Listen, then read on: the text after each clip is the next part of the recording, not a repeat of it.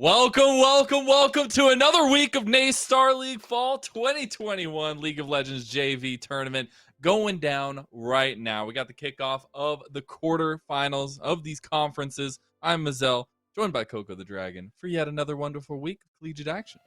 Yeah, and it's going to be some ridiculous action too, because this is the beginning of our Northeast Conference playoffs here tonight. We're also going to be viewing the Southwest Conference playoffs as well later on. But this being the quarterfinals means everything is on the line. If you lose here, you are out of the competition. The Swiss bracket is over and wrapped up. So with that, you know we're dealing with the best of the best here when it comes to these schools.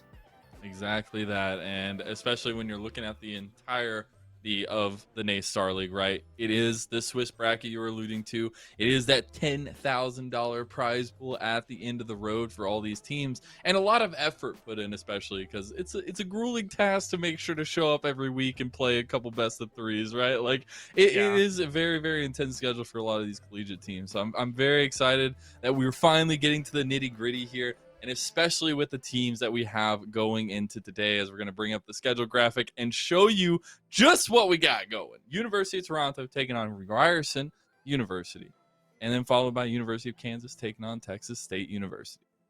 Some familiar faces and familiar mascots for sure, as these are some pretty big contenders in the collegiate scene in their own rights, though we have not seen them on broadcast, at least for the League of Legends parts of the week, because of how much and how much action is actually going on throughout. But we know that a lot of these schools bring some powerful punches. I'm looking at University of Toronto specifically. They are a team that I know, and a school that I know consistently brings in some pretty strong talent. And going up against Ryerson, who, you know, it's the same Toronto, Ontario bout up there in the Northeast, it is very much a, how would I say it, that biblical David versus Goliath kind of story, where Ryerson University, not as well known, so is coming in with a little bit of that underdog value, but they are the fourth seed compared to the Titans that are the University of Toronto playing the fifth seed. So the tables, in a sense of favors, are a little bit turned here, but you never know how these teams are going to be heading against one another when it comes to clashing down on the Rift. Yeah, talking about clashing, let's go ahead and bring that head-to-head up and see these rosters that are going to be going at it here. And especially you were kind of alluding to some of the differences that we see between both these teams, but as well as the difference in seed. And I think it's really crucial to look at all these players and especially look at where we're going to be kind of putting a little bit of a spotlight on. Sure, and you have to be looking at those Titans there over on Toronto's side. They are dominant in their own rights. Spect sitting there is one of those that I'm going to be looking at to have a lot of his one tricks and cover picks just banned right out from Ryerson. I don't think we're going to be seeing those Nidalees and the Graves, those more aggressive junglers coming in through this series. But if we do, and we do have a couple of those coming through, then we're going to be having to look at those solo laners and how they're going to be able to either work in well with synergy with their junglers in Venetti and Spect respectively, or if they're going to be counteracting one another, if they're going to get that winning top lane or that winning mid lane where they can really break that map open and create a good mid-game presence where you can start to cause some chaos for those team fights around those objectives that will happen inevitably. Yeah, my big focus is on 178 in the mid lane for Ryerson. Does have to have a great performance to make sure they control some of that tempo in the game. But you're looking over at University of Toronto. I know you already kind of talked about them and put a little bit of spotlight, but you have to be looking at the activity from Spect and the late game carry potential of land cries. And I think that's something that Ryerson is definitely going to have to think about going into this first game as we set up for this best of 3.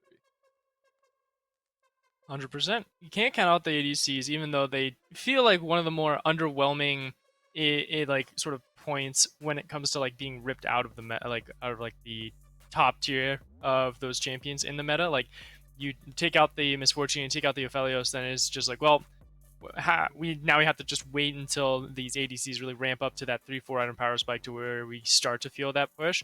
I don't think we're going to be getting that with either of these teams. I think Landkreis and Dead 420, they're both very strong in their own rights, though the thing that gives Landkreis the benefit of the doubt is he's a more flexible player. He's someone that can play safely and play aggressively, and also his champion pool is much larger in his own aspect. I think him picking up the Kai'Sas and the Ezreals are going to be a lot more versatile than going up with Ryerson University, where you can just take that Twitch out of the ADC's hands, and well, now he's sort of dead in the water, and you don't know what to expect when it comes out into those action scenes when he needs to really perform. Yeah, and I think the comfort picks and everything is going to play a crucial role, and especially into this game number one, where you get to see that little bit of a meta develop between these two teams, and especially Yeah. like what the big focuses are going to be for either of them, because comfort is king in collegiate. Just doing the CLOL fall warm up finals the other night, like it was literally comfort that won out the series, and I want to see how that works in Ryerson's favor here against University of Toronto, as we do see Ryerson on the blue side ban away the Graves, the Yumi, the follow-up ban by University of Toronto on the red side. Yeah, not going to be having that Yumi out here. More comfort pickup for the bottom lane for Dead and for Cruz is that enchanter focus, right? That deadly feature of Yumi Twitch, which they have been dominating in the Swiss bracket, can really take things by storm. The other one I'd be looking at is that Thresh. If we can get that support out of either of these supports' hands, then it is going to be very, very deadly for the opposing team to kind of deal with. And there's that Twitch ban as it is. Misfortune gone as well. And the next question for me is really, even though there's still 2 bans left on the table, I'm curious on what Ryerson is going to prioritize on here for blue side. They were the higher seed. They picked blue side here for that beginning start. And to that end, you have to say, well, if your bottom lane is a smaller champion pool and is a little bit more effective in those points, maybe grab that ADC immediately. That ADC and Yeah. support situation as fast as possible. So you have that capability of taking that away from University of Toronto, and then give your jungle and solo lanes a little bit more of that flexibility for that counter pick. Yes, the Fizz was banned as well away from Lang, but there's other assassins out there that you can deal with. Aurelia is still on the table, and with Aurelia, you can pair a lot of good junglers, Jarvan being one of them, which I am surprised they picked up Jarvan here in the first turn. Do want a little bit of setup there. Very interested in what they can grab, because as you were kind of mentioning, the champion pools, definitely not the oceans you'd maybe want in these kinds of situations, but we'll see what they can be and pull out. At least his first pick for University of Toronto in the clap pack is going to be the LeBlanc. I like the LeBlanc pick up here for Toronto. A good blind pick as well into the hands of their mid laner. I think here you can say, ooh, I like that Lucian. That's actually pretty nice, because with that here, you can then either pick a support or a jungler to finalize everything out, and then threaten that Lucian as a solo laner as well, something that can deal with the top side very effectively and can even deal with Poppy, which has been locked in. You could also argue that Poppy is a support, but just off of the history that I can see from like Tapioca and from Cruz, it looks to be more favorable into the top lane focus. So with that Nami locked in, it's like, hey, we're threatening this Lucian Nami situation, but that top lane is always still a possibility that is left up to the devices in this next ban phase, which now you can say, all right, Ryerson, you need to either win out this mind game of, is that going to be a bottom lane flex, or is it going to be into the top lane flex? And Toronto is playing the more comfortable strat of saying, all right, it's Jarvan, Poppy, Lissandra. We pretty much know where those champions are going to be going. Let's go ahead, take down this bottom lane pool even more, and really cause a big vulnerability in that bottom part of the map to exploit with a more aggressive jungler into the second phase. Yeah, it's crazy. You go from 230 games on Twitch for Dead 420 to 80 games on Aphelios to 11 games on the next highest champions. So at least in solo queue, right? That's really the only information that we're able to gather on the outside of it in terms of champion pools. So the fact that we get this mid lane matchup of the LeBlanc versus the Lissandra, where you're seeing, at least in terms of solo queue, not a lot of plays, at least in the mid lane for the side of University of Toronto of the LeBlanc, but you do have a little bit of comfort coming through for Lang on that Lissandra, as well as the pseudo counter matchup. Even though Lissandra kind of sucks right now, you still can find that counter matchup because of the lockdown that you can provide. So that's gonna be definitely a pivotal little bit of a 1v1 that we're gonna have to look at early on. I have to keep a close eye on that 1v1 when it does come into play. It is a And Viego ban okay, that Viego ban. Ryerson did put in as their last ban. It's an insta-lock Draven for University of Okay. Toronto. See, that was that whole gamble, right? Of saying, let's choke down this bottom lane even more, play that mind game as well against Ryerson. Ryerson thought that it was going to be into that bottom Because side, it's so the they weren't tried worried and about it. true Lucian Nami combo. Yeah, It's the new meta. it's the But now super they bait, dupe him. right? So like they getting that victory over it, and now having a very volatile bottom lane, which I'd have to say is pretty much like just as aggressive as a Lucian Nami, which is Oh. going to be great. But All right, I got some info here. It oh is the no, Lucian Nami. It oh was a rats. gangplank, not a Draven. Okay. I'm a little worried about the mechanics here early on for these teams. No, just pro draft is hard sometimes. Yeah, But it will be the draft. gangplank, so we do have Okay. that tried Lucian and Nami combo down on the pot lane, which is going to be very oppressive to deal with. But Yeah. it's the Senna Leona potential lock-in for Ryerson. Yeah, a little bummed out that we didn't get as much spice to kick off this Tuesday night, but no worries. As the gangplank is that more stability, late game investment into the top side, which is not going to be bullied at all by the Poppy, and can play very, very safely underneath the turret. You're not going to be threatened from tower dive just off of the combos that they have at the moment, unless you get that level, like unless you get like a 3-man, 4-man roam from Leona as well, to where it's like, okay, now there's just so many bodies that they can threaten you. But also Mm. with that Lucian Nami lane in the bottom side of the map, going up against the Leona and Senna, I'd have to say just the raw aggressiveness could just get past the Leona very, very quickly Mm. and get onto the Senna, which with that low health pool will blow up really fast. So Ryerson's bottom lane is going to have to play a little bit more reactively for the long term and just get to that proving ground of the 100 stacks on Senna, where you can just absolutely obliterate people from afar and cause some chaos. But But that's that Olaf where is a good counterpick for it. Yeah, that's where I'm worried though, because Ryerson are lacking a little bit in the damage profile. They have a lot of CC, they have a lot of Sure. lockdown, they have the setup for a team fight, right? But you've got to wait for the Senna to get online, and even then, it does a lot of damage. You're not wiping an entire team quickly with that, and so I'm very worried about the damage profile for Ryerson unless they find a snowball advantage or something along those lines early on. But they are definitely putting all their eggs into the team fight control basket later on. And University of Toronto, they want blood. Right, and the whole damage profile, like you said, is probably the most interesting part of this because Ryerson needing to play the objective fights out very slowly to where that lack of damage is sort of compensated with either harassment from Senna or early trades back and forth where you can disengage and sustain back up. But you just have a very raw front line that is one-dimensional. It gets in and it stays in. You don't have any real way to either dip out and be that extra mobile like a Rakan Lee Sin would have, where it's like, okay, you don't have that damage, but you have the mobility to stay alive and harass. That's where that concern for me starts to come into play of Ryerson not having that capability to be mobile and to create that harassment scenario, and then Toronto being able to just run at them, find those pinches, find the flanks, and then take this game by storm before it even really gets off the ground. And also another thing to note is the focus we put in for University of Toronto, and one of those big focuses was spec in the jungle.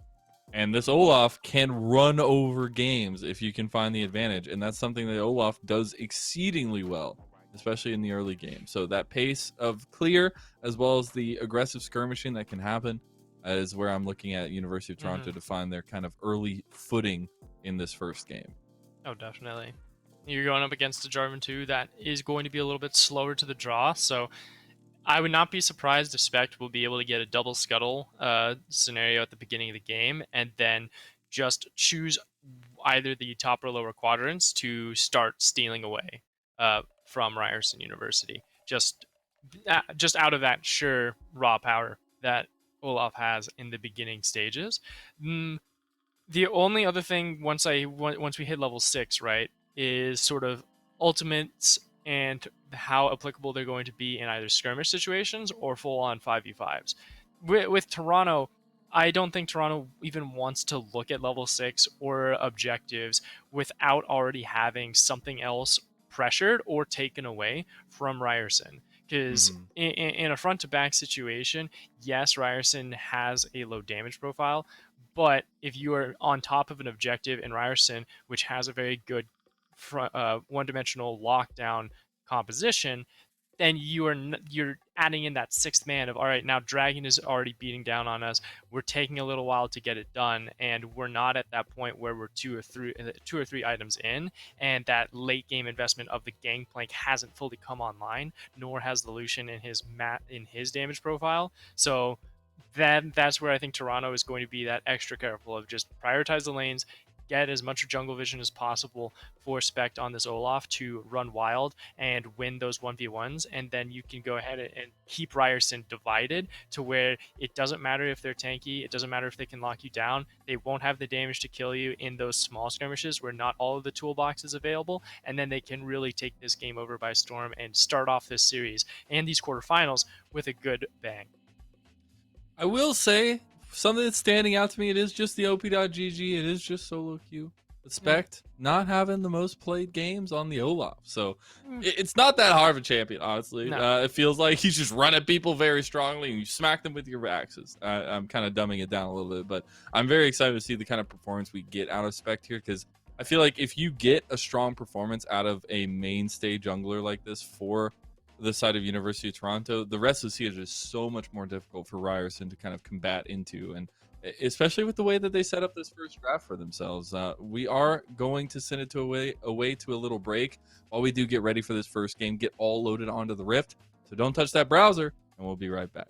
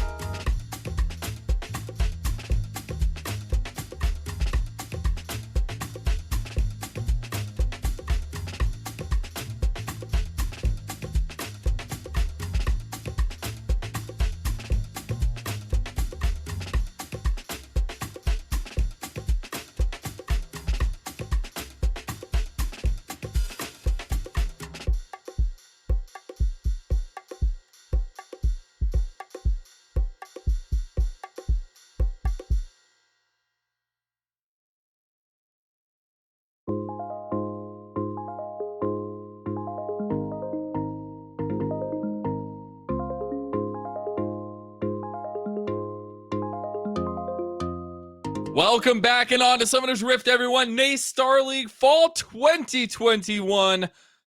we've got the League of Legends JV quarterfinals of conference playoffs.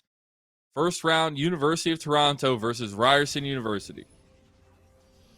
And remember, again, Ryerson, though looking on paper, seems like the underdog here, but is actually coming in as the higher seed in the 4th seed.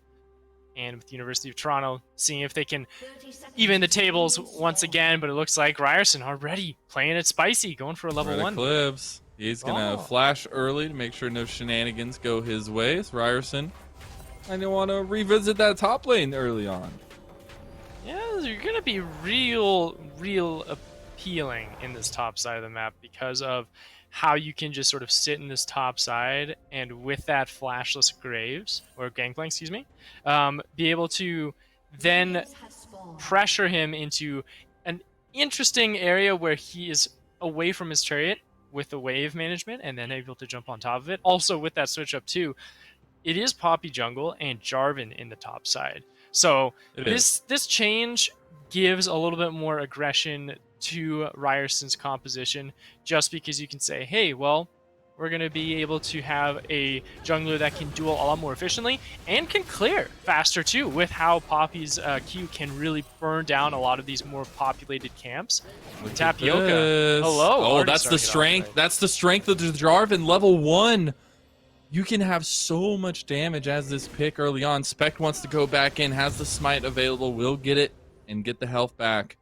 Tapioca putting in some early pressure. I was going to say I was a little disappointed not to see the early ward from Ryerson, as they did make that top play. They didn't put down any wards up there, no vision game, but Tapioca goes and makes the ward himself, Coco. Good ward is that. With this wave here, with the padding that also Venetti is using on this Poppy, Red Eclipse needs to be very aware of his spacing and also the vision that he'll need to drop here fairly shortly, just to make sure that he doesn't get that surprise gank that'll happen. Also, Tapioca, yes, is taking a lot of damage here, but once he hits level 2, which he will off this wave, he'll be able to actually try and force some damage here onto Red Eclipse once Venetti's Poppy arrives. But yeah, you have to be very careful too, because you did lose a little bit of XP because of that early trade, and Red Eclipse is making sure there is no quarter for comfort here. And look in at this this. top side So map. they were pinging out that Venetti was going to be top side. Venetti makes the path all the way behind Baron Pit to make sure they don't know.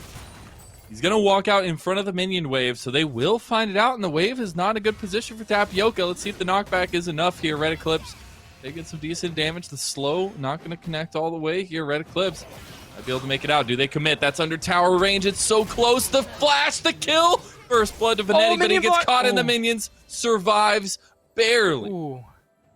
With a just slim margin of 15 health too, Venetti is able to get out alive, and they're able to get that kill. But I see TP from Red Eclipse 2 onto the top side. He's going to try and get them back.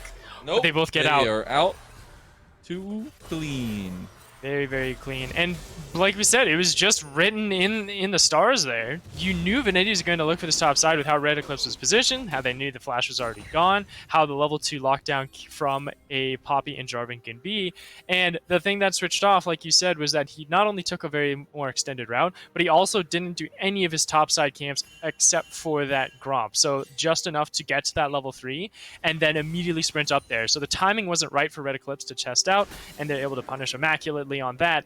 But also, we see Lang here smelling out Spect on the bottom side. He's choosing the lower quadrant to try and get for, but Lang's at least has some mobility to at least stick his head out into the jungle, check where this jungler of the University of Toronto is, and then be able to get to a lane a little bit safer than that. But Pioneer needs to make sure he also has that pressure applied onto this mid lane. Try and keep that mid lane priority in your favor so Spect can actually get these lower quadrants and be able to power farm up to where you can just either dive down onto these turrets with a higher damage composition that you have, or to prioritize on these neutral objectives, which will be coming up fairly shortly. That and Olaf can solo. The only worrying part here is the fact that there was a lot of time spent by Venetti there, and it did mean Spect got ahead on the tempo of the farm for jungle, and that's a very scary thing against an Olaf. But now Red Eclipse is about to die for the second time of the game. Does heal up a decent amount, and the dive will not be executed for Ryerson. And you can see a little bit more about how difficult it is going to be to take down this Gangplank once he is underneath turret. The damage, it needs to not only stick, but it also needs to hold him in place, and it's very difficult to do that with the removed Scurvy to just take out that crowd control, not allow it to stack up on top of one another, and then be able to sit underneath in sort of a choke point where even if they do get the kill, he can always trade 1-for-1 and be able to come out on top. And not to mention, even with that death that he has applied, he's still doing fairly well in the farming department. Sure, he's 10 CS up. It's mostly because he's been able to harass Tapioca so well in the early game, and then also because of the laned absence that Topeka had in that top side. So with all of that said and done, I don't think University of Toronto is too worried, and you can continue to prioritize on your own objectives, where I am really commending Ryerson University for their constant aggression that they're applying to this late game investment. Coco, do you like Tapioca? You know, I request boba from you guys fairly often, so I think Tapioca is a pretty good thing. I like it. I like it. Just random question. You know, some people don't like Tapioca. Some people think it's a little bit weird. I'm currently liking Tapioca because this Jarvan top lane is very interesting to me. I've seen it a decent amount here recently, but I'm very interested at what it means for the team fights and the later game engages from Ryerson, because they are going to need Tapioca carry some serious weight here, as he's going to try to do the 1v1 dance here against Red Clips. Not going his way. Too much. And just how the trades are without Venetti there on this Poppy is kind of concerning for me, because it's the Jarvan is losing the trades, is going with a little bit more of a sustain and more unique build path. Like, he went Dorn's Ring first, so he could just sort of spam the Demacian Standard fairly often, so he can always just like farm from afar and be a little bit safer, but that's causing a dip, and he's not as much of a bruiser fighter at this moment, so he doesn't apply as much damage later down the line. But Cruz up in this top side, this is where that concern starts to come into play. Like, okay, now this bottom lane is a little bit stable. Dead can just sit on this end and farm underneath turret, and now you have two roaming members that are causing even more chaos for all of the University of Toronto in this upper quadrant. Spect might not even be able to get his red buff. Coco, before we get too far away from it, I'm calling it right now. His name is Crazy Joker. That's what we're going with. But, yes, to the point of the actual game.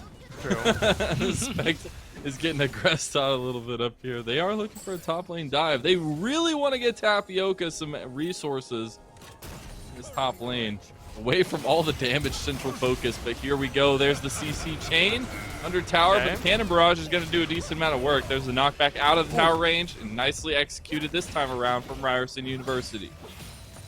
Very well placed.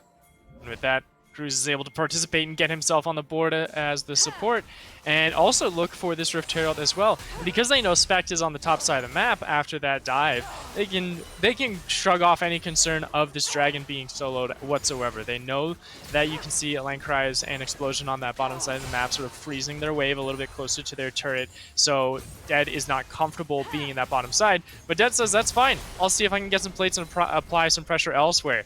And already with how Rider University is playing this map, I can see the discrepancy between these teams. University of Toronto very much has been relying on their individual stats, their player skills, and their mechanics to carry them throughout the Swiss bracket. Ryerson University, you look at their OPGGs, you're seeing, okay, a couple diamonds, sure, there's a Grandmaster, but there's also like some plat players as well.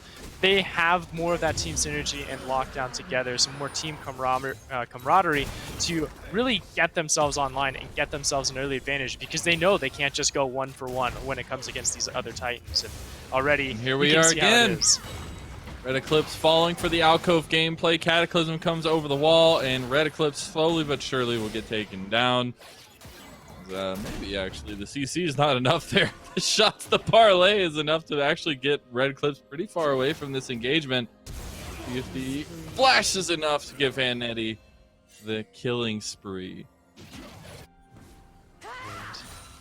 And now sitting at 3-0 on this Poppy, dominating already. You're going to be locking down on to that Divine Sunderer very shortly. Sure, like you look across and you see the numbers of 48 CS to 72. Okay, Spect is still doing very well on a power farming Olaf. That is what an Olaf should be doing. But a 3-0 Poppy kind of levels the playing field a little bit, if not gives that extra push, right? And saying, all right, not only have I gotten some kills to make up for my lack of jungle clearing and the deficiency I have there, but I'm also giving some assistance over to my teammates as well, who are also sort of lacking in that department, where, you know, you have the top lane Jarvan Gangplank scenario. Gangplank is still winning out in the farming department there, and even in the bottom lane where Dead has to play a little bit more of a back-end defensive state, is just going to the mid lane and picking up farm and XP and is not risking their lives. And that is a big key and a big hurdle that a lot of these teams are still struggling, and I think Ryerson University has conquered of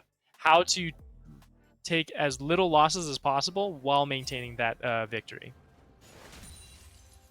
Did have a brief little pause. We're back onto the map here, though.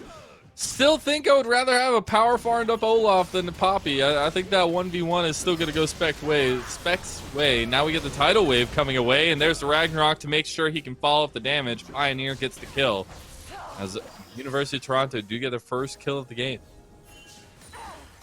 My goodness. And also that dragon, as you had mentioned, being able to keep themselves a little bit on the board with those neutrals.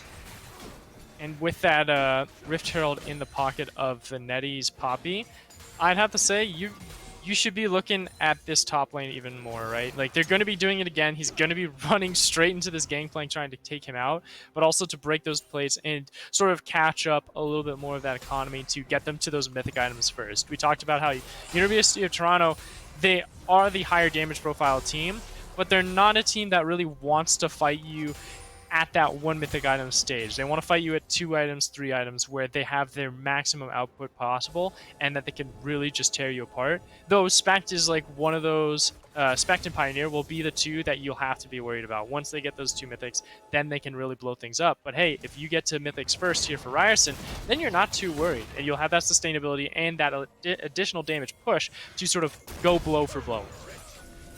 I thought Tapioca might die there. He actually steps back into range for the tower plate gold as well. So making away with his life and the gold, not too shabby. The big question is, where do Ryerson want to utilize this Rift Herald next? Tapioca does not realize he's about to walk into a 2v1. Cannon Barrage comes away and Red Eclipse gets the kill. That'll help even up a little bit of the shutdown that's been happening for him, being absolutely oppressed on that Gangplank. And see if he can get to this Trinity Force as soon as possible. There's still about 1,000 gold up because of the farming that they've been able to accrue. Not to mention, you look across and see the turret plates that have been acquired as well. You're keeping even in the turret plates too. Only 2 turret plates have been taken from both of these teams, and they've been taken up by solo lanes. TP on the bot side. We got Tapioca coming down here. They will find a little bit of damage on him. Oh my goodness, Tapioca not going to connect with the Cataclysm. Dead gets the kill with the sniper shot, though. Dawning Shadow claims the kill. Very messy from University of Toronto there. They were trying to get that kill, but then once they saw the teleport jump in, everything sort of went haywire. You saw them trying to scramble for their own lives. Gotta use the Rift Herald. Venetti's about to lose the Rift Herald here. Well, that's the 10-second notification right there. You saw that little purple hue sort of embolden Venetti more, so he needs to use it here and now. And at this point, if Red Eclipse stays, then that Herald's done and is a little bit exhausted. But I think Venetti has enough manpower himself to at least hard push this wave very quickly. I can also see Tapioca is coming up here as well. So these two will be able to at least crash the Herald now with them up here as well. Pioneer and Explosion Actor coming up here as well, though. They might be able to turn something around after the fact. Here comes the charge from the Rift Herald. Pioneer waiting to go in. There goes the turret plate gold into Venetti's pocket. Got some gold, and you know, about 160 to each Tapioca and Venetti respectively. That's going to be enough for them to try and cash in on those phages for themselves, see if they can get their Gore Drinkers and for Venetti, that Divine Sunderer. We now have Dragon spawning in 30 seconds, and it is Ryerson that is going to be at the forward front for this objective. They're going to get their vision out now, and for University of Toronto, this might be a place where if they can see the vision being set up, they can see those defenses being laid down from Ryerson University.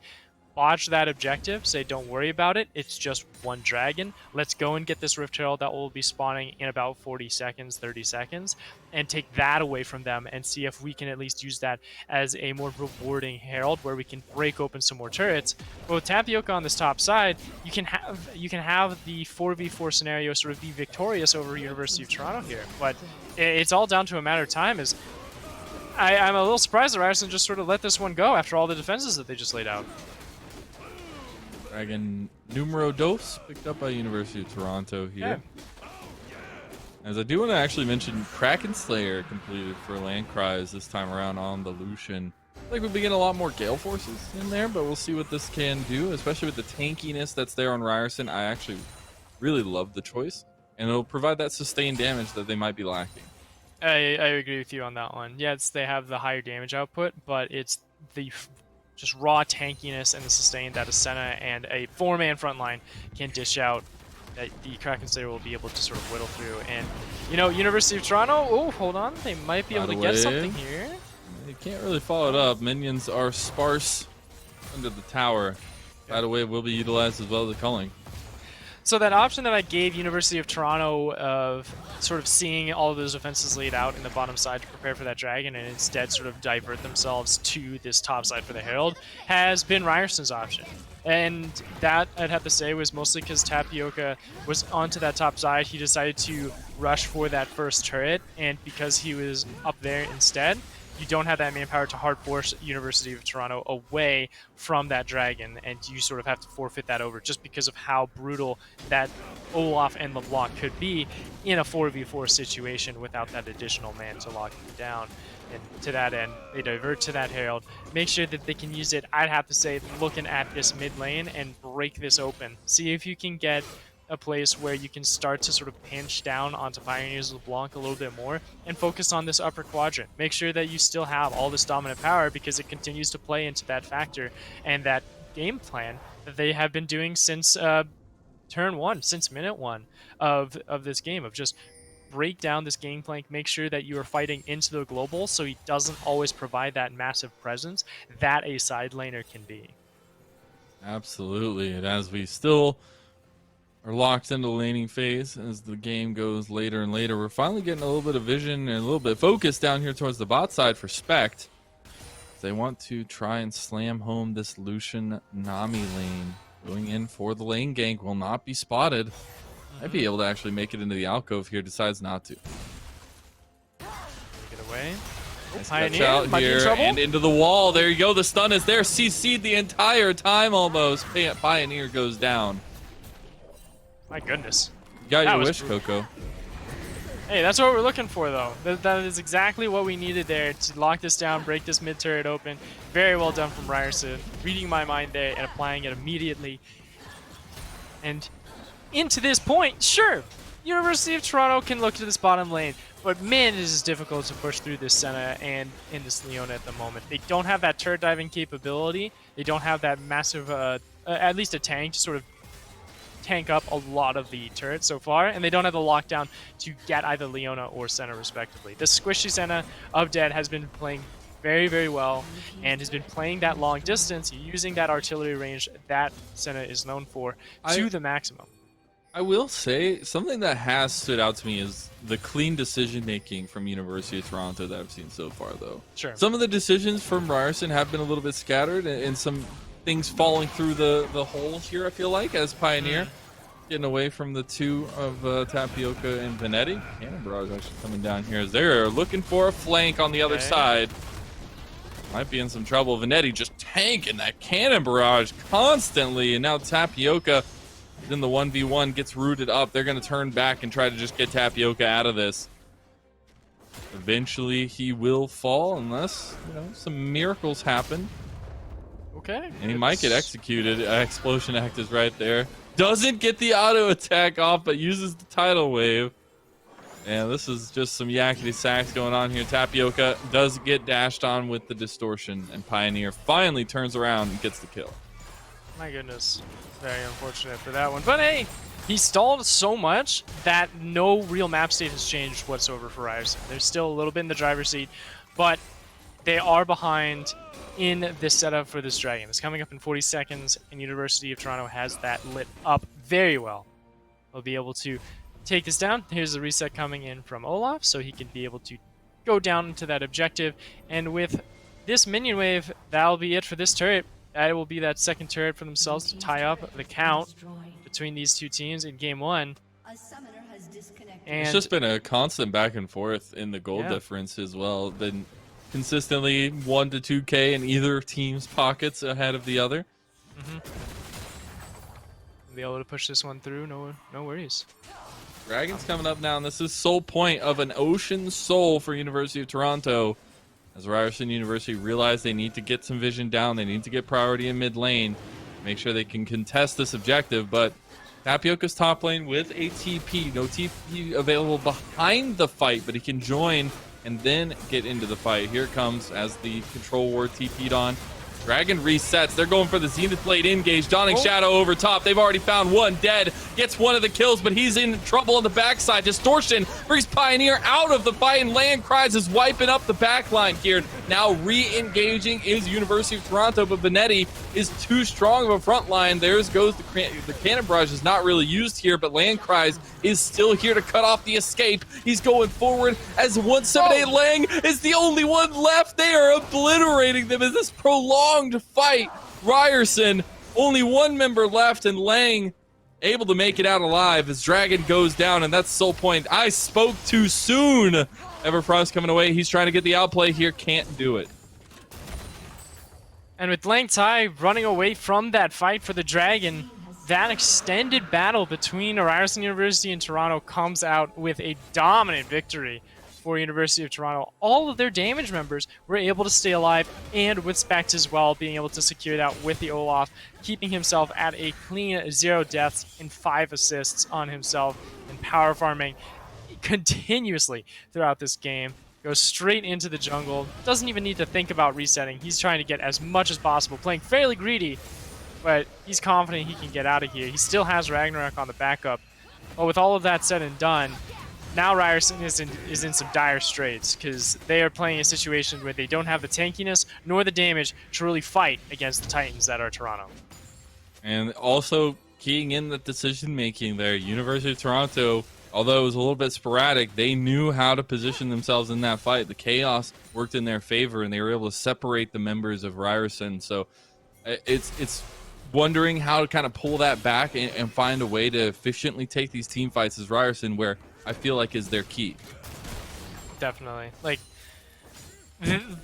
what's great for Ryerson is that they still have some decent damage when it comes down to the very minute skirmishes, when it is those 2v2s and the potential 3v3s, because Venetti is so big on this Poppy that you can sort of last longer when you don't have either Land Cries or Pioneers in those situations, and you can sort of survive a little bit more of that tankiness.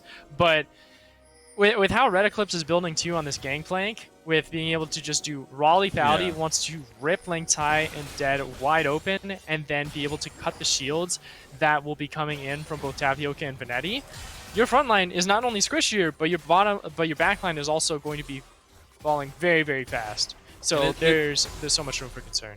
Yeah, and it all leans back to that damage conversation we were having about the side of Ryerson University and the fact that they do have to rely on Dead.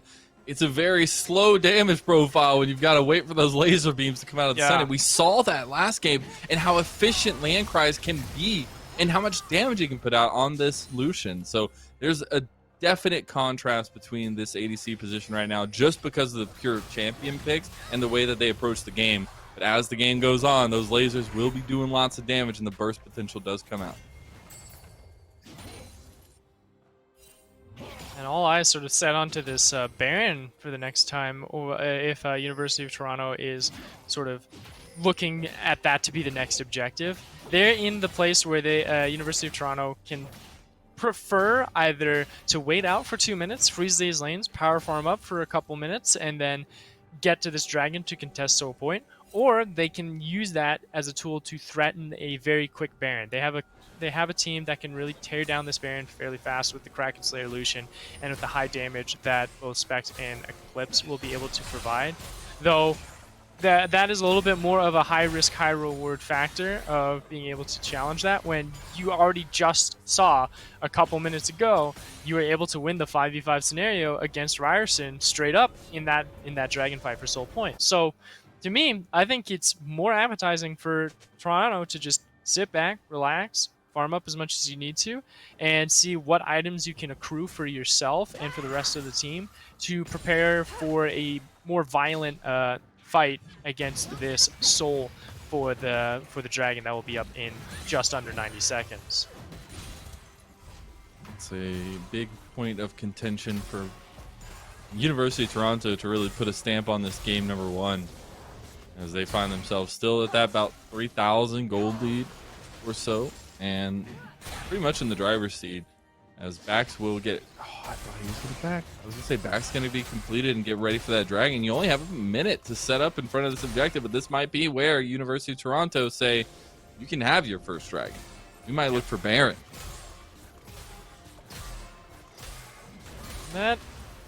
They still have 45 seconds to challenge. Nope, they're backing. No, like they we were just having this discussion with Zell. We were just having this discussion, and it's just the fact that University of Toronto is 100% more confident that they can just win a full 5v5 team fight. But I think with how they are a little bit slower to the call with this dragon, that they need to now push into darkness and into the light that is Ryerson University's vision control, that might sway the sides a little bit more. But being able to do front to back and be more maneuverable with Pioneer, who's on this back line, like they can blow this game wide open. And Tapioca's a little bit late. They're already pushing him out. Like, this is going to be University of Toronto's dragon if they're able to hit the go button. See the flank available for Red Eclipse, but it might just turn out. I was going to say, they have a lot of lockdown. The CC potential from Ryerson is huge. And just find out the correct members. They have to choose their engages nicely, and they also have to all commit to them. We've been wanting to see come up, but Cannon Barrage comes out just to separate the fight here. Cataclysm on the Red Eclipse as he flashes away, but now the engage on the other side. Tidal Wave comes across. Ragnarok already popped. You're getting the AoE damage here, and Ryerson can't do anything against the onslaught that is University of Toronto in the later parts of the game. Leng goes down and dead. The only one alive. He's about to be his namesake, as Pioneer is hunting. He wants the blood. He wants the ace. Here comes the hop, skip, and the jump, and dead. Lives true to his name. And with how everyone is split out for University of Toronto, they can just have Lacrise do the dragon for himself, get Ocean Soul, and then meet up with the rest of the team here at this Baron, which will be taken down in just a matter of time. And it is exactly as we thought this game would lay out in that final fight for the Ocean Soul. It was University of Toronto. They did the litmus test. They saw that they could dominate that fight 5v5. They just brute forced themselves, and like you had pointed out during the draft, the damage profile that Ryerson University has is almost non-existent at this point, where they can't even tear through any of the more bruiserish front line that is Red Eclipse and Specs. Exactly, and I know we're past Halloween a couple days now, but like the moment that Cannon Barrage came out in the middle of Ryerson, like I just heard the collective scream, and everybody's just like running around. What do we do? It's like it's just complete chaos handed to them by Red Eclipse. And University of Toronto used that chaos to find the win.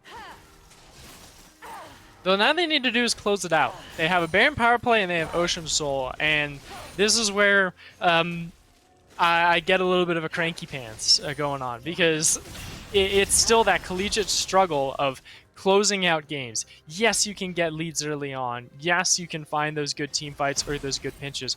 But breaking down the defenses, sieging and eliminating these turrets one by one, getting those inhibitors efficiently, and then with the lead that you have, which is an 8,000 gold lead, ending the game. They should be able to end here, but it's actually going to be a 3v5 here in the mid lane. Tidal Wave on the other side, though. Cleanse from Landkreis is big. Cannon Barrage is doing tons of damage. They already have found them. The flanks are coming out, and it's looking like horror movies all over the place here for Ryerson University. They get duped, they get dusted, and they get put in the dirt. And with that Hail Mary play from Ryerson, that actually is the final nail in the coffin, that they drive in for themselves, He just pops Ragnarok, because why not? Yeah, well, not because it gives you additional attack damage. Big brain. Big brain. Exactly. It's the big brain moves. Here goes the final towers of Ryerson University. As University of Toronto make a statement out of game number 1 and go 1-up in this best of 3. But Ryerson did not leave me unimpressed. I was very, very surprised with how well they were able to just absolutely body Red Eclipse in that top lane, abuse that flashless gangplank in the first early minutes, completely ruin his life for the majority of the first 10 minutes of the game. But after that, it was the lack of attention that had happened to the bottom side with Lancry's and Explosion on this Lucian Nami combo, being able to just tear through these front lines to an immaculate standpoint, and because of them, they're able to obliterate obliterate Venetti on that Poppy, and then also just take out the front line of Tapioca as well. And then from there, it's just easy pickings for Pioneer on LeBlanc to find those points and get onto Dead 420, onto that Senna, which being the squishiest and the damage of the team, just takes out all win conditions possible. So very well done from University of Toronto to just come back into that game. But it is something from Ryerson University that I think this goes for both of us, that this needs to be a change up of a draft. And this was very much more of a draft issue, not giving them the tools to wrap up a game, but at least giving them the tools to at least start one. Gotta see a change up in the bot side as well. The Senna Leona just not doing it for me today. I gotta see aggression. I need to see collegiate competitiveness. I'm very excited for the response of Ryerson University as we step away for a little break. Game 2 right around the corner.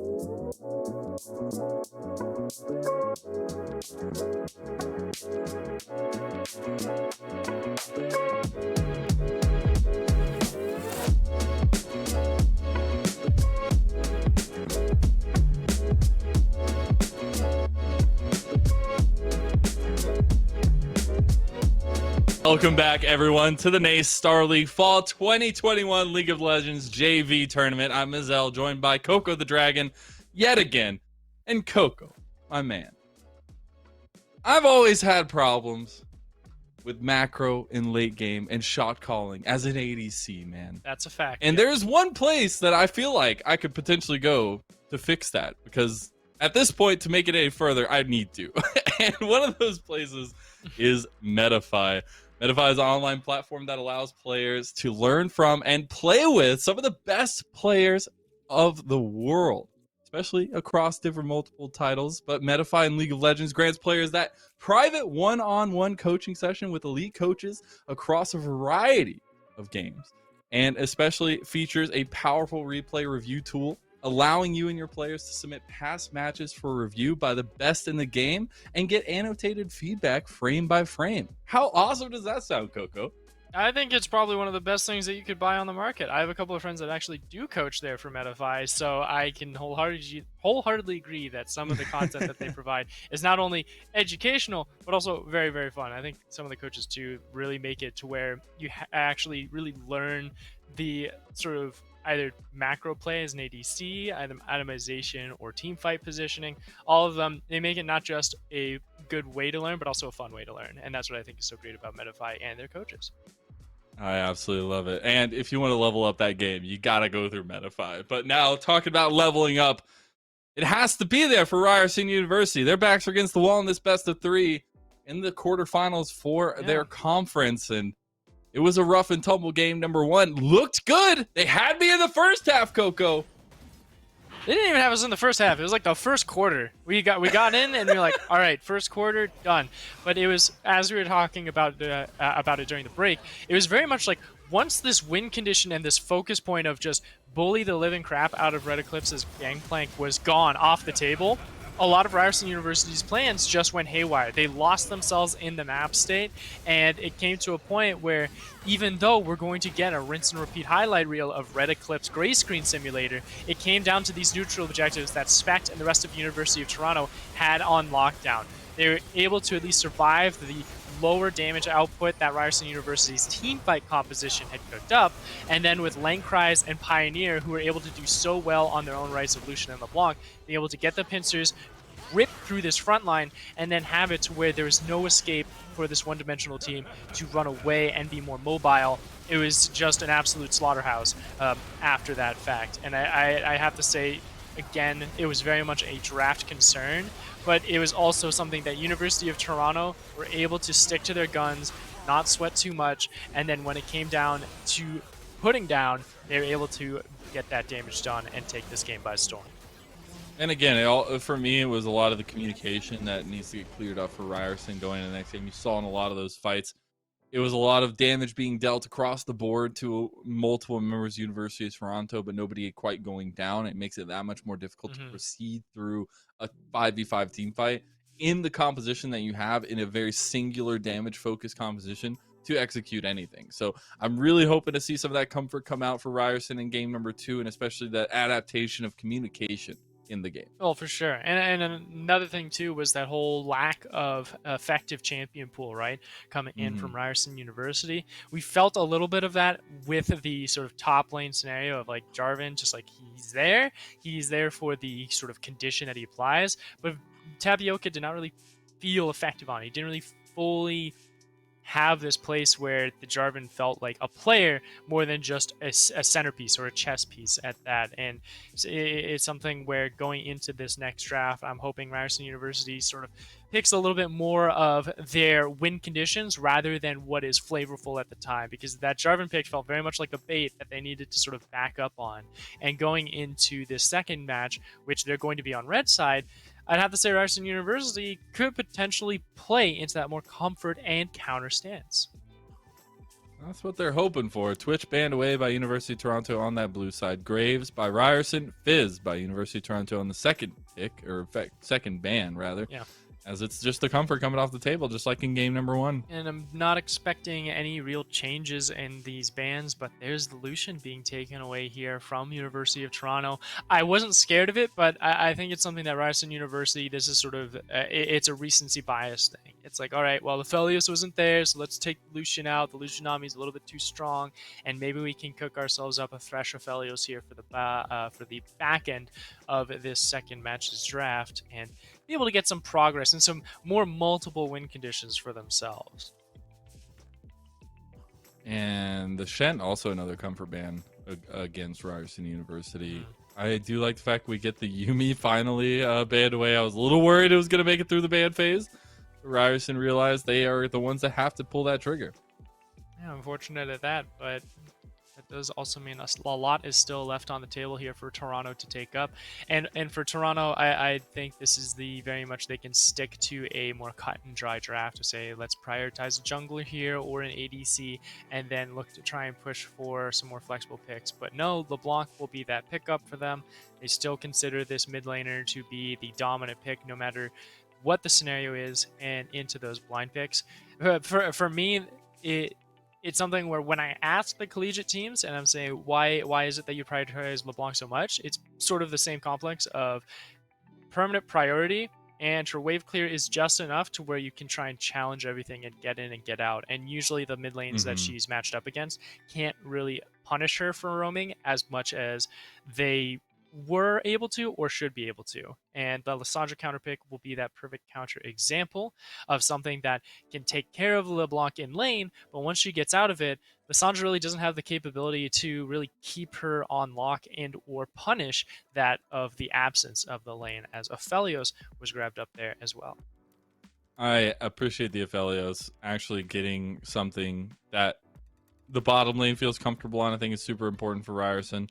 And especially for Dead 420, who had to go to the third tier of champion for himself in the Senna and wasn't really able to perform on that one. The Lissandra locked in again for Ryerson. I think it provided a lot of good ins for Lengzai, but it didn't work out in the way you'd want it to, where it locked down the LeBlanc, where you're trying to keep the LeBlanc in this mid lane, where they were able to unlock the mid lane for themselves and utilize that in the side lanes a lot for University of Toronto. Now that they have the Rakan as well, that mobility is huge. And they get the Riven one trick lock in for Red Eclipse. That's what you hate to see in Collegiate get through the draft, because that is an absolute centerpiece to a lot of one tricks, and it will come through. Oh my goodness. We're going to be in for quite a ride here, Mazel, in the top side of the map. And do they have an answer to it is my biggest question. Exactly, right? Because it's a Riven and it's a Riven blind. And as much as I feel a Poppy would be a good option in lane, they do lock this one in. It's going to be, so far, like an overall great counter for the rest of the composition that University of Toronto has. Blocks out Rakan, blocks out Riven, blocks out LeBlanc. Boom. You have something that you can now play a little bit more into a condensed area around this Poppy and deny those flanks or those pushes past your front line and be able to punish and lock down those targets. When with an Aphelios and with a Lissandra, you'll at least have the damage and additional CC to sort of do that in the fights. But with that being said, this is where Ryerson University comes into a place of, what do we want to pick up now with a support and a jungler, left into their own devices? I could say that the Poppy is again going to go into the jungle. It was thrown in last time, so I think that flex is still a possibility. But for University of Toronto, it's the ADC and jungle that they will be looking for.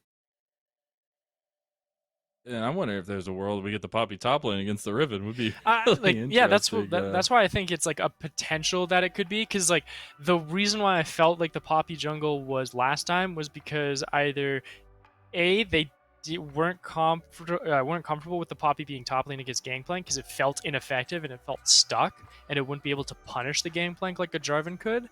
But then you force yourself onto the Jarvan pick, so it's sort of like, all right, well, was it more of that factor of Poppy being inactive, or was it more of you pick Jarvan, now you have to figure out how to actually use it?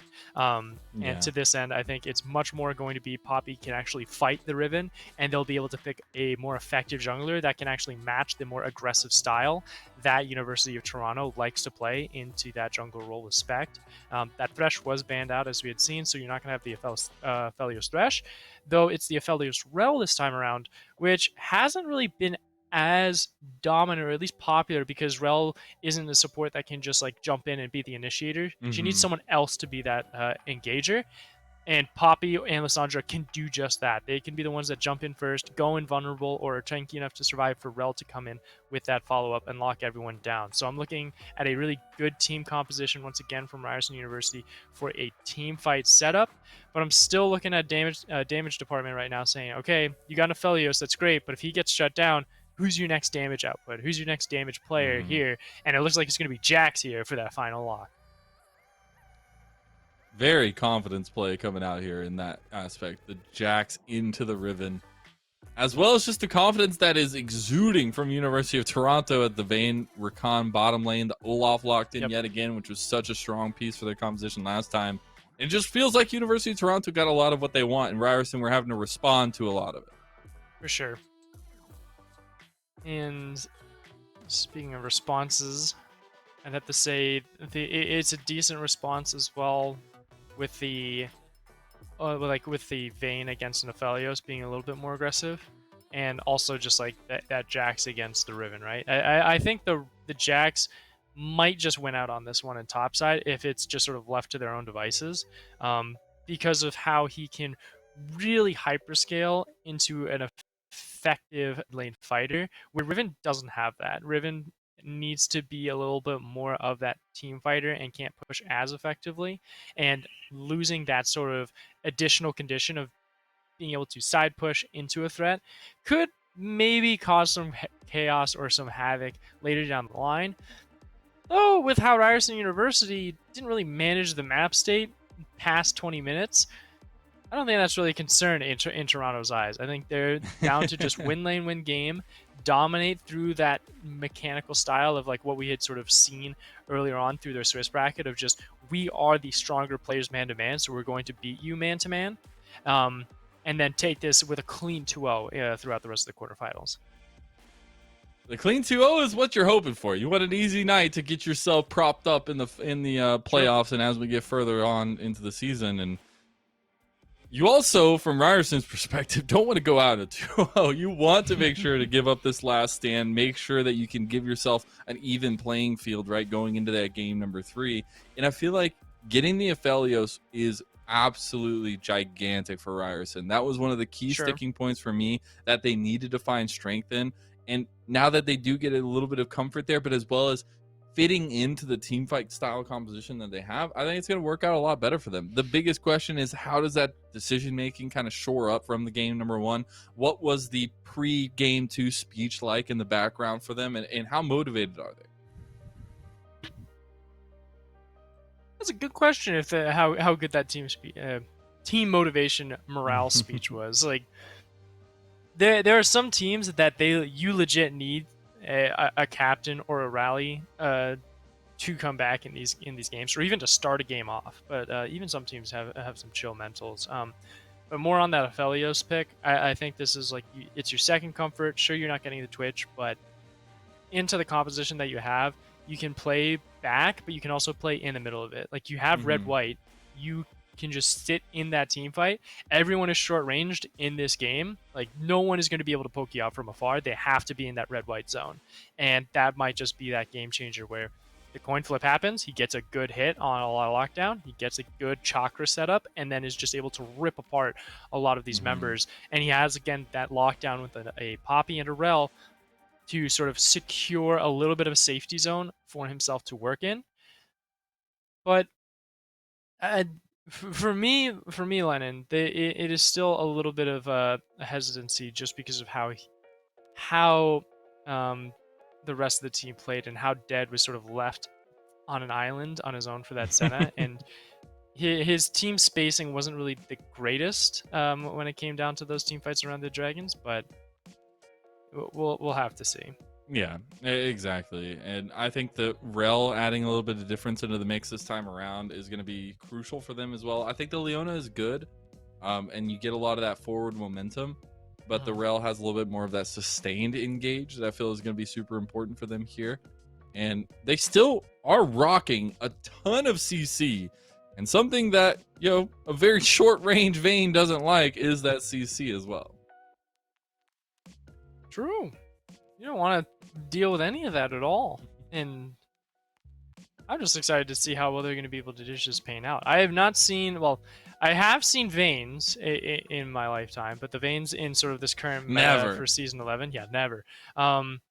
It it feels stuff to sort of be worried about for me in a sense of laning phase of like Aphelios can't really do much until he hits level 4, level 5, to where he has that extra push in either the lethality or the raw attack damage that he gets from the level ups to try and challenge people. And Vayne is surprisingly good at dueling now, and with a Rakan, that's just a piece of cake. You get double shields, you get some dash, some mobility, get that follow knockup. The Rel is something that if you dodge the Rel, which has a very easy sign and a very easy tell to just get away from, then it's just set up in stone of just you win the fight, you win the bottom lane by yourself, jungler can't interact, and you can tear this game open. And that's where it is. I cannot reiterate it more. It is man-to-man power, and University of Toronto is dropping the gauntlet of saying, beat us at every single stage and at every single level. They are indeed. We'll see if that gauntlet is picked up and thrown back at them by Ryerson University. We're going to step away, get ready for game number 2.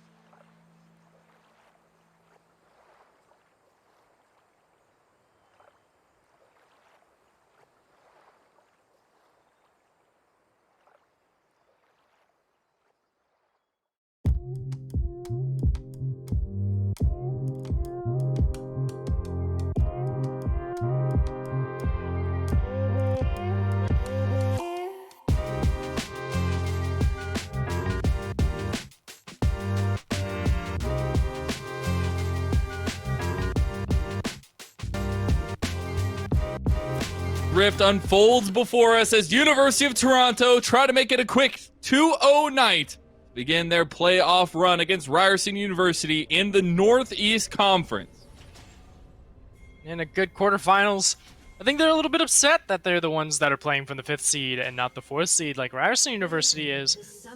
I think Ryerson still has a bit of gas left in the tank, and it is already shifting from first gear into second with a level 1 invade. Same strategy as before, but because the map is flipped, they'll be heading into the bottom lane instead. And I'm looking at Explosion, a little late to the party, didn't get this vision down, so there is that opening that they're going to be able to try. They do have the ward outside the red bush, though. Explosion might be getting there just in time to die, but does get there just in time to see the enemy team walking into the bush. Will be walking over that ward as well. True tragedy. Nonetheless, they tried, but at least failed for this time around. This will give a little bit of a tell over to University of Toronto to say, hey, maybe we can try out and get some additional vision into the top side of the jungle. Coco! What? Hello. I just feel like vision is so important. And there wasn't any vision put down by Ryerson there as they made that invade onto an area of the map that is not under their control any longer. And Red Eclipse does have an aggressive mindset here on this Riven. This looks like a 3v3 to me, Mr. Rizal, is trying to fight over this red buff once more. Looking at just how the damage numbers are already, Pioneer seeing if he can get some extra punch onto them. This could just go out into an all-out brawl in a moment's time over this red buff. They don't want to let it go. No one it's gonna does. reset here. No, oh, it's getting so close to resetting. It's gonna reset here. There's one more auto attack from the side of Ryerson. Will get it, but it's gonna stay on Spect. Red Eclipse getting a little bit low. There's the smite. It's taken by Venetti. First blood goes to Lang, and tragedy strikes for University of Toronto.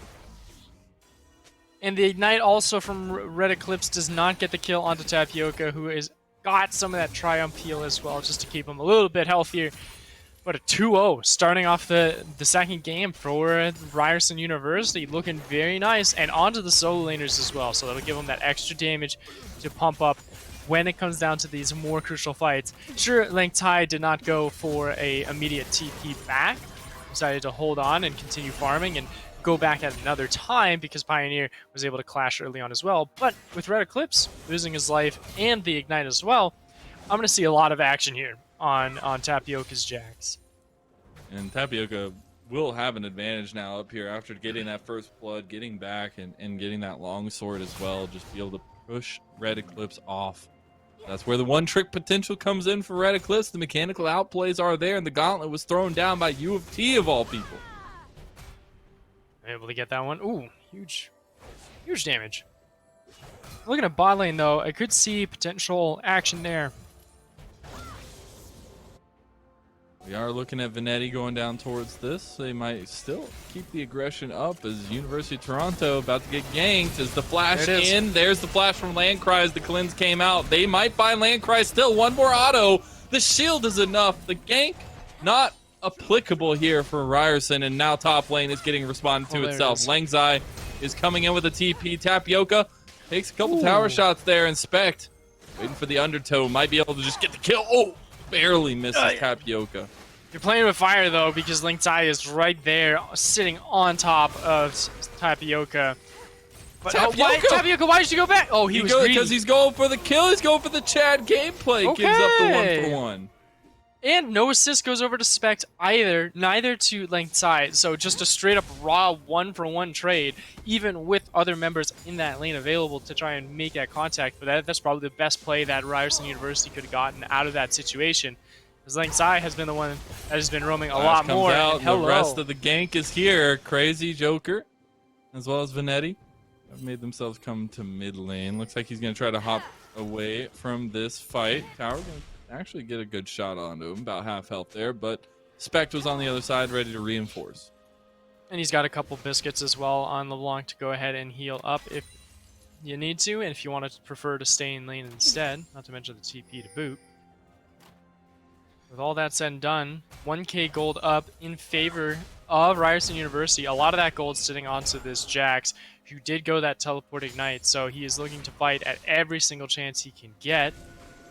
And with the Sheen as well, this is that whole contention, right, of the Jax being able to scale a little bit more efficiently and be able to create some more win conditions and some more options, at least, for Ryerson University. So if this Jax really gets off the ground, then you can be this dominant split push threat that requires multiple members to attend to and helps provide a little bit more freedom for Ryerson University to deal with this map state. Though that is not out of the woods just yet here for University of Toronto. They need to either focus down on this bottom lane a little bit more, see if you can get this Vayne off the ground instead and sort of create a counterpoint, and then also prioritize the dragon, or you try and shut down this Jax instead. So Tapioca is looking to make sure that he can get this snowball going as fast as possible. Procced. There's the damage, and Tapioca gets the solo bolo. Doesn't even need the Poppy anymore, which to me now sort of allows Venetti to be a little bit more free. Sure, you're not able to just bully out this top lane like you did in game 1, but that does mean that you now have a Poppy that can be applied to other parts of the map. Maybe into mid lane, to where we had that issue last game where Langside didn't have the lockdown and the damage to kill Pioneer in the lane. But maybe with a Poppy this time around sitting in your back pocket, you'll be able to really oppress this mid lane and open up a little bit more to where Spect and the rest of University of Toronto won't have as much neutral objective priority as they did previously. So I'm seeing that push now. That might just be what they're looking at. Pioneer is just locked down. CC to death here. Oh, wow. Whoa. Pioneer just literally broke the ankles of Ryerson. Somebody call an ambulance, or call somebody who fixes broken ankles, because 2 members just got both of their ankles busted. So many ankles. 4 ankles broken. 4 ankles broken. There's 3 members here chasing down He's not Spect. level 6. Make it 4. Make it 5. Gonna die. It's 5. But the blast code brings Crazy Joker over the edge. They have the CC. Dead gets the kill. And that's unfortunate for University of Toronto. Oh my, oh my. And this will be that dragon, as you mentioned, but that whole quote of what I had put earlier before this game, like where University of Toronto is like, you got to beat us man to man. It's still Ryerson University. Game 1 they did it in top lane. Game 2 they're pretty much doing it across the map now with how they just ran down Spec. They're just saying, no, we're not going to fight you man to man. We're not going to try and challenge that. We just want to take this game. It's a team game. So the team's going to participate in every kill. We're going to try and get as much participation as possible. And with the 5 kills that they have, Ryerson, like, Tapioca has participated in 4 out of the 5. And Venetti and Langsai have also participated in 3 out of 5. So they're doing really well at making sure that it is a team effort in getting these kills and getting these objectives and trying to get that pressure won over for themselves. And now they're looking at this bottom lane. They're feeling confident to try to challenge the Cries and Explosion. Red and white, you might not want to fight that, as University of Toronto. Spect is coming down here now as well to back them up. Dead is caught here. They will have the engagement. They have the angle. Flash comes away. Crazy Joker has to flash as well. Both flashes utilized by Ryerson's bot lane. Land Cries gets exhaust utilized on him as well. So almost every summoner spell except for the Ignite Burn. Yeah, and the only Ignite was Cruz on the Rel. But also the Flash and Cleanse are still available for Land Cries to try and dodge and duck out of the crowd control that Cruz would be trying to do. This is just that obvious reply of Venetti being in top side. He sees Spec down in the bottom lane trying to counteract that 2v2. And that means they'll just go ahead and take this Rift Herald for free. But again, it's translating into saying, let's focus this bottom quadrant. Let's see if we can get Land Cries and Explosion online, give themselves that strong win condition into their bigger power player. And it's Ryerson prioritizing the top side instead. They're going to look to try and shut down Red Eclipse once more. And at least this time, it's not a Jarvan top lane, it's a Jax. He's going for the play up there. He actually just popped ulti. I did see that. Trying to actually go for the full play on the Tapioca. Won't fight. Now he's about to get dived. Yeah. Dove, I guess. Wave Red is still a Eclipse bit far. He is as good as dead here with everyone around. Rift Tail's coming up. Red Eclipse, run for your life. He just knows. You Pioneer. got Pioneer here. You also have Spect. Tower takes a decent amount of damage. Red Eclipse just trying to buy some space, gets knocked into the wall. You set yourself up for that one. Tapioca gets the kill. At that point, you should have just been underneath your turret, so it would be the shortest distance possible for both Pioneer and Spec to get to you and try and see if they can make a reply kill or at least push them off of the turret once again. Now it's Pioneer and Spec trying to challenge this 4v4 scenario. They could try and get someone here with the lack of summoner spells available to Ryerson University.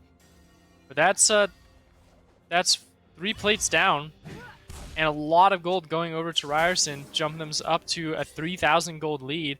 Wonderful work for them already coming out of this game too. Their early games are doing phenomenal, that they can just sort of pinpoint a win condition that they want to play through, and it's been top both times. They've been executing on those top plays immaculately. Though, once we get out of this 14-minute stage, once those turret plates fall and it comes to a more condensed game of bringing in the Cries and Explosion, bringing in Pioneer, or vice versa with Dead coming in as well, who looks like he is actually going to be Grace Ringed here. He might be able to turn around Land Cry. Nope. The Silver Bolt's too strong. But back to the point at hand of once we get to that 14-minute timer and all of those and the map starts to shrink down a little bit, will Ryerson still be just as effective? Or will they be able to at least have that extra door to walk through and choose with how dominant Tapioca is now on this Jax? And I love it. It's the, their counter choice into the one-trick Riven, and it's working out beautifully. Venetti wants the engagement here as Crazy Joker's right behind him. Spect is here too, though. Be very, very careful of the damage threshold that this Ulof can have. Meanwhile, top lane almost gets the tower for Tapioca. Very close. So it has still around 3 minutes to finish up this final turret plate and get that additional push of gold into his pockets, and able to cash in on maybe some boots or that second item once he starts working for that. So Dragon's in 40 seconds, and you have double TP priority here for Ryerson. You only have one from Pioneer. Red Eclipse pretty much cannot contest it whatsoever. He is stuck underneath this turret and in that top lane island. So University of Toronto is now in this predicament of either hard killing Dead and Cruz here, right now, and getting the dragon, or having to forfeit it once that double TP threat comes back online when the objective spawns. Back is actually coming through here for Spect. Like it won't be that big of a priority at this point. Red Eclipse does pop the ulti. Might get undertowered by Tapioca. This is a 1v1. The turnaround of the lane for Red Eclipse. TP's coming out now. Tapioca loses it. He loses the 1v1. And that's unfortunate as Red Eclipse comes out on top. That was very much an ego play there from Tapioca because he thought he had the health and the manpower to just beat up Red Eclipse and just sort of backing off hard rush of for it. that Oh no, they're play. pulling it out. Yeah, they're pulling. All good on that. But like the fact that the top lane loses and you get that shutdown gold is actually pretty big because Red Eclipse, like, that was just wasn't the smart play from Tapioca. Like the ult was there already from Riven. You decided to choose the trade instead of the kill for that, and you just sort of gave that kill over almost for free and exhausted an ignite as well on top of that. So a lot of that pressure being lost over, at least you're able to compensate for it onto this bottom side with that second dragon, because the fact of, again, there's nothing that University of Toronto could have done unless they just 2-0'd that bottom lane to try and contest that dragon with the double TP threat available to Ryerson University. You know what I just realized? Not gonna lie, maybe this is University of Toronto's plan the whole time. 4 Cloud Dragons on this composition sounds terrifying, Coco. Every single one of them has an ulti that they can pop to get the movement speed, and the cooldown is gonna be ridiculous. So maybe that's the plan for University of Toronto, is they did not care with that second dragon going over to Ryerson. Meanwhile, we have the 1v1 going on again in the top lane, but turning into a 2v1 as the first tower of the game falls in favor of Ryerson. So too will Red Eclipse. Yeah, but Flash came in from Link Tide to secure that lockdown kill. Spec will have to disengage.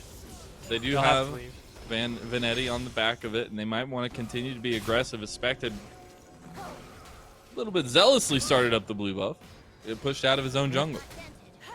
He's gonna lose all of that. Won't even be able to take the wolves, I'd have to say. I think Venetti and Tapioca can just walk straight up and take those puppers for themselves. So he is now confined, Spec that is, going to be going to this bottom lane, having to take those chickens, having to take those Krugs. And maybe, just maybe, you can look at the lower quadrant of Ryerson University's blue buff jungle and see if you could try and sneak a couple resources away from there. But Venetti has nothing outside of the Krugs to take for himself on the top end, and they're just so isolated from the rest of the action that's happening on this map. Venetti is now offline for a little moment, and you can see now the pincer maneuver coming in from Pioneer and from Spec to get this kill onto Dead and Cruz. This could be a quick 2-0 here for the University of double Toronto. flash comes out. The charm still connects. Undertow does not, though. Now they're under tower. Double TP in the response from Ryerson. my. Moonlight Oh, Vigil no. with the AoE. It's going sideways for University of Toronto, but the axes are still swinging, and a double kill comes away. Meanwhile, topside, Red Eclipse gets the kill in the 1v2, trying to take the 2v1. And is he going to be able to? Vendetti has to back away from the fight as Tapioca disconnects. The fight on bot side not going the way of UofT, but the 2v1 in top side is Coco. And 5 kills to 10, still a 5,000 gold lead just underneath that for Ryerson University. With those kills, they're able to get on the bottom side. And what a unfortunate series of events there for University of Toronto on the bottom lane. They had everything set up for them to get that kill, but then the wave cleared out way too quickly, and they didn't have it to help tank up and set up that dive that they wanted onto Cruz and onto Dead. TP from Lengtai as well, so secures that counteract and that reverse from the bottom side.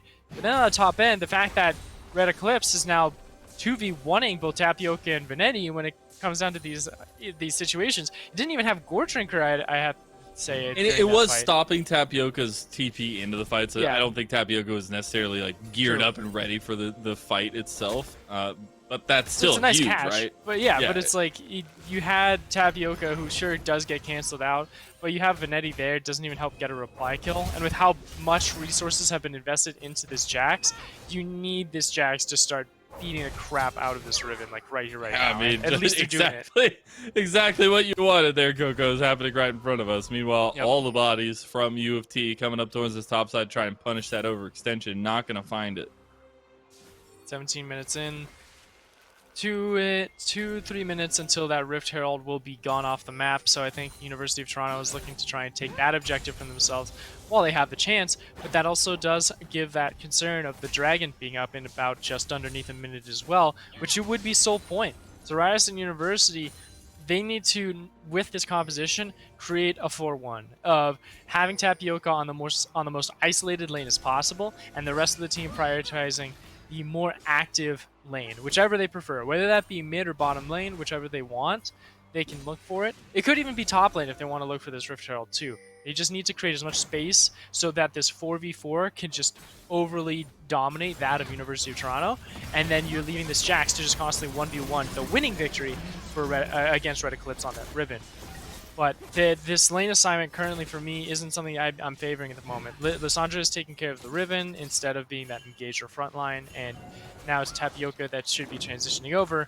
But it means that they're trying to force this 5v5 of this Dragon instead. And with how everyone is positioned on Toronto, they are willing to botch this. They're not worried about the Cloud Dragon whatsoever. They'll take this Rift Herald instead so they can have something to at least punish some of the turrets and the defenses of Ryerson University when they find a pick. And it's nice to, see this realization come through for University of Toronto. They just aren't in a place to force that, and they realize they can do the smart thing, take the opposite side objective, which they do just that. Now, probably towards that top or bottom, but catch out is there, bottom lane. That's so much CC. What did I say? It's literally a CC composition from Ryerson, and it comes to life against Red Eclipse. And there's no one answering Tapioca either, because everyone had to hit that reset button after the Herald, and Ryerson decided to stay on the map, so they'll be taking just the tier 2 tower. Turrets. Yeah, these are going to be massive gold pumps here. But Tapioca might just be stuck out in a bad spot. Yes, it's 2 turrets down, but are they able to get any kills? No, University of Toronto will not. Ryerson University gets out scot-free, no wounds or deaths to their name. And there still isn't a single tower taken by University of Toronto after a dominant late game turnaround in game number 1. It seems non-existent in game 2. Yeah. The LeBlanc and the Vayne have not gotten online yet. There's only 1 kill between those 2 carries. The rest of the 5 kills onto the top side of Red Eclipse and Spec 2. Red Eclipse has been finding those good catches, has been punishing the sort of egos that have been building up on Ryerson, though it hasn't come fully effective. The Jax is just man-to-man stronger, is economically ahead. You just see that Black Cleaver cashed in for him. There's only 1 item available for Eclipse instead. And from here, they can just Ryerson can focus for this Baron and threaten to take it with a good Aphelios gun setup, and then having Tapioca, whose TP is going to be up in pretty much 10 seconds, focus this bottom lane. Again, isolate this Jax, put him in the most distant place possible, and then win these 4v4s time and time again when it comes to challenging these objectives. It's just so hard for Red Eclipse to find anything at this point. The Riven one trick pick not coming to life just yet. They were trying to catch out Red Eclipse, but now is the play from University of Toronto. They might be in trouble here as Crazy Joker goes back in. Moonlight Vigil only connects onto one, and it's Explosion Axe who dies because of it.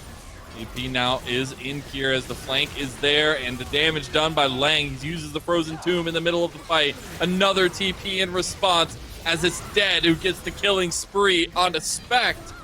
Pioneer, his clone will die. Baron on the table now for Ryerson. And watching that fight with so much damage being dumped onto Kruz there of this Rel, and getting out alive with a sliver of health to boot, that fight tells me that this game is done and dusted. We're going to be hitting this Baron. This Baron is going to jump us to a 11,000 gold lead most likely. All right, just 9,000. And there's nothing I think the University of Toronto can do here. And it goes back to that answer of, all right, does Ryerson have the capability to just end this game right here, right now? I don't think this game should stay on any bit longer, because they have a composition that can force people off turrets just by brute forcing them, disengaging, sustaining through some of the lifesteal or just the raw sheer tankiness that they have with their HP bars, and then being able to just sort of slowly batter away at the inhibitors and at the turrets that are University of Toronto's base. But at this point, the positioning that they have, they're trying to spread out Toronto very, very thin, and Ryerson, they're getting much of free mid for nothing. And the biggest difference maker is Dead 420 on this Aphelios. Senna, a distant memory at this point for Ryerson University, because this performance is exactly what you'd expect when you can get the comfort, when you can get the correct picks for your squad. Aphelios definitely going to be high priority as it goes on. Tapioca trying to take the 1v2. Can he get a counter-strike there? But it's Ragnarok, and Olaf is able to get the kill. Where's the rest of the gang, Ryerson? The rest of the gang is behind them. Maybe they can dupe them by going into the alcove here. Red Eclipse just going for the execution, as well as Spect. Can they get the damage done in time? Spect. Oh no. Red Eclipse is trying to just make some space. He's gonna get hit now though. He could have had the execution. Oh no, both of them are just gonna die painfully as Lang gets the rampage on Spect, and now actually Red Eclipse gets away. But that's Soul coming up right now in 3 seconds for Ryerson.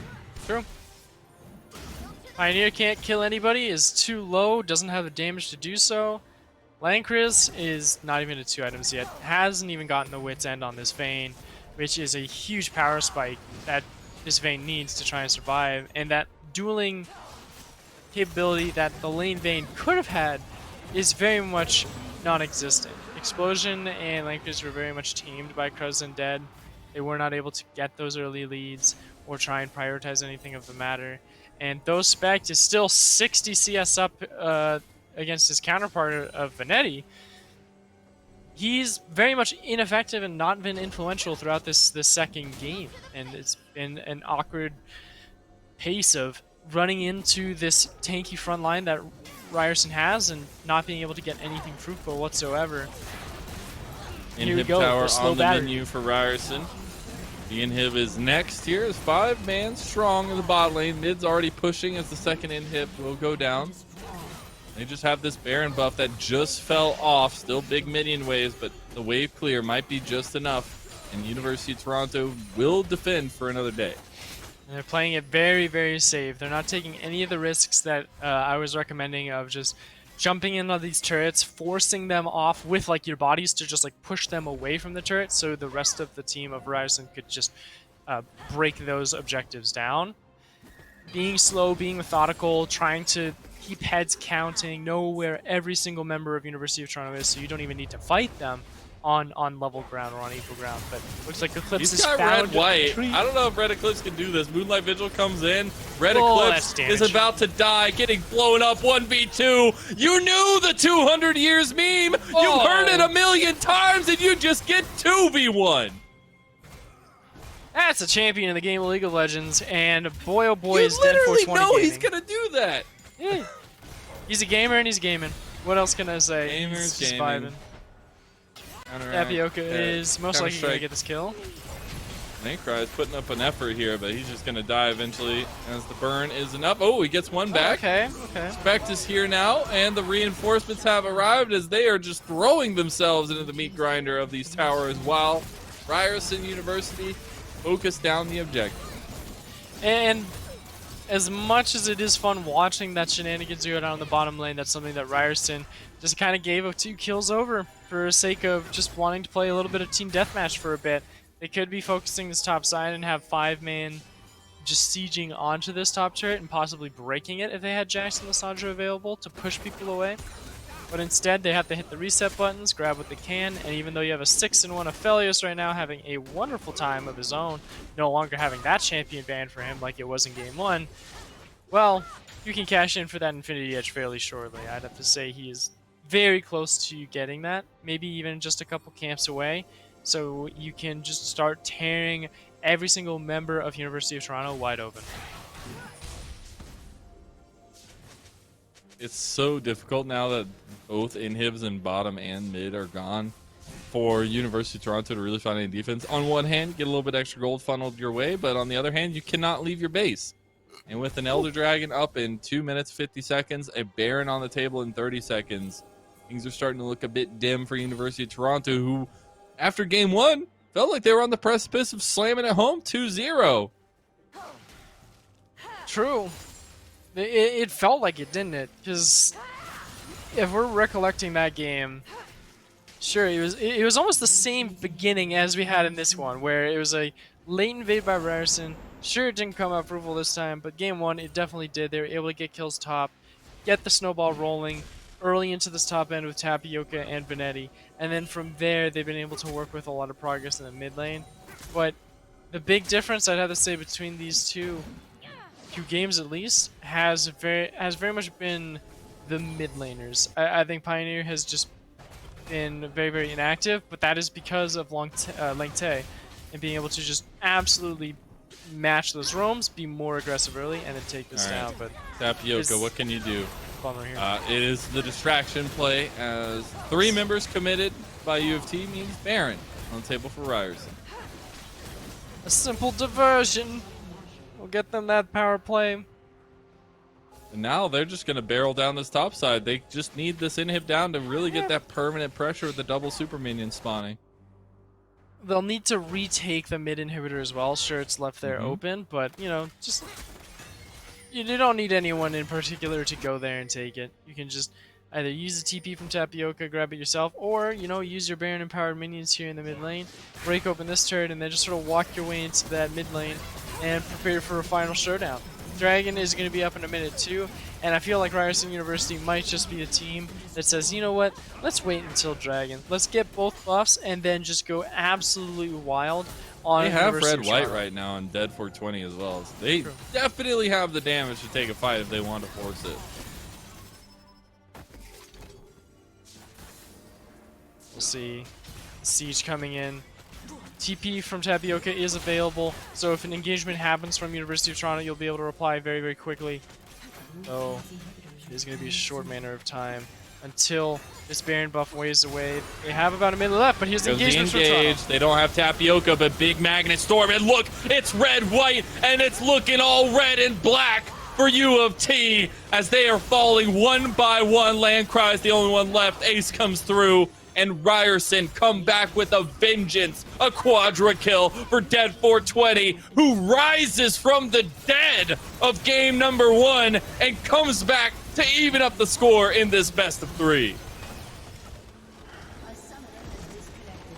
And what a different performance that we had from Ryerson University post 14 minutes. They were able to stick to a new game plan. Yes, they still had the same rinse and repeat of focus down this top lane. Let's get Tapioca online, beat up Red Eclipse as much as possible to slow down that wind condition that the Riven applied, and then from there work through the rest of the map. But again, it's just the changing of, like, say on this Lysandra, of the mindset of not sticking in lane, being the one to move first, to hard shove the lane first, and then move out faster than that of the LeBlanc. And that was a big shift that gave them that continuous tempo throughout the rest of the game. And I think hats off to them, tying the series up 1-1. Though it's again one of those issues between these two teams of learning a lesson. What wounds can they look up and sew up and see what they can bring to the table here in game 3? Exactly. A couple bands, I'm sure, going to be Definitely. changed up a little bit going into game 3. We're going to step away for a little break while we do get ready for that third game of this first series. We'll be back.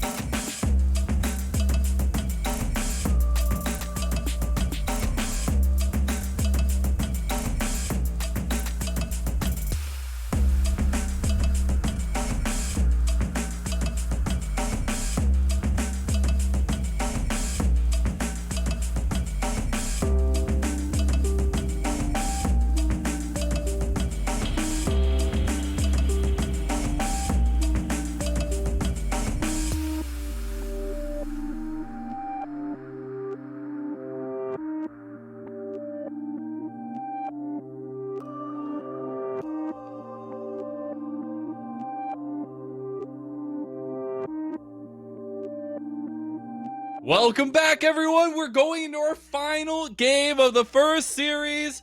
After game one, you thought it was done and dusted. University of Toronto looked menacing, but Ryerson University pull it back in game number two, tie it all up. I'm Mazel, joined by Cole Dambley.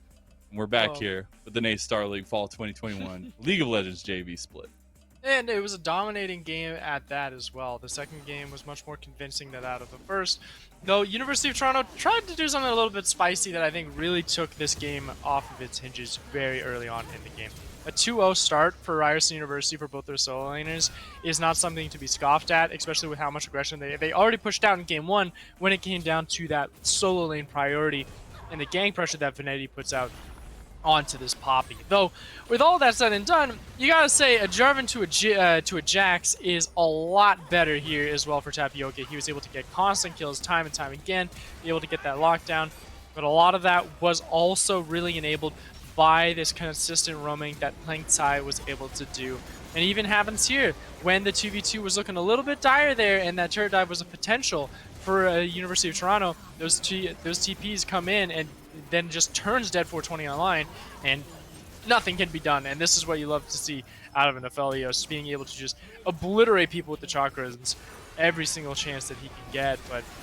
And this was the attempt to come back as well from University of Toronto. They got the engage they wanted, but at this point, when you're that far down and you're going against a red-white Aphelios, there's no chance. Yeah, there's nothing that they could do. And I feel like this game was a lot more convincing than that of the first game, just because a lot of it was much more of Ryerson's own doings and their own volition than that of really just University of Toronto being a passenger of the game, of saying, okay, well, Ryerson messed up here, Ryerson's giving us these points, and the lack of activity that Ryerson had in game one kind of gave University of Toronto that victory. So we'll see if that continues to be a recurring trend here in game three, or if University of Toronto will be able to really get themselves into a driver's seat and will have a little bit more of a stale early game for them to scale up and be more efficient into those team fight compositions that are very dominant in this current competition as well.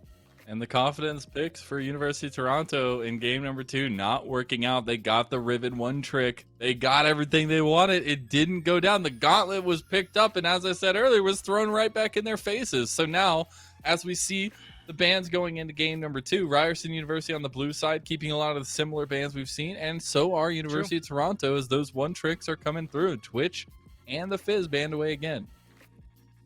And we'll be seeing that Misfortune and most likely the Yumi once more. The Aphelios will be left open. And with Ryerson, well, you could take the LeBlanc if you want. That's what University of Toronto took. No, get the Aphelios, man. It was too good. That's what they want. Like, they have the counter pick, too. Like, with the LeBlanc. LeBlanc shows up. Okay, Lissandra, boom. Done. Not going to have to deal with that. So Toronto's now having to think, all right, do we go with this LeBlanc again? Do we think we can just reassess the situation like Tay did?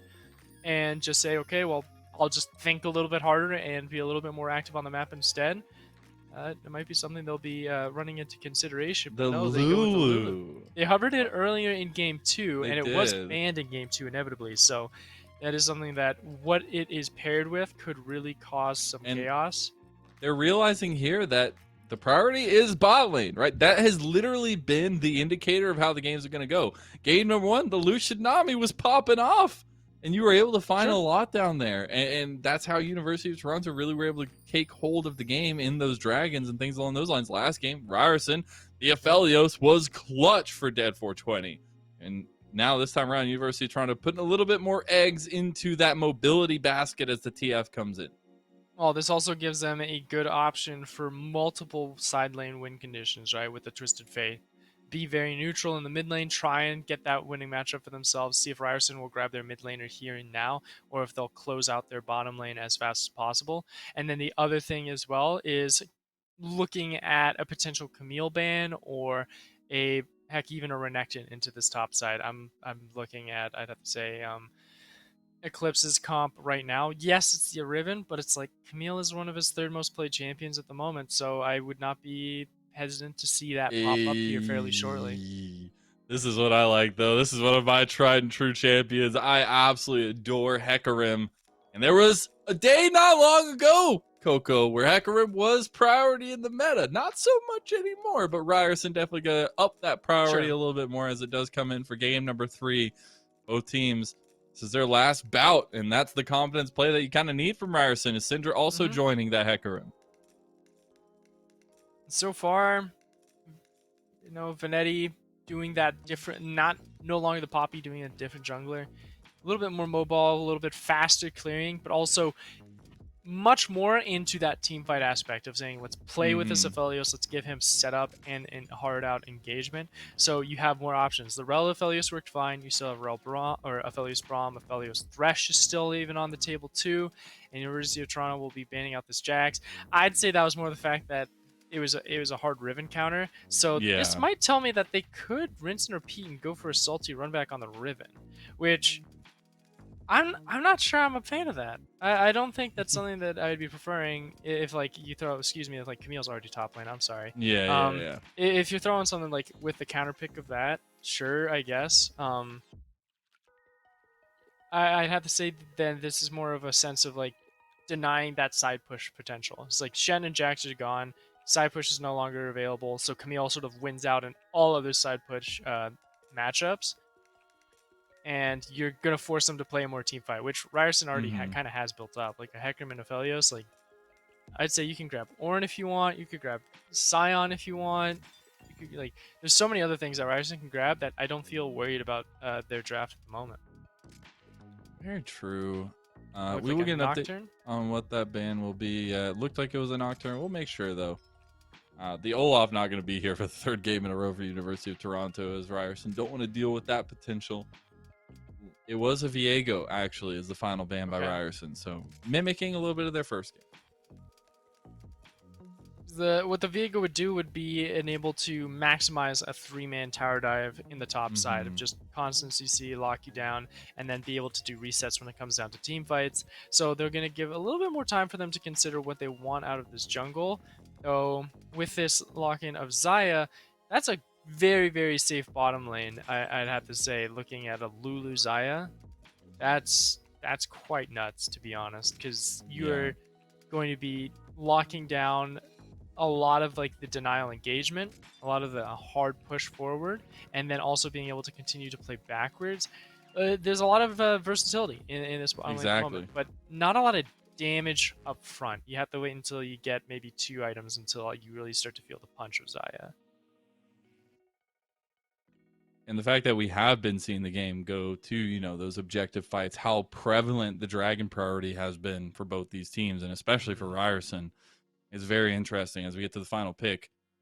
That is a hover of the gangplank, and it worked dividends last time around. Okay. We'll see if it does so for Ryerson University in game number 3. And a reminder, it was University of Toronto that piloted the gangplank last on Red Eclipse. Got absolutely bullied in the top side of the map, but still was a very convincing factor for themselves. And against the Camille, it sort of denies that whole Camille Twisted Fate situation, right? Of like, all right, lock him down, see if you can cleanse it out, and then, turret dive is not as optimal, but the lock-in of the Talon jungle kind of takes that away of saying, all right, well, you're denying the crowd control, sure, but can you deny this massive damage that is now going to be coming in from a Camille and a Talon? And that's where you're going to be a little bit worried. Even into the mid lane too, of Syndra being that counter pick against Twisted Fate to sort of threaten him in that mid lane presence and pushing him away from trying to constantly ult out into different lanes and get snowball in side lanes. If this Talon jumps in, you gold card the Syndra, Talon gets that lockdown and it pushes all that damage through. That could turn a lot of that mid lane priority that Ryerson is rooting for with that Syndra pick on its head. Yep, and that's the biggest scary part about this draft for University of Toronto, because I feel like it's a double-edged sword here for themselves. A lot of confidence in this draft, a lot of damage in this draft, but it requires a certain bar of execution that's going to need to be met, and that was not met in game number 2. That is something where on Ryerson's side, with just ease of execution, it's a little bit easier. You got a hard, big red button in the mid lane, in the jungle, excuse me, to just full send onto a team fight. Blitzcrank, well, he's pretty much just a skill shot as a champion, so he's going to be looking to try and get those constant pulls and catch people out and put them in poor positioning. And a point and click assassination button, like the champions themselves, very easy to play already, and then applying it into a team fight and into a composition formula is looking even better. The most difficult, of course, being a Aphelios, that you have to like time your guns properly. Though the only other inkling of concern for me for this composition is that the Aphelios no longer has a full team to sort of sit on top of and be lost within the hitboxes. It's very much more distant, where Gangplank and Sinja are going to be a little bit more farther back in the mid range. Sure, the Blitzcrank and Hecarim will be there, but it's going to be easy to pinpoint an Aphelios in that little mix when everyone's a little bit more spread out, and then just hard focus him down. When that damage is out, that consistent damage is gone, and that's where Toronto could possibly, with this higher damage composition, be able to start to bring those team fights back like they did in game one. And I'm just gonna say right now, I feel for a Hecarim into Talon matchup because it's not gonna be fun. A lot of the times it just gets really annoying because you're fast as the Hecarim. You can't run through walls though, unfortunately, and Talon can just jump over them. So I'm very interested at how much this jungle matchup means for this final game. We've seen how much the top lane, how much the how much the bottom lane means, and in terms of finding win conditions and executing on those win conditions for both these teams. But the jungle is one that's been a little bit iffy, that's been a little bit rocky for both these teams. Now going into this one where we have confidence and mechanical prowess needed, I'm very excited for it. Very excited indeed. And this is just the first game of the quarterfinals that we have tonight too. Like, this is the we still have a Northeast whole nother quarterfinals. best of 3. Exactly. And kicking it off with a very close series already between Ryerson and University of Toronto.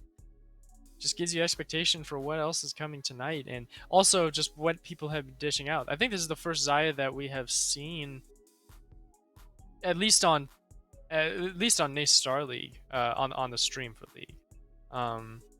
I'm not going to say that because my memory is not great, so I'm not going to commit to that.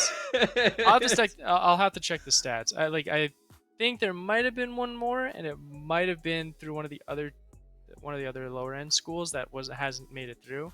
But it's not an ADC that's very popular in the meta, and that's where it comes into that discussion of like, okay, is it really a great pickup here in a competitive aspect? Because in solo queue, yeah, any pick's a good pick if you're comfortable with it, right? And sitting here with Linkrai is like, he has a 61% win rate on Xayah. Like, that ain't terrible, but it's not something like an 80% win rate or like a 75% win rate like some of these players have. Cough Vanetti with a Hecarim with 86, but he only has 7 games on the Hecarim. So you're like, all right, that's kind of balances out the win percentages. Though in a sense of application, I think the Xayah here with like that full front of like, all right, Gangplank's going to try and hit you with barrels, Syndra's going to try and stun you, Hecarim's going to try and fear you, Blitz is going to try and pull you. All of that being dished out, and it's like, okay, well, I have a Lulu to protect me, and I have my Featherstorm to actually get untargetable, disengage from possibly multitudes of those opportunities, and then sort of confine everyone into that space. Could just be the straw that breaks the camel's back here and brings University of Toronto back into a winning condition here in this final third game. But I still want to zoom out a little bit and look holistically at both these compositions as we're getting ready to go in the game. I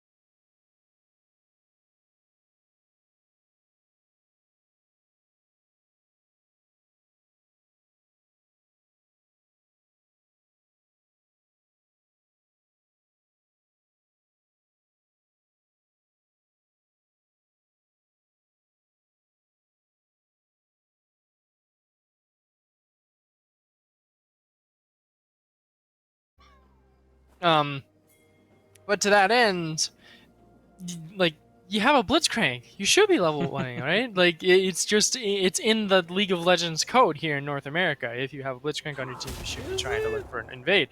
But into that end, maybe it's just potentially for a late invade instead. Not something to get a first blood, but maybe to slow someone down, to get something where the speed is a little bit delayed. And that's what it was. Close.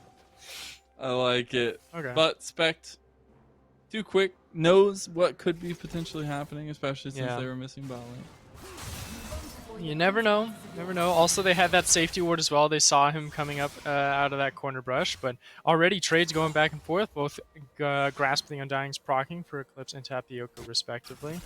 So this is where it's going to be a little bit more finessing here in the top side with Gangplank and Camille, but looking at the bottom end, it's a lot more patient and not trying to calculate each other in the sense of mind games. It's just, all right, we're waiting for each other's power spikes. When will we be able to get to ours first? And if so, how can we actually exploit it? Whether Landkreis and Explosion are able to actually get some aggression and force a valuable trade, or playing it slow, where Dead and Cruz are the ones that are saying, hey, if we get to this XP spike first, or this item first, let's try and pressure and get those kills now, and force some summoners now, before those objectives start to come up, and this 5v5 fight starts to come into play, where the feathers start to come into consideration.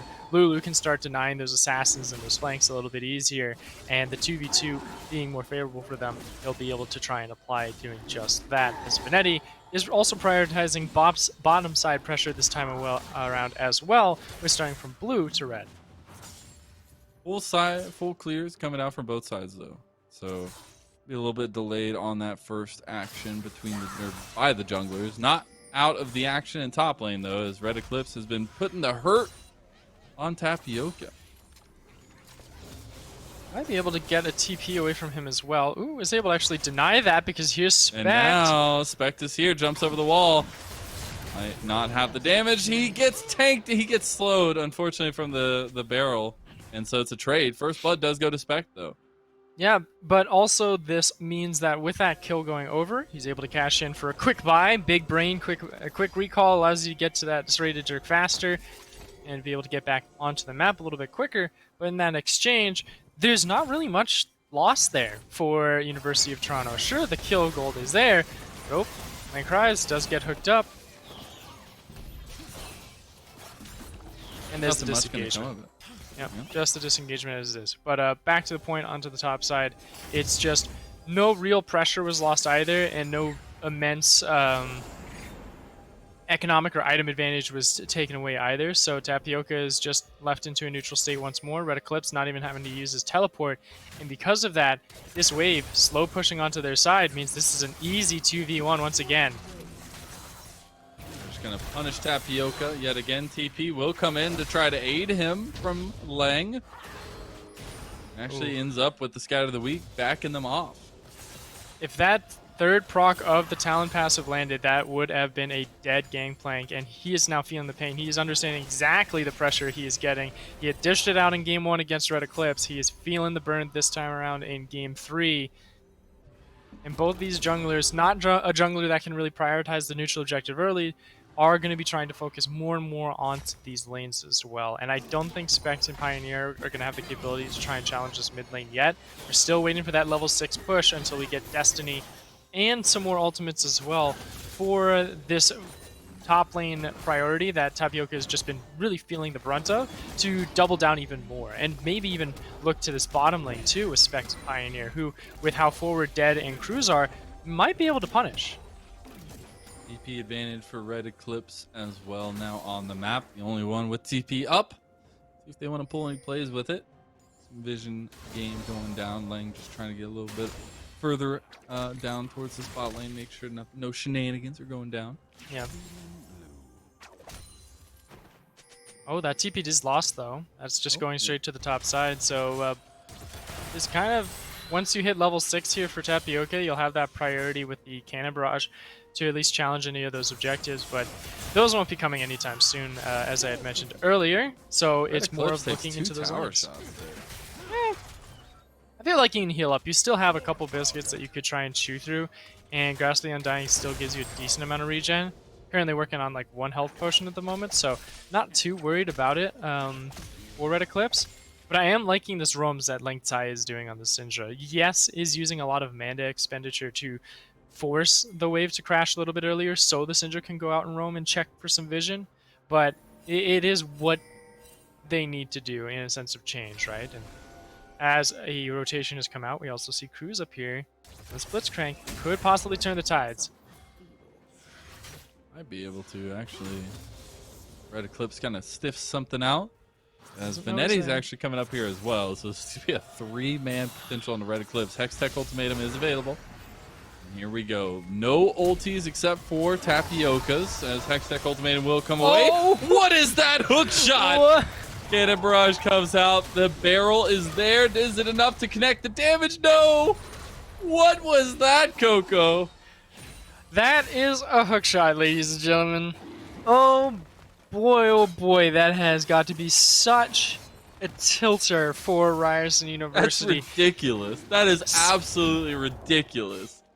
That's just the pain you gotta feel. You did an immaculate job to try and lock down Red Eclipse, and because all of your CC applied in the transition from the hookshot being shot out to the hookshot connecting onto the wall, just because of that time frame, it doesn't matter, and it's like you just get Jarvan flag and dragged out, and it is just frustrating to deal with when those kind of scenarios come into play. But hey, that's how the game works. That's how the script was written. And the spaghetti code is in University of Toronto's favor for that interaction. They get the dragon as well on top of that, so that's a couple of objectives lost there at the cost of a botched top dive, but I don't think Red Eclipse is out of the woods just yet. University of Toronto is still in a place where they could look to try and take out Tapioca once again. That does also mean if your eyes are on that top side, there's no doubt in your mind that Ryerson University has also got their eyes on you. Exactly, and Venetti, very strong on this Hecarim. Now that he's got level 6, now that he has the engagement opportunity, will be really nicely used, or needed to be nicely used against UofT, as they do have a lot of squishy members. Checking on our vision right now around this Rift Herald, very much in favor of Ryerson, but they don't have a ward in the pits. They don't know this is happening. Good call out there from the observers, but there are animations happening, though that is just because of the no pings came out, so I don't think anybody is looking, actually. No one is looking at the moment, so this is just going to be a sneaky herald from the side of University of Toronto, while on the bottom end there's no real reply. Cruz and Venetti are on that bottom side of the map saying, hey, oh, there's a Rift Herald gone? Alright, well, we need to get something here and now. We know that Talon's on the bottom side. Maybe we can check this mid lane, or maybe this bottom quadrant to get some camps away. That does mean also Tapioca sees that signal flare shoot up. He needs to disengage. He needs to give this turret over, at least for a little while, until he's 100% confident that the danger has subsided. Going for a little bit of aggressive play here for Ryerson. Just steal as much farm as you can away from this Talon. Now has the Yumu's available, so a lot of speed, and is also walking out here with the Lulu, so you're going to find Venetti. Does have a lot of potential to catch them out, but the reinforcements are right around the corner for Ryerson. So I'm curious if University of Toronto is going to be looking at this bottom lane just to get like first brick maximum amount of gold from the plates with this Herald, because I'm seeing it at 3 right now. The push that Landcries and Explosion were able to do did come out with some fruitful endeavors. And with the damage that you could possibly apply with a Talon and a Xayah, maybe you can get a kill, but it is an Exhaust Ignite on this bottom lane of Dead and Cruz respectively, so you got to be very, very careful on that. Though the positioning does mean that they have decided to divert away from this potential option, and again, going back to what the composition and what their early lane conditions should be, which is looking at this top and mid side. Destiny is available, Tapioca is pushing far forward, Spect is in the vicinity. Everything is looking up here for University of Toronto to try and prioritize this top end, but that does give that open space for the bottom lane as well. I see Venetti down there. He's trying to keep himself different, but okay, I saw also, you saw that Destiny too, didn't you? I did. Yeah. I did indeed. That was a quick TP back just to get some items, looking to cash in just the ingredients for an Everfrost and the Mercury Treads at the cost of Sometimes not... you gotta do Okay, what so you he gotta switched to do, TP. Coco. Yeah, All right. but he switched to TP, so this means that he can sort of threaten that capability to dive this top lane still, of saying, all right, so game plan, Red Eclipse, hard push this top side of the map, get it to where the minions look to dive the turret, like look to crash onto the turret, you TP onto that minion, make it invulnerable, blah, blah, blah, set up a dive. Though, having that in the bank and you getting a global signal that the other team knows that, hey, he switched from flash to TP, TF's looking to make a play here soon and around something. So now everyone is playing a little bit defensively, and to that end, we look up at the screen here, 30 seconds until that dragon spawns. Maybe that's what we're looking at here for University of Toronto, to try and pressure with that TP and additional priority that Spect is trying to push for with the assistance of Explosion. The key factor for me right now is that University of Toronto really haven't been able to find that early advantage you'd want to find with this talent. I want to see how they kind of transition into this mid-game without that extra gold on this crucial piece to the composition. Now, Dragon is in the eyes of Ryerson. Not going to be started up just yet, though. The TP was used from Pioneer to get back into lane very, very quickly. Got the flank here by Red Eclipse. Oh, hello. Who utilized the TP as well. They found dead on the side of the fight. Moonlight Vigil comes away. The split is too much to deal with. Red Eclipse gets one, but it's traded back instantly. Now, is it going to be enough to actually turn the fight? Landkreis has to pop the Featherstorm. It's a 3v3 in the bot side. Dragon still on the table. The berries will go the way of UofT. They got to get back to defend their tower.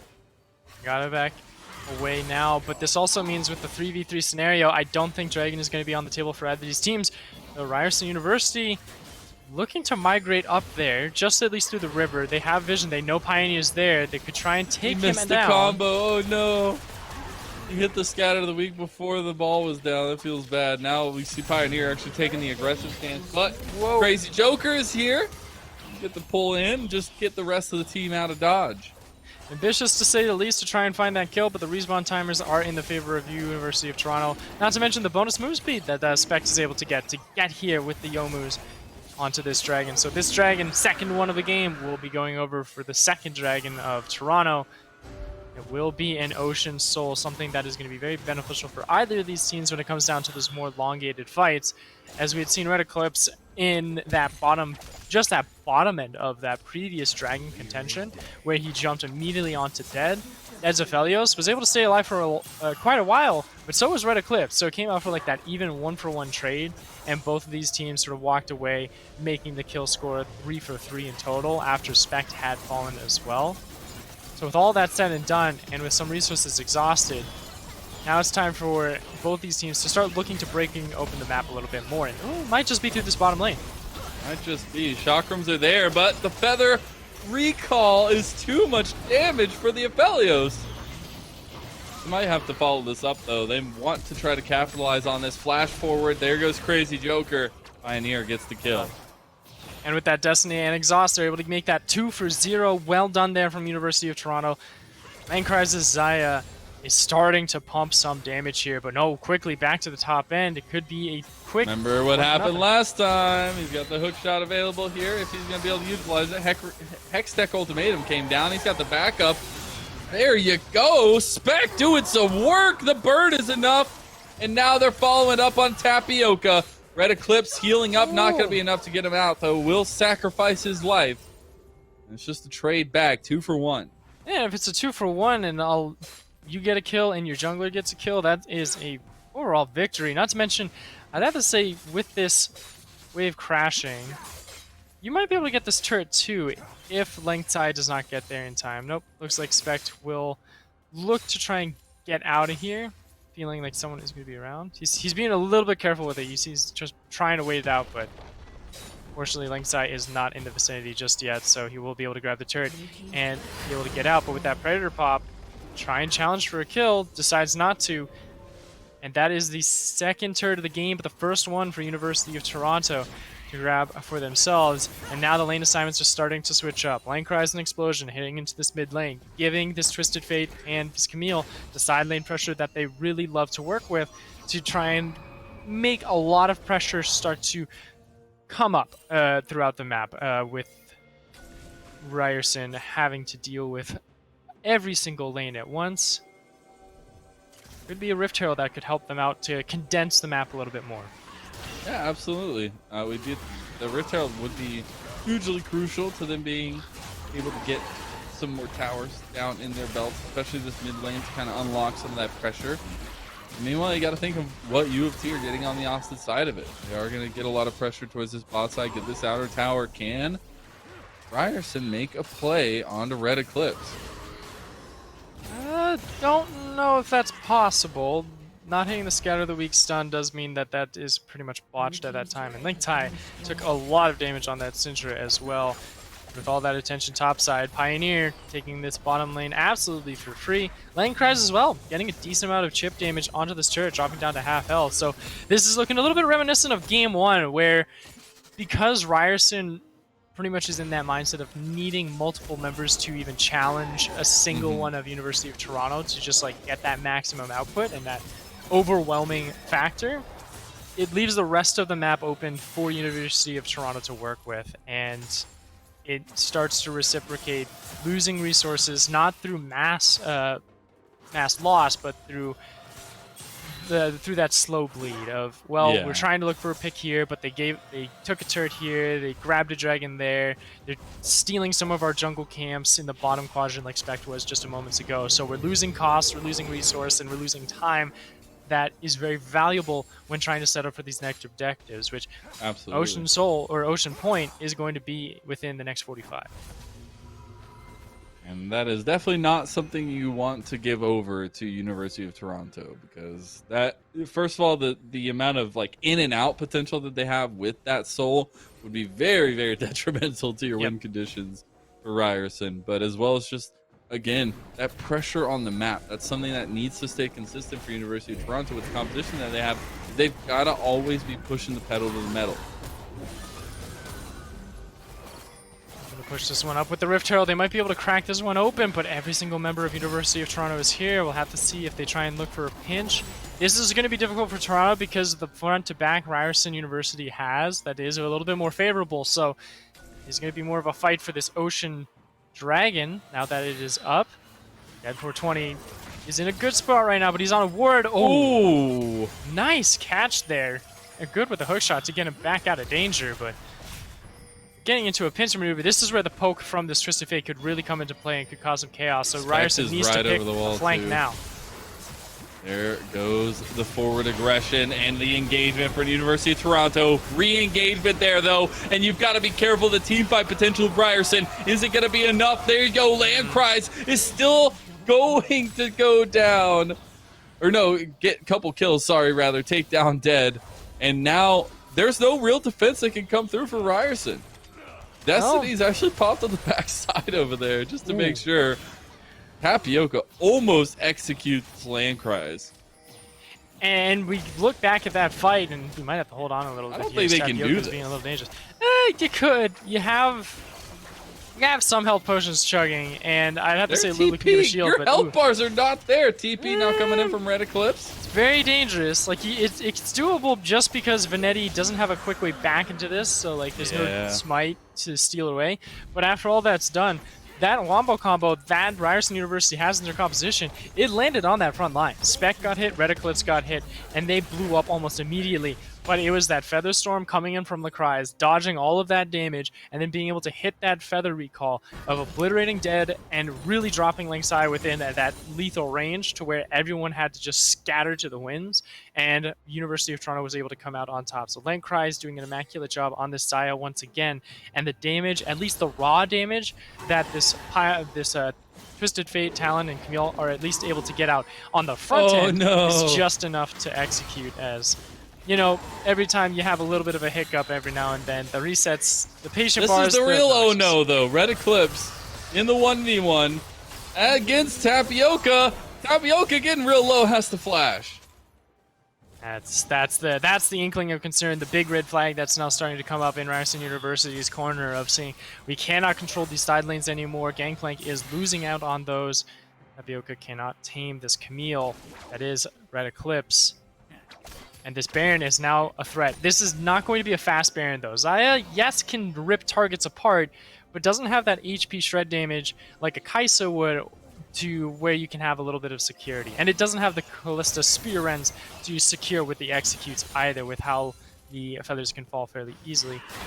That means they have to look back to this mid lane and look at this top lane and see, prioritize these lanes once again, take the resources away from Ryerson University's jungle and starve them out. Force them into a state where you have the item advantage, the XP advantage.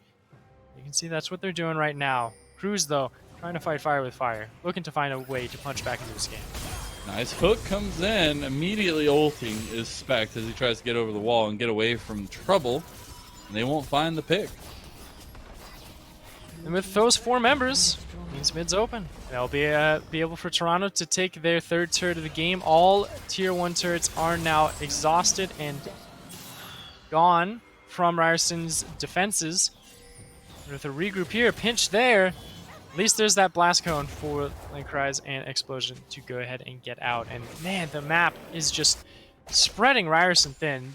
Toronto is playing very, very well in their own rights to make sure that Ryerson really doesn't have enough resources to answer every single push, and playing the pushes properly of just clearing out to threaten that additional forward attack, but disengaging just to make sure that there's no real opening for weakness or a potential flank for you to get punished by when it does come down to trying to challenge. Because you are playing on the timer. You're waiting, hey, 2 minutes until this Ocean Soul.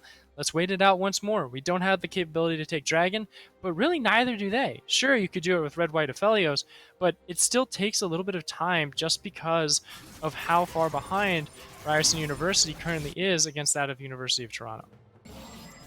And now you come to a position where the next fights are very crucial if you want to stay in this game and if you really want to control at least a part of these team fights later on. I will highlight the Trinity Force for Venetti here. Typically damage focused build with the Trinity Force. I like the confidence in that, and especially with the squishiness that there is on the University of Toronto. You don't necessarily want to go with the Divine Sunder. And I like where their heads are at, right? Like we've seen multiple times, the aggression is still there for Ryerson, but it's about when they pull that trigger and how they pull that trigger. Of course. Like, it... depending on where you actually hit that go button is very key, because it could be the cause of success or failure if you decide to choose to go in at the wrong time. And whether it's either you're getting beat up by this Baron constantly and you say, hey, let's go now. Oh, we kind of went when we were already sort of stretching ourselves too thin with this objective. Kind of costs that price. Or even if you're separated here now, where it's okay, we have 1 TP available from Eclipse on this Camille, but maybe he's not in a good state or a good position to try and get into a fight and also deny Tapioca an entryway in as well. But if you're looking at the Dragon, you don't need to worry about that TP situation because it's right next door. It's right over here, and the vision is now starting to clear up here for both of these teams. Currently, Ryerson has the upper hand, but we've seen this kind of before, where one team is able to go in first, clear out all the vision, get their own set out, but then immediately once the other team starts to step in, it gets pushed straight back. So it's very much a favorable second. Second comes in and gets the advantage. See the potential team fight set up for Ryerson as they're just opting into the traditional NAE strategy. Keep that the mid lane pushing. His Destiny is actually popped by Pioneer. They wanted to take the engagement maybe on a flank or anything along those lines. Dragon started up here by UofT. They're actually going to continue to damage it. They have this brush to keep them covered as well. Explosion Act on the wrong side of the rift there as he needs to get back around to the team fight. And mid lane continues to be the priority for Ryerson as they just are waiting for the fight to be baited out by UofT. And here's the problem too, because you would always say, well, there's the threat of Ryerson being able to just push mid and take a couple turrets, but with Dragon Soul on the line, that is no longer an Ocean Soul too. Table. Yeah, so it's like, sure, okay, cool, we're threatening the mid lane, but okay, now we're a man down, and they get Ocean Soul. Coco? This is the regular, not NA ARAM, but this is the Wild Wild West special. It's the Wild West standoff, 100%. Somebody's waiting there. They got their hands twitching on their guns. They're ready to go, but nobody wants to pull the trigger. No one just yet. The rapid fire cannon. That might here be we go. UofT decided they want to win this Wild West shoot-off as Dead goes down. Now you got the rest of the team fight going down. Tapioca on the backside is doing some work, but he's all by his lonesome as just like that, 3 members of Ryerson, 4 members, check that, are wiped off the board, and Lang Zai is the only one left. And for the cost of 0, a 4-for-0 sweep there from University of Toronto. And it was a patient game played there for each of those fights, waiting for that perfect flank. And a lot of that was waiting for that perfect setup, right? Is saying like maybe Camille went in early, maybe gets a hurt shot, jumps in, doesn't have the proper pinch, doesn't get onto either Dead or onto Tapioca. They could have lost that fight immediately, but University of Toronto was playing it smart, making sure that they had the optimal position for every single one of their members to jump onto that backline, obliterate Dead 420 off that Aphelios. Like I mentioned during the draft, once that Aphelios is gone, that consistent damage is no longer available, and Ryerson University sort of falls at its hinges with the rest of the fight going University of Toronto's way, not being able to close out any of those kills that were blinking low on Toronto's side. But that does open up this game. 6 kills to 14, 8,000 gold in the lead with a Baron power play and an Ocean Soul once again. And both of these games before this third and final match of this best of 3 series in the quarterfinals ended with the other team making a Hail Mary team fight play. Will it happen again, or will this be a death by 1,000 kills? Everybody coming down to the spot lane for UofT to punish side lane pressure of Tapioca as Killing Spree goes over to Red Eclipse. And the Baron buff still pushing strong. With 3 members in the bottom lane, 2 members in mid, but the 2 members looking to go ahead and migrate on down and potentially, just potentially, no, it looks like Landkreis is confident enough. He is 4-0 on the Zai. He has not died yet, so very confident that he is in safe hands with Explosion Axe. Lulu to continue to try and siege this mid lane, the shortest lane to get to that Nexus. So being spread out this thin could cause some room for concern, just barely, but the global play that and the pressure that you have and how quickly a talent into Camille can roam throughout the jungle is too much for Ryerson University to manage this 2-front war that they're dealing with. And to be honest, it's just really hard to actually get damage down on a UofT, especially now that this Lulu is getting oh so strong. We have Landkreis putting up a tremendous effort on this Zaya. It's just getting harder and harder. The windows are closing even that much more for Ryerson. Yeah, and you even have Mikhail's Crucible now too on Explosion Act. It's been there for a while, and it's something that gives Landkreis so much more so much more freedom, right? And it also technically gives you that heal, because yes, you have the cleanse, so boom, 1 CC gone. All right, you have Featherstorm. That's a CC that you can evade. And now you have the Mikhail's, which is a cleanse and a heal on top of that. So locking down the Zaya is almost nigh impossible at this point. And that cleanse is available for everyone on University of Toronto's team, which means if Specs gets on the backline, Red Eclipse gets on the backline, he's going to get that extra push to continue to lock down one of those carry members of Ryerson University. And from here on out, man, Landkreis is just tearing apart these turrets like paper. He's looking for this inhibitor. He's got Spect on his back foot. He's feeling confident. Now they're looking to try and pinch in Ryerson University a little bit more, see if they can force them away, force them to forfeit these inhibitors. They want to put some lasting damage onto the base of Ryerson University, and they're doing just that. No response, really. No line drawn in the sand by Ryerson here. They lose 2 inhibs. It will be UofT backing off. Baron power play has subsided. Oh, they got Landkreis, but Featherstorm plus the Blade Collar means you're dead. Crazy Joker goes down. Landkreis is unstoppable. Here comes the Destiny in from Pioneer. They still might find the damage here, but now Landkreis is back into it. And immediately, everybody's turning tails here. Lang Zai trying to put some damage in, but won't be able to. Vanetti wants to make the great escape, but 4 legs won't take you that far if they get cut down. And UofT put the final touches on Ryerson University's base and on this series here as they come back. They're getting smacked in game number 2, giving us an incredible performance in game number 1. And here, dominating game 3. Masteries deserved, masteries popped. A couple more auto attacks onto the Nexus could spell doom here. Nice scout of the week back. Pioneers trying to finish it off, and there you go. Game over. University of Toronto take the series. And with that, a victorious celebration there into these Northeast Conference quarterfinals for University of Toronto. We pitched this off at the beginning of this series that it was the David versus Goliath story, but with a little bit of a seeding flip between these two teams. And it definitely showed. Ryerson University felt like a team that was much more in the driver's seat when it came down to early game setup, creating plays, grabbing lane priority, and getting the kills on the board.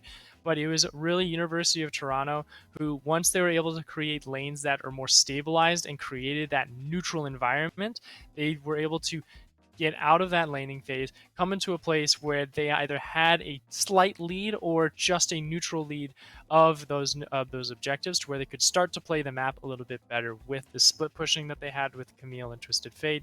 They were able to dominate with that, and once the resources were spread too thin, Ryerson University just fell to the wayside, and University of Toronto playing it immaculately. Well done in this 3-game series. They do indeed. And, you know, it was an incredible series, and now we got an even more incredible moment here. As every 180 seconds, Coco, someone is diagnosed with a blood cancer. And 40% of all pediatric cancers are blood cancer. Every blood cancer diagnosis turns lives upside down. When this happens, the Leukemia and Lymphoma Society, LLS, is here to help. Since 1949, LLS has invested more than $1.3 billion in research, pioneering many of today's most innovative approaches. They work tirelessly to find cures and ensure patients can access the life-saving treatments that they need. When someone experiences the fear and uncertainty of a cancer diagnosis, LLS provides hope, compassion, education, and support. So just like LLS is making an impact in the cancer community, the LLS Hero of the Game represents the player who made the biggest impact in the match played. Whether it was a clutch play, a sacrifice, or provided strong leadership when it mattered most, today's LLS Hero of the Game is going to be Explosion Act. As we welcome him into the interview booth, Explosion Act, how does it feel to take the first round here, take this best of 3, this grueling best of 3, as we kicked off the night? I think everyone is very excited and happy that we're able to move on to the semifinals. And I think everybody did a very good job, and we played together as a team, and we pulled through at the end. So I'm very proud of everybody. I very much like it. I can appreciate the positivity there. But for you specifically, as the series went on, things got dicey in game number 2, where it felt like you guys had complete control in game 1 after stumbling a little bit in the early game of game number 1. But game number 3 was just decisive from you guys as a whole. And specifically you with the Lulu were a driving force to that. So what was the mentality of the team as you were kind of making your way through that best of 3? Okay, so first game after the win, we were pretty confident that we were going to take the series. But unfortunately, second game, we kind of lost a little bit of focus. We kind of had a little bit of fun. And then we ended up, so if you guys watched the stream, you know, the top lane skirmish did not go well for us, and it snowballed from there. But, yeah, but third game, we said, all right, guys, let's put on a serious face and then just give it our all. And that's what we did. I like it. Coco, if you have any questions. Well, we had a lot of top lane action actually throughout this entire series. We pretty much had the camera stuck up there for the majority. But really it was the bottom lanes that determined the games through the most part. It was like you and Landkreis were able to pop off on Xayah and Lulu, and then in game 2, where it was like that other big sweep, it was the Aphelios that was really being able to come through. So with all of those changes, how do you think the current like collegiate bot lane is going through for yourself, and do you guys think you're going to be really contended as you guys move out throughout the playoffs? I think if we focus up, we definitely have a chance. There are definitely a lot of good teams in the bracket so far. So, for example, next week we're against York. I think they're a very good contender. And I think we have a good chance, but we still need a lot of good practice. And I think I believe in my team. I like it. Hey, you got to have some belief there. Yeah. And also, I just wanted to shout out to everybody who helped our team, including our manager, Sunshine, Michael, Kunyanya, Sarah, as well as our dear friend, Dan, who also cheered us on, and then as well as our coach, Lauren, and everybody else on the team. Also, A-Team for UofT, who helped us draft and everything. So thank you, everybody. That led us to I this. like it. Hey, get a little shout out in there. Now, I do have one little thing. Do you have any ideas of things that you might be prepping or want to, express going into that next series against York next week? Is there anything on your mind? Okay, so we do have decent knowledge against York's matchup. We know that our C team did play against York today, so we got some information. Got some of that And spicy intel, man. I like it. yeah, but I think it will be a fun match to watch for sure, and fun match to play as well next week. I like it. Explosion Act, thank you so much for joining us, and you are today's Thank you for LLS this Hero of the opportunity. Games. Yeah. Of Thank course. Have a great night and good luck next week. Bye. Thank you. All right, everyone. Well, Coco, that was our first series of the night. We're buckled in, ready to go, because we got another one coming right around the corner. But I had an incredible time. Incredible that we got to go to 3 games after what we thought was going to be a quick early series to the night. But True. now we got University of Kansas going against Texas State University in series number 2 of the night. Yeah, going to be very exciting. But the only way they can get there is actually to hit up and get all the teams in the lobbies. I didn't say let's get this show rolling, because now it's going to be the Southwest that we have to check out when it comes out to the playoffs. A little bit of different switch up, a little bit of different region, but the Southwest bout for their conference will go on after this short little break. We'll be back.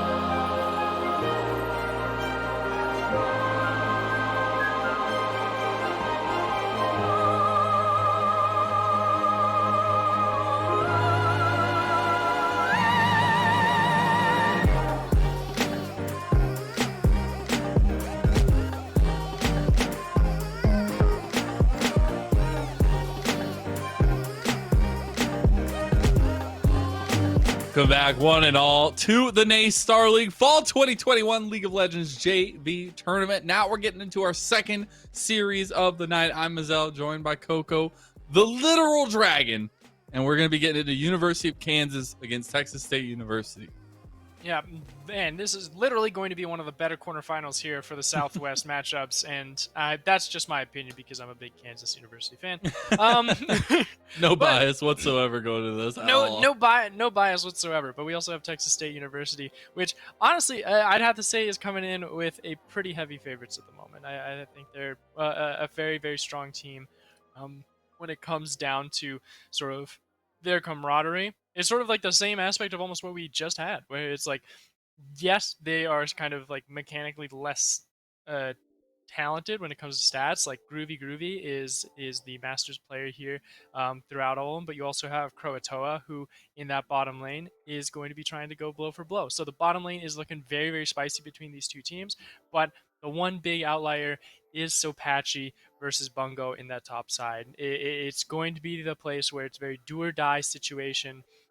And with how a lot of the solo queue lifestyle is within the top lane at the moment, where there's like Jin tops, Kled tops coming in and causing some chaos, the Shens and the Camille's that can really just create that terrible environment for your opponent to deal with is what is going to be something that I'm not sure if Texas State University is fully ready for, but that's where I look at University of Kansas and say, all right, this is where you need to not lay all of your chips on the line, but also sort of make that statement of saying, all right, we are by far the divider, like the gap between these teams, where it is the first seed versus the eighth seed throughout these playoffs. The fourth and fifth seed, if you can prove that there is a massive gap between these, then it means that the semifinals are going to be even more chaotic and even more fun to watch because of how closely knit that top four competition is going to be.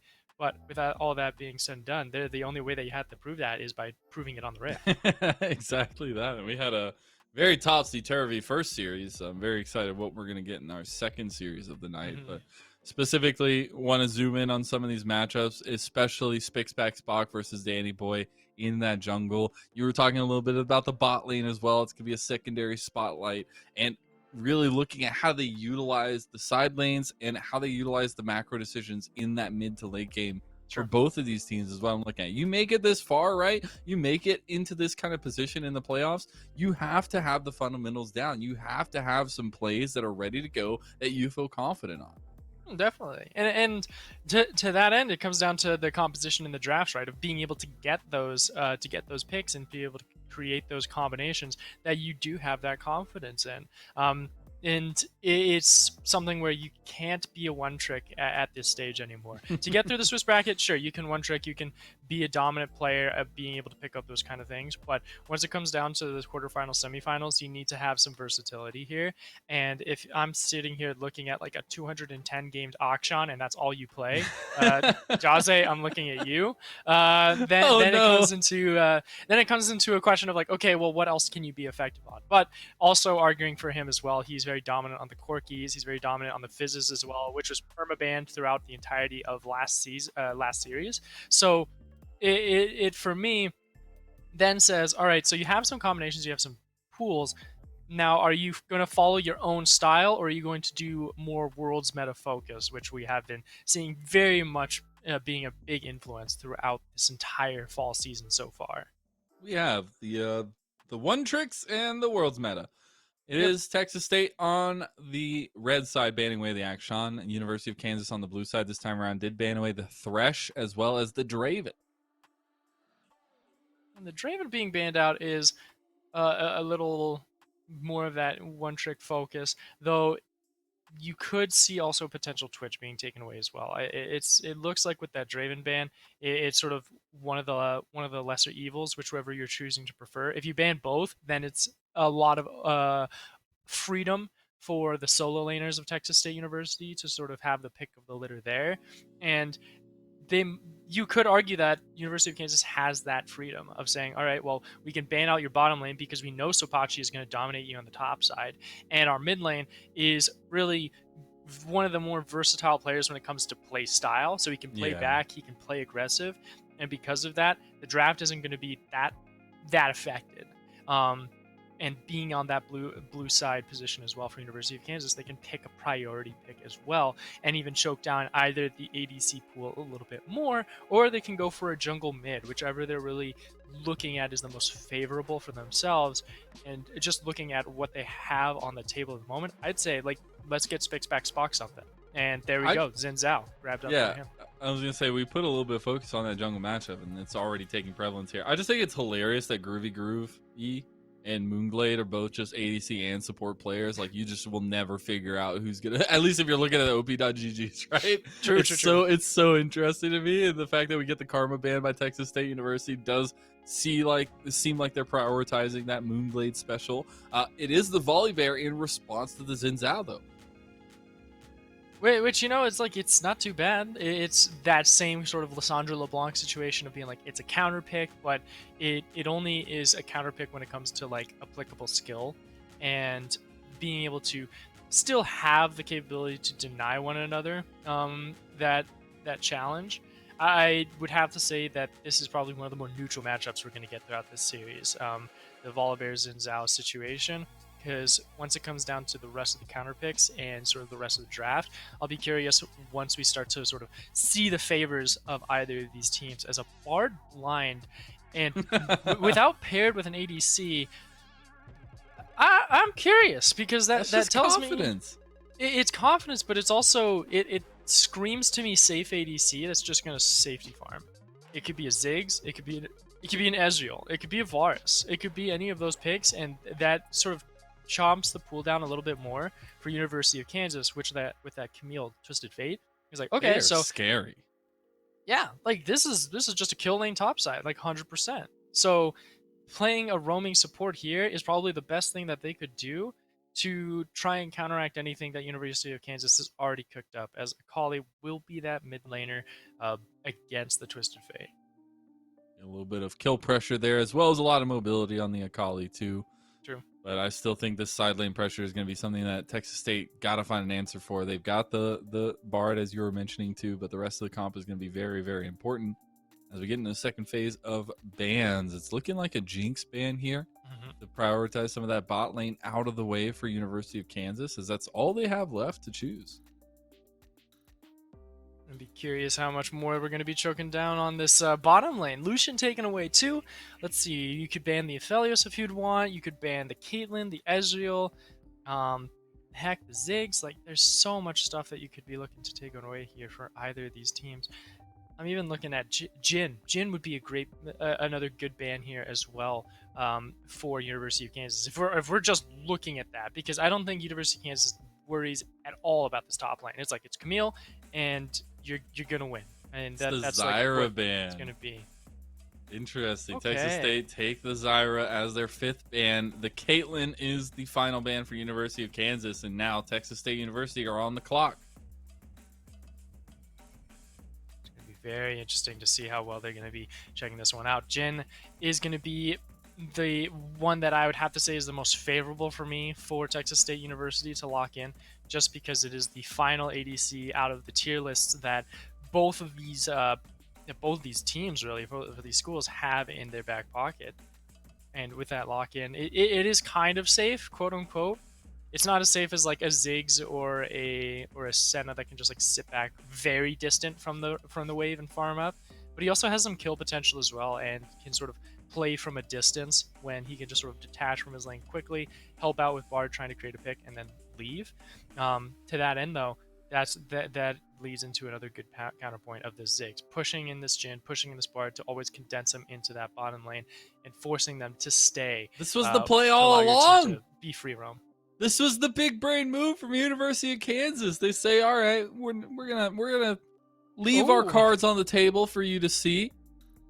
And Texas State University picked themselves into a hole. Now you got the Ziggs Amumu locked in for University of Kansas. Very, very big wombo combo, but as well as the fact that you can set up the rest of the engagement of their composition. It is the Galio as the final pick for Texas State University in response. Is it a Galio? I'm trying to think of. So it's Akali top, Galio mid, Volibear jungle then. Okay. Okay. Big thinking right here. So Akali will be a little bit more fighter-esque against that against the Camille, because like we were talking about during the beginning of the second phase of the draft, was like, okay, there's not a lot that University of Kansas is scared of in this top lane anymore to try and threaten this Camille. So Akali being already picked up, being something that can be versatile and can challenge that Camille, best option for them. And then with the Galio, it answers that Twisted Fate of being able to roam effectively, can challenge these more aggressive plays that University of Kansas is looking for, and can also be that additional frontline for this Volibear of Danny Boy to assist in creating some good objective fights. The only concern for me after that is, well, you're going against University of Kansas, who is okay with fighting front to back, will look to fight for pinces too, and if you do fight in a more condensed area, well, you have a Ziggs and a Mumu that are going to be looking to lock you down in that area to create a kill zone for the rest of the Kansas to jump on to. So you need to create a great argument in a sense of map state and in a sense of tempo control for me for Texas State University to come out on top. Relying on a decent amount of comfort here for the squad, but as well as just trying to pick the pieces they feel like they can. Definitely in this situation has the feeling of University of Kansas getting a lot of what they wanted, right? Anytime that you don't leave any room for imagination against the other team, you got what you wanted. True. With the lock-in of that TF, Camille, Xin Zhao, you obviously see the strategy they're trying to employ early. But then it all comes down to execution. We had a long conversation about that for our first series, and it came, to brass tacks in the game 3 where it did work out for them. University of Kansas trying to put a strong foot forward in this best of 3 to kick off their playoffs. Something here. I haven't seen a Volibear jungle in a little while, just because of how his clear speed is. Not too efficient from what I recall at this moment when you compare it to other junglers like the Graves, the Xin Zhaos, the Kha'Zixes, and so on, that can clear very quickly, can do a full clear, and then also get in a gank before you're even able to work on your buff or your Gromp. Or even your red buff if you're having those respective ways, and because of that, it leaves some room for error, some room for vulnerability for Texas State University. So a lot of that communication will come into play of testing out how those level 3, those level 4s were going to be. But on the other side of the coin, I feel like Texas State actually has a good place to start when it comes to challenging this bottom lane, because again, this Amumu and Ziggs, yes, they can oppress you. But once the Amumu it has exhausted his bandage toss, this Galio can stick on the Ziggs and Amumu very well. And if he doesn't land his crowd control, the Jhin and Galio will blow him right up. So there's some room for this Volibear to come into this bottom lane, focus you down, and potentially get some early kills for this Jhin to become this just assassin that can just blast through the composition of University of Kansas. Yep, and that's a really tall task, but it can be achieved if you find the right avenues early. And yeah, you got to put the spotlight on that Volibear in the jungle, and especially the fact that they did pick the Akali for the top lane, and to be able to see that going into the Camille, it's going to be an interesting matchup in its own right. One that haven't seen much of recently, if at all. And I feel like it can be a very volatile one for both these teams. Be very volatile indeed, and not to mention Akali in the top lane as well, something that hasn't been as popular in solo queue, at least for a while, just because she has some bad matchups that lose her out. But being into this top side, it might just be enough for you to create this place where you have the Galio in the mid lane for a while. But once you get out of the turret plates, once you get out of a position that you can say, all right, Akali, go back into mid, get into a place where you can start to create some priority, then maybe we'll be able to create a good argument for themselves. But that is all yet to be seen once Texas State gets out onto the Rift and is able to at least grab a lead for themselves. It will be interesting to all find out, but game number 1 is just a short bit away. The Southwest Conference bout between University of Kansas and Texas State University. We'll be back right after this break.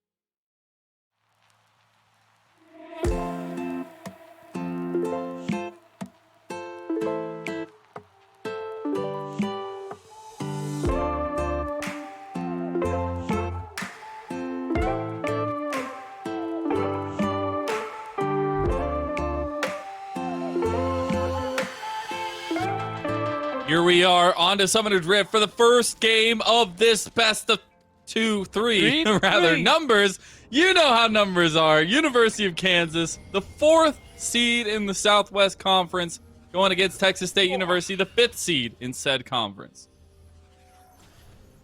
And just revising the drafts a little bit.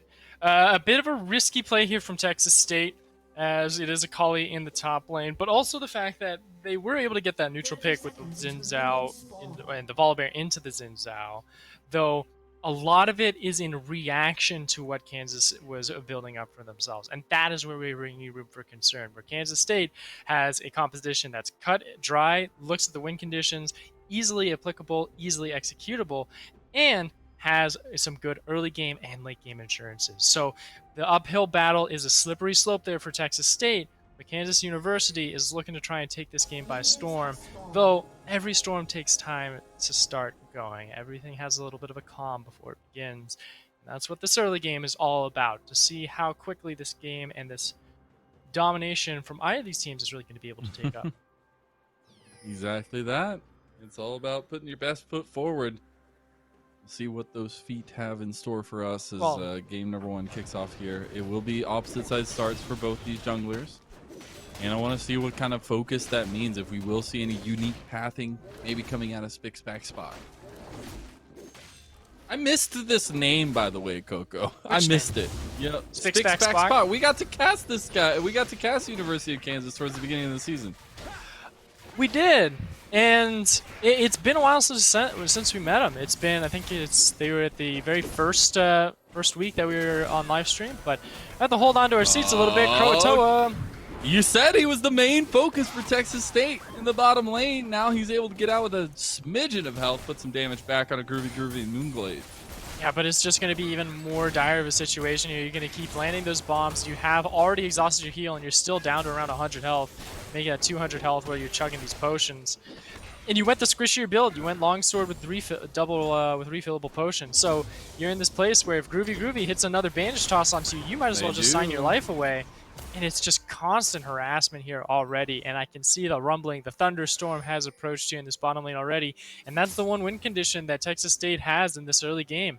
Get this Volibear down there instantaneously, drop him onto this Amumu, which doesn't have it a way out, and then start getting some kills onto this Jhin so he can start fighting against this Ziggs and Amumu, while the rest of Kansas University is looking at this top lane instead. Danny Boy, oh, wrong time to go in, but they get first blood. Now Groovy is all by himself. Will be taken down immediately afterwards. First blood going over to Moonglade specifically. Yeah, but it was Danny Boy that was just a little bit late, you could argue, but it was really the fact that Groovy was just on top of it this time, landing those bandage tosses onto I Love Bards, then getting that kill. Though, with that 1-for-1, with the first blood going over to Moonglade Ziggs, that applies a lot more pressure here to try and focus point onto this bottom lane to really start to break it open. But with how Kansas University already getting all this priority in the top end, the disconnect of this win condition for top, of prioritizing this kill onto Bungo or Zakali, might shift up a little bit, because Akali can't push that effectively against the Camille just yet, and to that end, you might be looking at trying to challenge the jungle a little bit more before you hit level 6, and that is what they are doing just yet, getting that freedom to start to cut some resources away from Danny Boy in his jungle, and then looking when Bungo does step out across that line to punish him, force some summoners, force an escape to where he can never try and challenge Sopachi on this Camille. Oh, Bungo actually going ham here. See you. He's actually. Can he not? No, so it doesn't. It just reveals positioning, right? It doesn't reveal the actual like targetable stance for you. The wind become lightning. Yeah, it's unfortunate. Yeah. Should have picked Lee Sin. Just saying. Is that what the That's the moral of the story. Should have picked Lee Sin. You should have seen him pick the Akali. You knew it was gonna happen, right? No future casting, unfortunately, for Kansas or the rest of the team. But that does mean no summoners used either, but they're able to push it in, crash the wave, go ahead and hit a reset, and see if they can look to prioritize elsewhere. These are the two junglers, though, that could actually look to try and solo dragons and solo heralds, so that is something that both these teams will need to take concern of. As for me, I'd be looking at Spixback going for that. And though Danny Boy is down here, he doesn't have anyone to try and challenge him with Cryo. So if he gets caught, then he's in real trouble. But at least he dropped some vision down as well earlier to make sure he can see where this Xin Zhao will be. Groovy though, also trying to do just the same to try and catch an eye onto Volibear. They don't see him in the bottom lane. They don't see him in the top vision either that they have placed out. So currently they have no clue where this Volibear is at this moment. Maybe he's in this bottom jungle. Maybe he's up on the tops near Krugs. But for now, they're playing like he's in bottom lane. And this is where Spixback trying to play carefully to see if he can help look for another kill here on his bottom. And I wonder how much priority we see on these dragons. Last series, extreme priority over those neutral objectives. This time around, we'll see if they actually want to commit to them early on. It is just a Cloud Dragon to start us off, so the priority does dip a little bit for that first dragon for sure. Spixback Spock gets the Scuttle Crab in front of it, clears the vision as well. Do that, no problem. Some decent vision, some security while he goes away and looks for his top camps to continue farming up. Still 39 CS to each because they were able to steal camps from one another while the other was on the opposite side of the map or recalling. Though, from here, with how safely Ziggs can play, Groovy can now start roaming. And I'm looking at this mid lane, same as Groovy.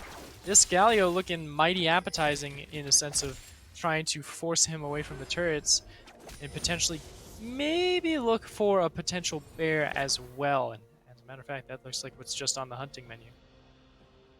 They also have Sopachi right behind here as well. Danny Boy's just trying to find a way to get away. Destiny comes out. Oh no. It's all coming down. Apparently it's bear season as Jays gets the kill. Just caught in a very terrible position. Danny Boy losing his life there.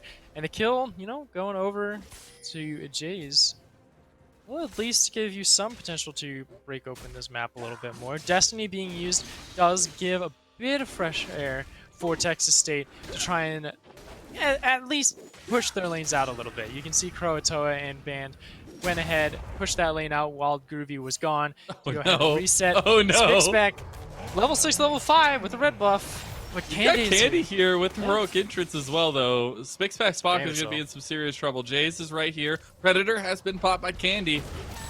And he does connect it. Damage done by the Justice Punch as well, but Winds of War is not going to be enough from that distance. Crescent Guard was utilized by Spixpack Spock. And unfortunately will be forced away. Oh, that ultimate being exhausted. Hello, we missed something? Ooh, 1v1. Bungo gets the kill, but Wind becomes lightning and Bungo becomes death.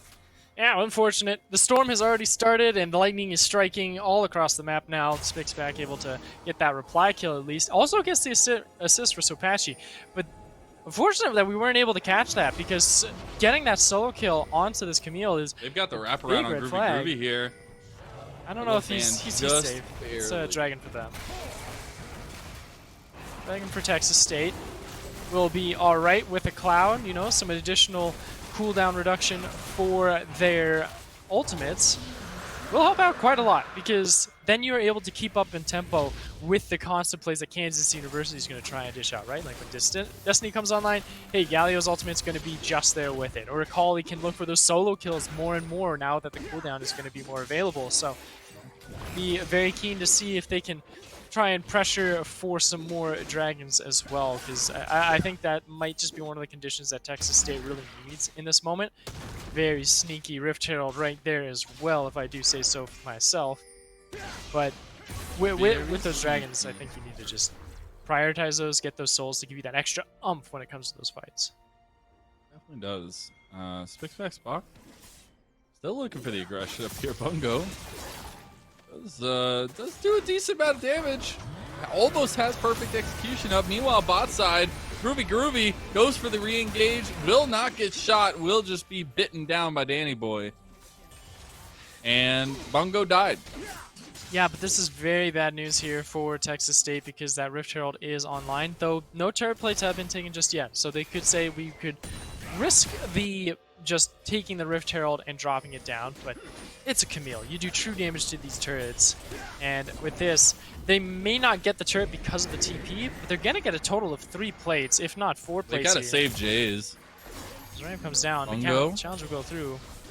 That's a lot of plates going over. Bungo's going in. my goodness. Bungo's going ham. Heroic entrance is there. Gets the double There we go. knock up. So Pachi's on the backside. They get one. Shutdown goes to Danny Boy. Re-engage from Groovy. So Pachi able to put down some damage here. The turnaround is there. Curse of the Sad Mummy. The CC is not enough from I Love Band. He cannot save the day. Yellow card is there. He doesn't have the knockback.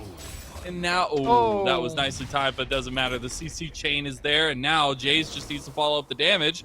But no mana from Groovy means I Love Band gets out. Yep, no damage just there, no mana for that, but that is 4 plates going down, but only 3 of those plates were actually cashed in by the side of Kansas University.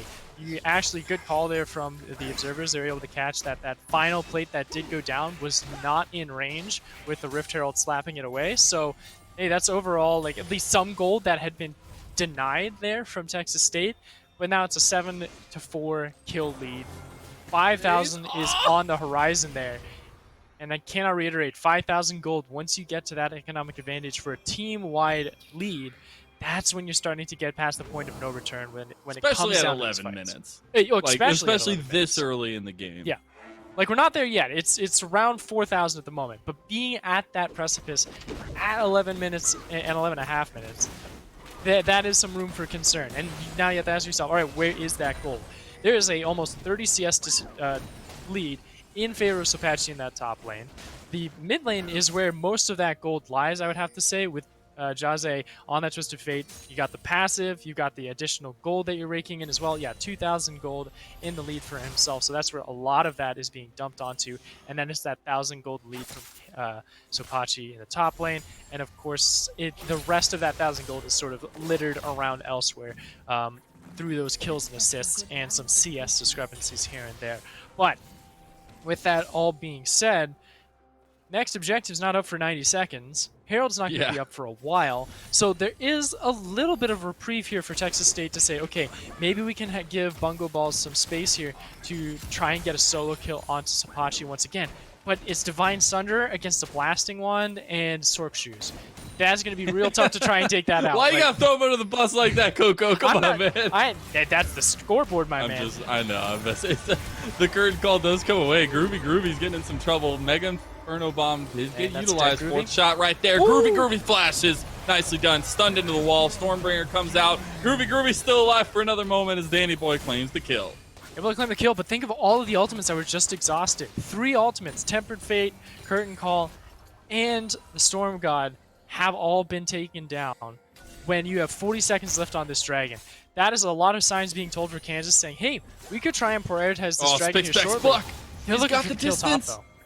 Bungo, there's Destiny, yellow card at the ready. There's the stun, and Jays is now on a rampage. This TF is unlocked. 9 on the Dark Seal, 4-0 in kills. This is a crucial pick for Kansas in game 1. And with this turret falling here, that is the 5,000 gold mark that will be going over in the favor of Kansas University. That now gets ticked over, and I'd have to say for Kansas, I say you could try and challenge this dragon. You see the teleports coming, or at least the recall's coming back. Teleports won't be up, so Texas State is at least able to squeeze out this dragon, possibly. But here comes Spixback and the rest of Kansas University. They're being slow to the call, so for them, they're allowing this dragon to go through.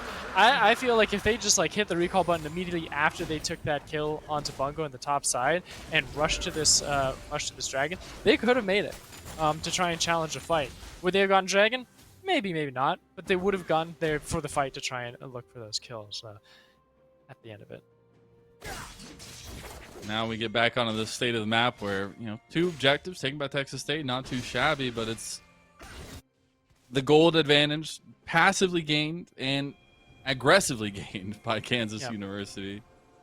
And the fact that we just have the complete unlocked mobility squad for them, and this is exactly what they wanted when they were drafting this comp.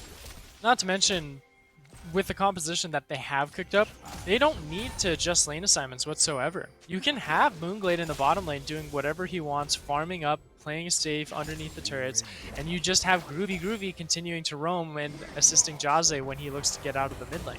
There's no reason to switch that up, and it sort of creates that awkward mindset as Jaze taking a little bit of damage there, but it creates that awkward mindset of Texas State of being like, oh, well, they haven't changed their lane assignments, why should we? But that's just because of the freedom that composition has. Oh! They need to get out of these lane assignments now, and I think Croatoa should stay here in this mid lane.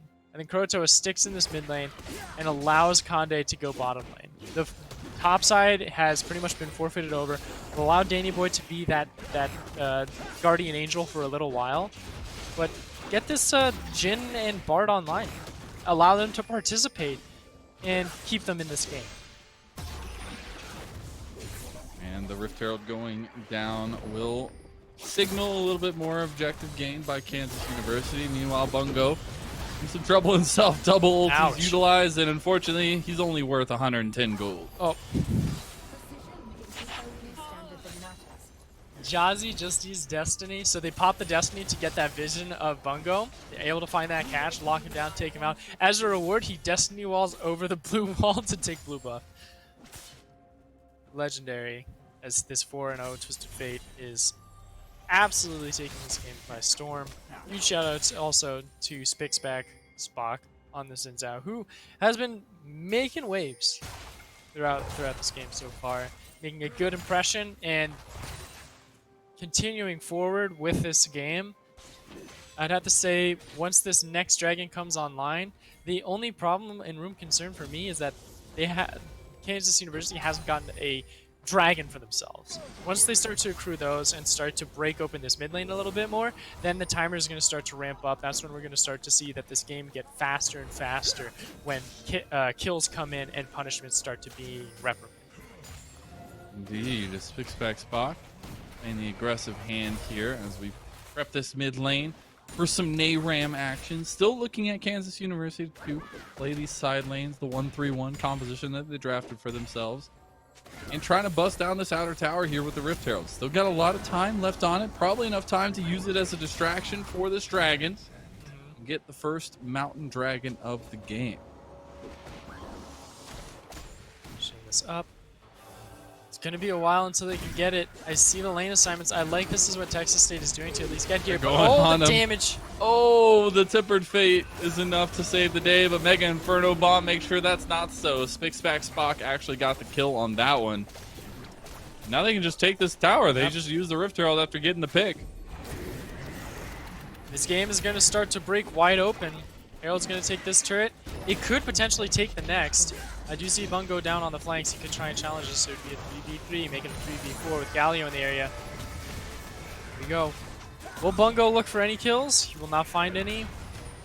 And within this course of time, Kansas University reading Texas State like a book, disengaging at the proper times, preparing to hit the reset buttons, look for this dragon that is coming up in 45 seconds, and then crash upon it as a full 5-man team. You have TP on Sopachi still, so you could look to just continue to threaten this top side of the map, break that turret open, and then TP into the dragon when you need to. So, only thing for me for Texas is deny those flank wards and make sure that Sopachi doesn't get onto your backline instantly, so that this fight just falls apart at the very beginning.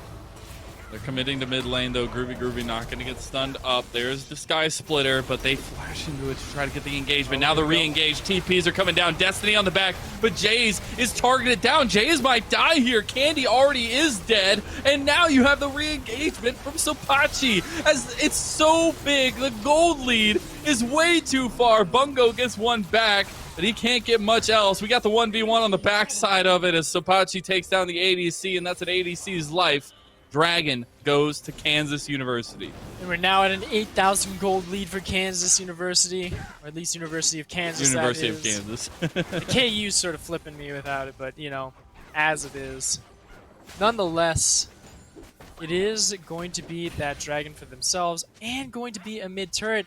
And with how that fight went, with only one member falling, and that being used it too early. Oh no! How dare you? That's unfortunate.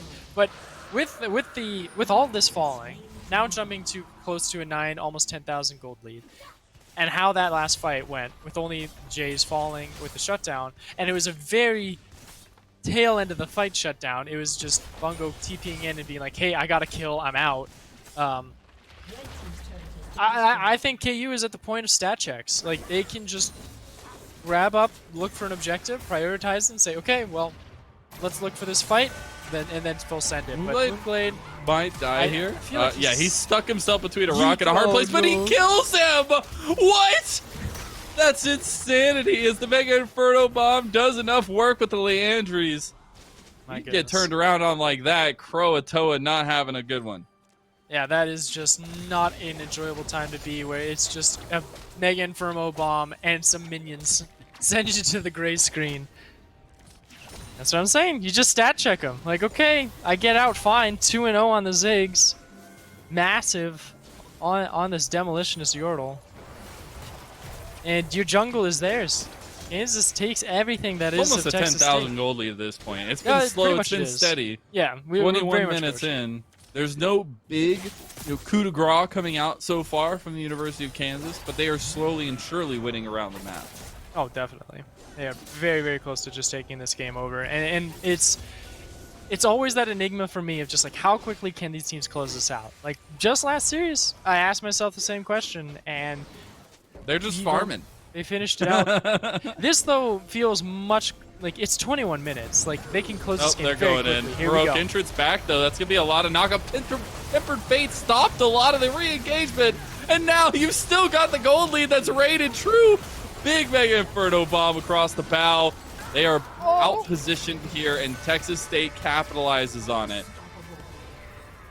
That was underneath a turret, Mazel, and it was a 3 for 2, and they stayed under that turret for quite a while. So it's a couple shutdowns over, so it does even the kill score up a little bit. But look at how the gold is about stuck. to die. the gold is still there. It's still a 9,000 gold lead in favor of Kansas University. So They just stumbled a little bit going over that hurdle. they tripped over the turret. They tried to do like an epic backflip corkscrew over the hurdle, and they just tripped all over it. Just like fell straight to the ground. I'm imagining like a sick scooter trick. Like they do like a little twist on the scooter, but like the scooter like hits him in the ankle, and like it's just like painful. But it does. The trick's still cool.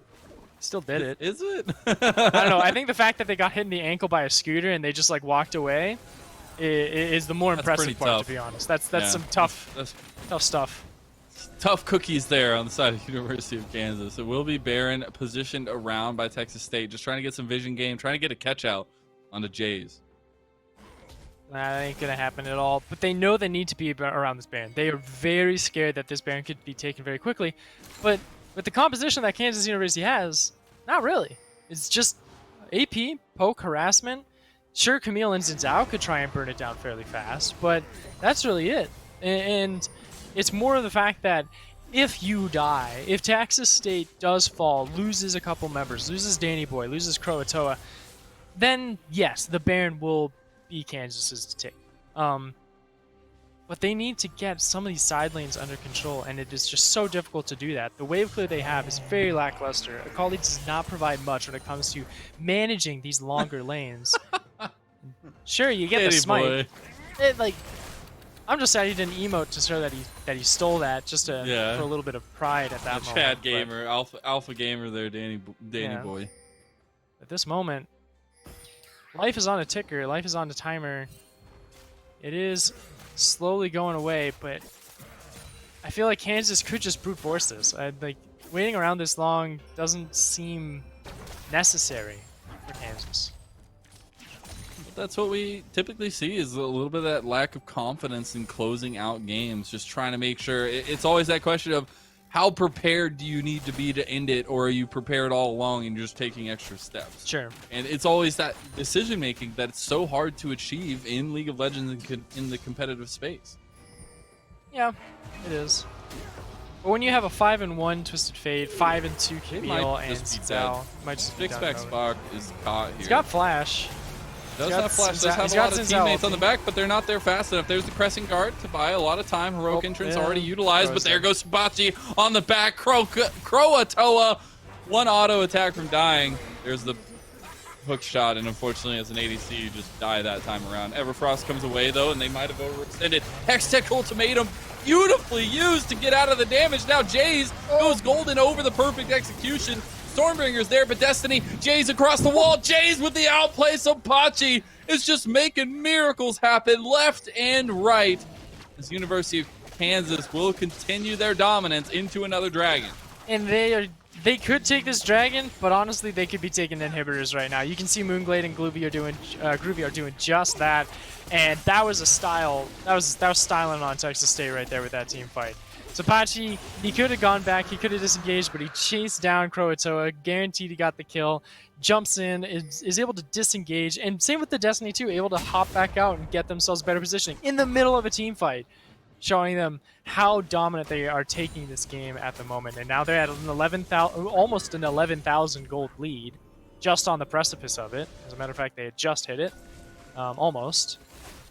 As Baron, again, it's not an option yet for Kansas. It's not something that they can challenge when 5 members of Texas are up, but it's something that they can always sort of have as like a carrot on a stick of saying like, this is always a potential thing if you ignore us, but it really is just a trap. It's an illusion into the bigger bear trap that is Kansas University's team fight.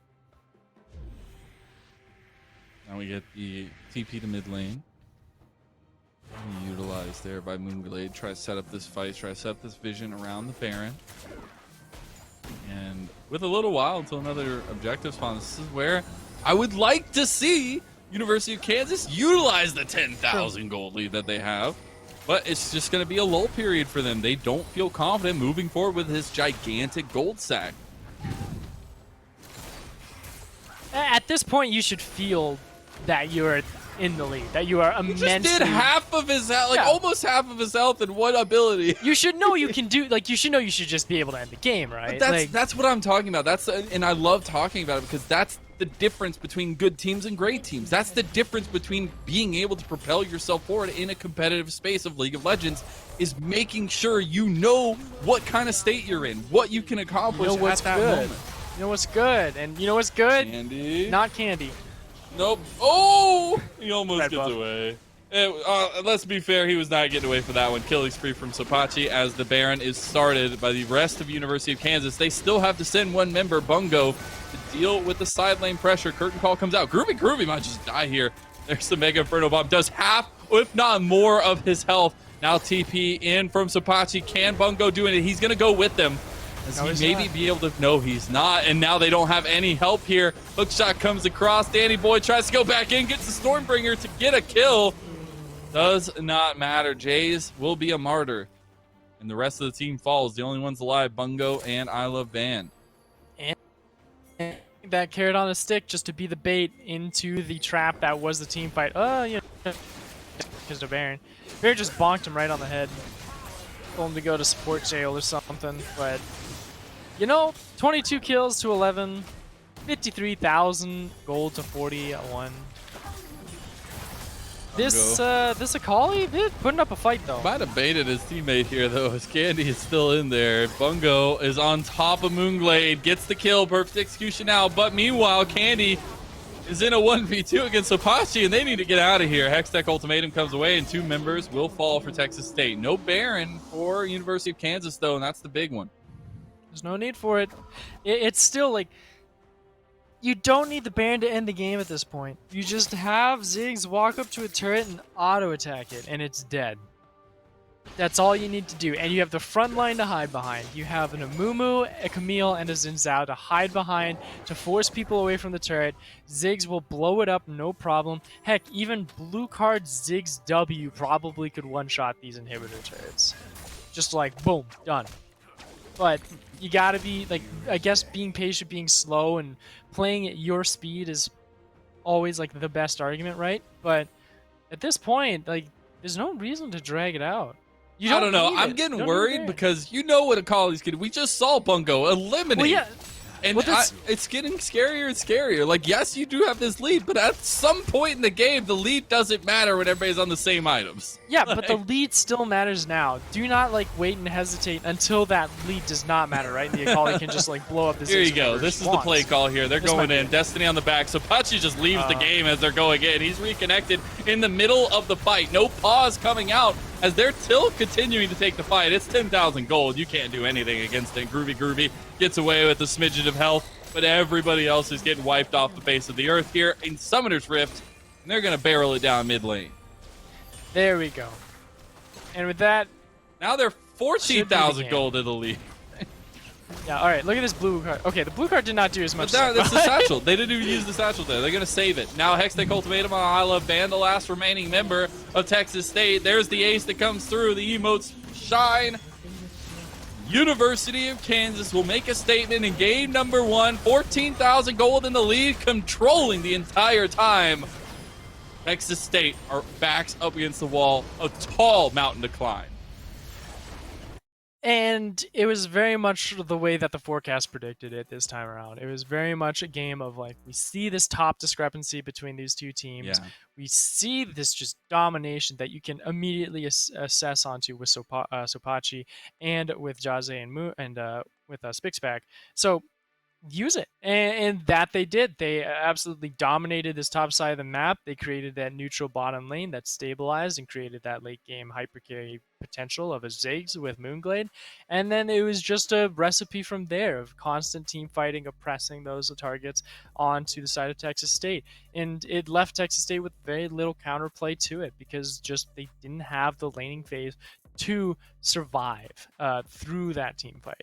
So unfortunate for them, but that doesn't mean that they're out just yet. It is a best of 3 series, and game 2 is just on the horizon. The comeback is right around the corner for Texas State University. We'll see how they're geared up for that comeback as we come back for game number 2.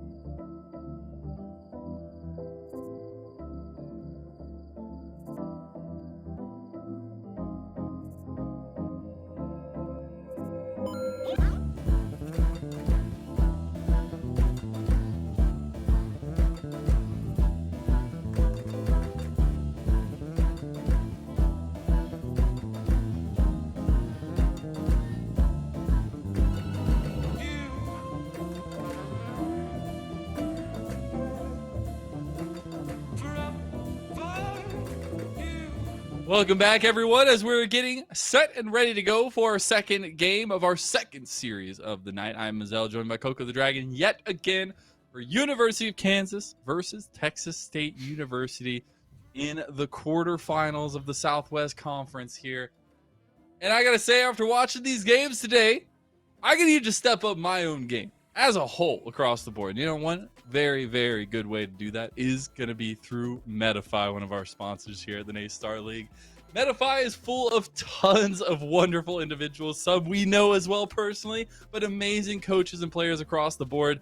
You can choose from the top League of Legends coaches and book your first session in less than 3 minutes. And with Medify, you can book those sessions instantly, chat with those coaches in real time, and even upload those past gameplays to get that expert analysis that you want from these top players and coaches. They also provide customer support for collegiate programs. So if you're an esport organizer at the collegiate level, reach out to learn how they can help your team with the one-on-one coaching and team coaching and competitive analysis. It's pretty intense stuff, Coco, and a lot of offers, a lot of ability to improve through Medify. Well, and I think one of the better things that you pointed out about that is the expansion that it can reach with all of these different levels of competition, from solo queue to clash to actual collegiate and further on. That is something that is very different and very unique of what Medify and what they're able to provide. And as a matter of fact, I think some of us all need to take a little bit lesson on closing out those games, because I felt like this game was a little bit longer than it should have been, Lennon. University of Kansas taking their sweet time as we're going to take a look at some of those games. It was complete control by University of Kansas the entire game, it seemed. Their 1-3-1 play style, their strategy to just pick the Camille, TF, as well as the Xin Zhao in the first 3 picks, it was impeccable, and they showed why. It was, and as much as I would berate on them about being a little bit slower to the end game as usual, the thing was it's a masterclass of everything before that, of the draft, of prioritizing those early win conditions, of your team's strong suits, of creating an easy to execute composition that also hits all of those checkboxes, and then being able to apply those once you hit onto the rift, giving yourself an early win condition of prioritizing that top side, as you had mentioned, Mazel, and then also having a late game investment in the bottom lane with Moonglade and with Jays, who both of them were able to just take control of these team fights, prioritize and lock down specific targets to just obliterate Texas State as it was, and using the Baron as well to create that bait objective to always force Texas State to poke their heads out a little bit too early so they could punish them immaculately. All of it was very well done by Kansas University. Again, the whole iterating of like the game ending at 30 minutes and 30 seconds, being a little bit late. Of course, that is a little bit of just doing the fine touches, the fine notes of that self-realization, of knowing how far you are ahead, how much you can take away from the opposing team, and then being able to close out those games properly. It's one of Yeah. those last lessons that a lot of people learn, and it's not something that even some of the best teams know just yet, because of how much it's something where us as a spectator, as an observer, as a commentator, we get to see everything. We get to see how much of that lead they actually have. It's a little bit different once you're on the battlefield and you're in that fog of war. So for them, Yeah. after that first game, I think that's something where the second game they might have that tap in to now be able to really take this second game by storm. Well, we're already into the thick of things here. University of Kansas back on that blue side. Texas State University back on that red side. Thresh, Draven, Lucian band away on that blue side. Akshan, as well as the Kled, and potentially the Amumu band away. Amumu would be a decent ban to take away. It was very difficult to deal with, but it wasn't the catalyst of a lot of things. Jaze's Twisted Fate was very much a big powerhouse. Not to mention the 11-2 Camille that Sopachi had on that top side of the map. So it's not just a one single target problem. There's a lot of things that they need to take into consideration. However, I think the side selection is another place for concern again. With Texas State picking right side, sure, it gives you the counter pick, but in this conversation where you are heavily outmatched in those skill matchups, you need to give yourself the tools first before they take them away from you. And I think this is where this Twitch and Rakan come into play, something that is very comfortable in Texas State's side of the court and is able to at least go up against a lot of what University of Kansas may throw at them. Exactly that. I love that we get the Twitch coming through for Texas State. You're giving one of those comfort picks over, as well as a lot of engage potential, but peel back potential. And I'm wondering here if we just see the triple lock in again by University of Kansas, as it might look like it. Camille gets locked in second, and there you go. If it ain't broke, don't fix it. If Texas State punishes them, then you have to switch it up. But so far, they have not yet been punished with this composition. The Galio did not seem like the best option. The Akali didn't either. I don't know if I agree with this hover. I know you could say it's sort of like a think tank at the moment, but now that that's been locked in, I'm not sure I'm a fan of that. You need to find this Akali a better lane matchup, right? And yes, it's a flex still at this moment. Could it go against the Twisted Fate? Potentially, but you're playing an uphill battle because Destiny, once that's popped, boom, all eyes are on you. They can see you, and that smokescreen is no longer a strong point of your kit. Exactly. I would be very interested at the bans we get. Okay, so Texas State learned from their lessons in game one. They take away the entire bot lane that University of Kansas wanted of that game one. So nice ban away from that one. Galio, the ban away from the University of Kansas, which was actually a really big turning point for Texas State University in that last game. I feel like those heroic entrances were what gave them the little light of hope that they did have. It gave them some time, right, to slow the fight down and create some space again for both Croatoa and Bungo to start to do some work. At the end of the day, though, it is still something that you have to think of lane priority first to take down this Twisted Fate. You're picking your jungler and another solo laner here for Texas State, and this is where, for me, a jungler that can get onto the mid lane easy would be great, but they go with the Volibear again. It is a salty run back. The counter pick is not too bad, and it plays into what Danny Boy likes to prefer. He's been very much a fan of that Volibear recently, just through his solo queue history as it is. But with that being said, it's like the final pick. This counter pick has to give me a good argument for Texas. It definitely does. I like the comfort being relied on back by Texas State University, though. That's hugely crucial for them to get back into this series itself, and the Volibear represents that. The Xayah locked in, though, is a very scary ticket against this comp because you have a lot of go forward, you have a lot of damage profile, but the Xayah will be able to get away from that and buy time for the rest of the team. And now they just get to lock it in as the Leona is the pickup for University of Kansas and a lot of lockdown themselves. And we just had a dominant Zaya performance in the last series, being piloted around by University of Toronto with Lancrease. The the fact that you are so difficult to stick onto, and that you're in this position where you don't have that, like, you don't have that early front damage, but it's again that late game investment, right? The ADC focus of getting to that collector Mm-hmm. and Gale Force to where you can start executing some of these squishier targets. Like, even if Akali takes some of that brute damage, which, a little pointer, those feathers, when they go through and cut through, they will hit Akali in that smoke screen, They even will. if they don't see it. So that's some additional damage that could possibly go through. Same thing with Gale Force or Gale Force. Gale Force does not care if you're invisible. It will kill you.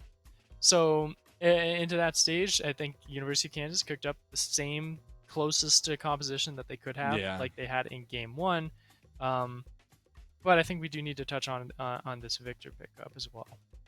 It is the final pickup for Texas State University, the interlocking piece for them, if you will. And it looks like, keeping things a little similar. They are just going to keep that Akali in the top side against the Camille, which did not really go their way last time. But having the Victor changes things up just a little bit and maybe puts a little bit more pressure on this TF in mid lane.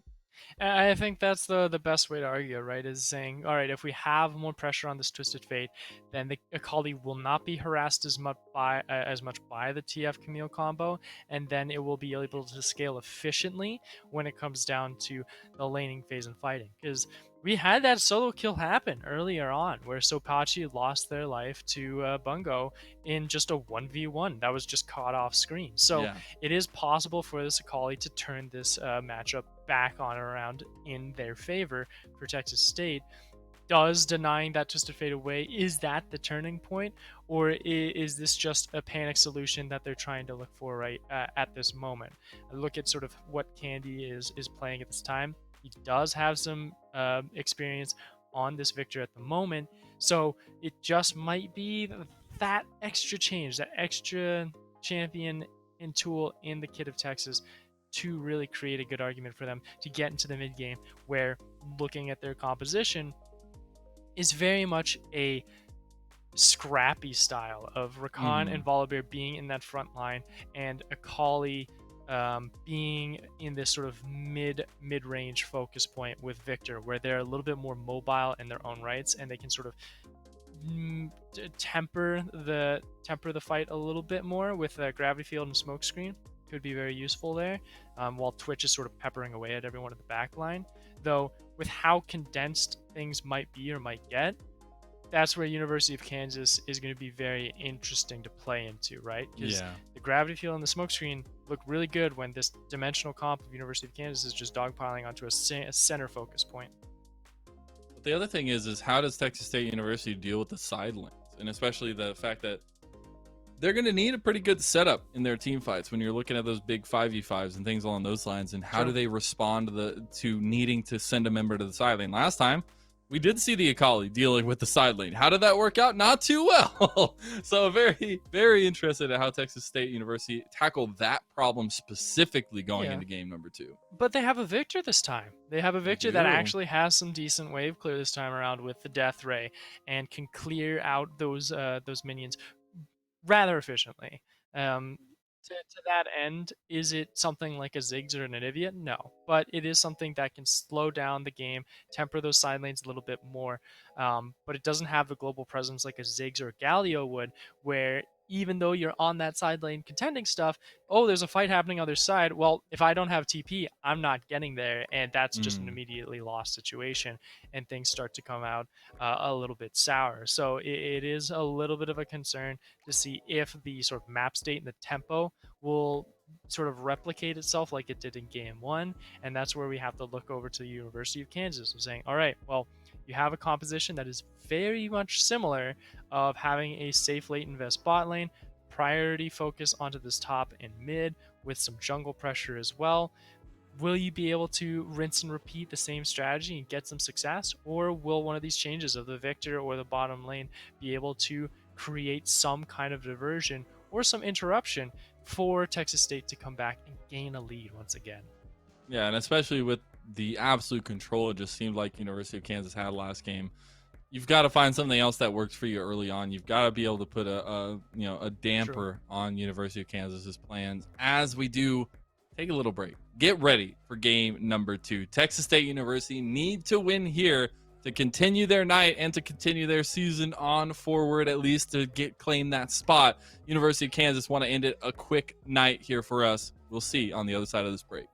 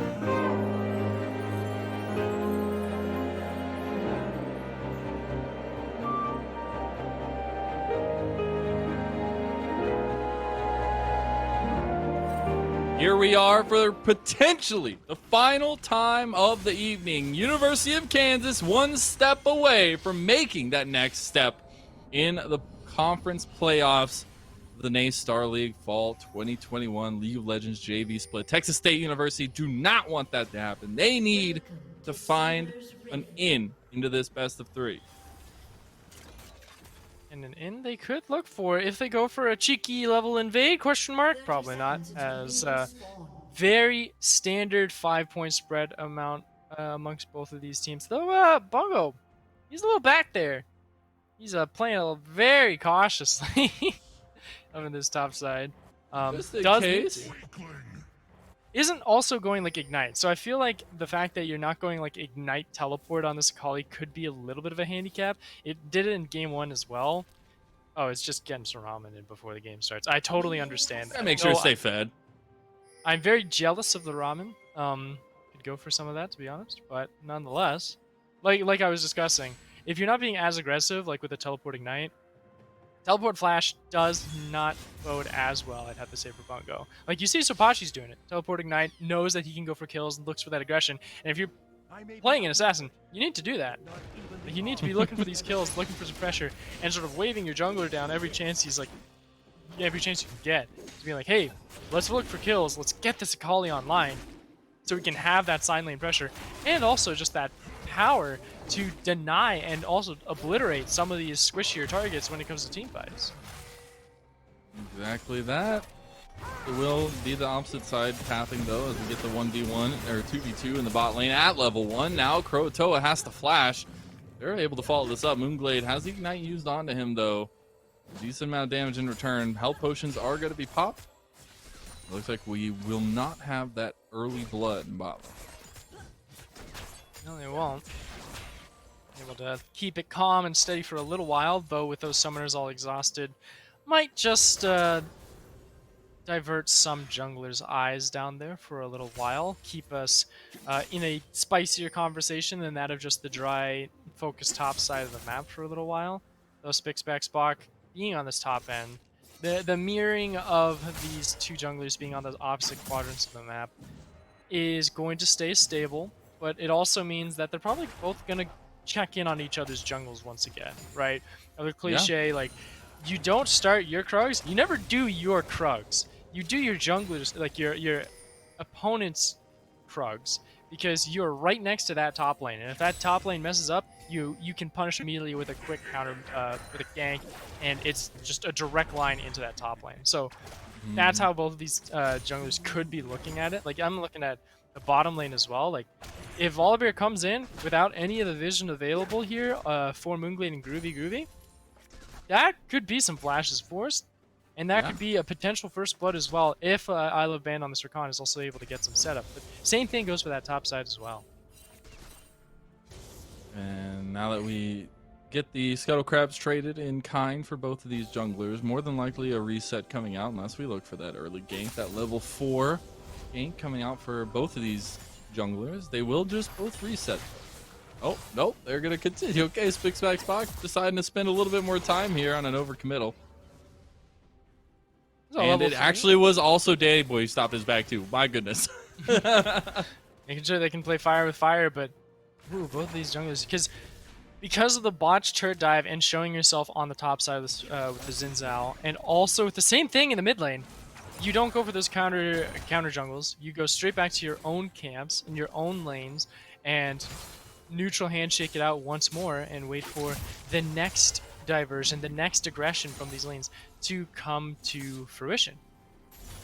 And with how Bungo is so spaced up right now, I can see how hesitant Spixback is on the Xin Zhao. He's canceling his recall every single time. It's okay to do it because like he can just like go out and clear, but at this stage, he might lose some tempo and some momentum if he sticks around for maybe a couple seconds too long.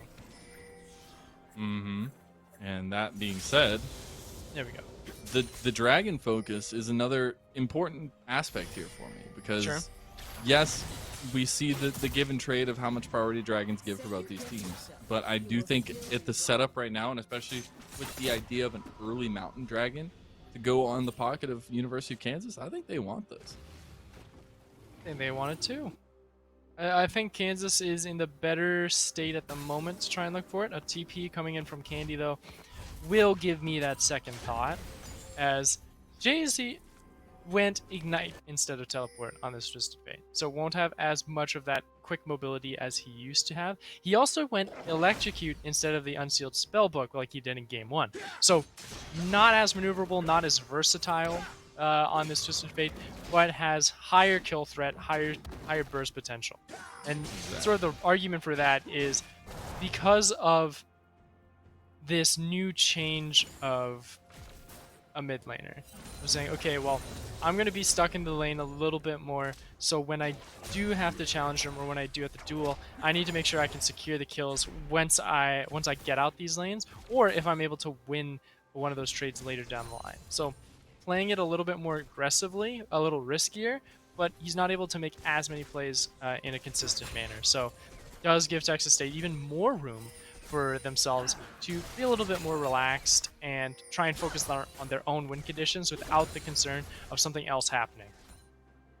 And now we do see Danny Boy I thought maybe going for an invade on the enemy side jungle, but will not find it. Both junglers hovering around this mid lane, but with the safety that is provided, will not find the ganks, and we continue to farm. Meanwhile, Danny Boy starting up the Dragon #1 for Texas State. Don't see any vision here by Kansas University to smell this one out, but just knowing that the Rakan is MIA would at least tell some of the signs. Here comes They're starting to Jace. bring him down. Jace is back going and to hop find over. it first. There's the control ward used, and now the rest of the bodies are here. Destiny was popped. Flash missed from Groovy. Groovy still not going to connect the yellow card either. This is a little bit rough for University of Kansas as they need to turn tail and run.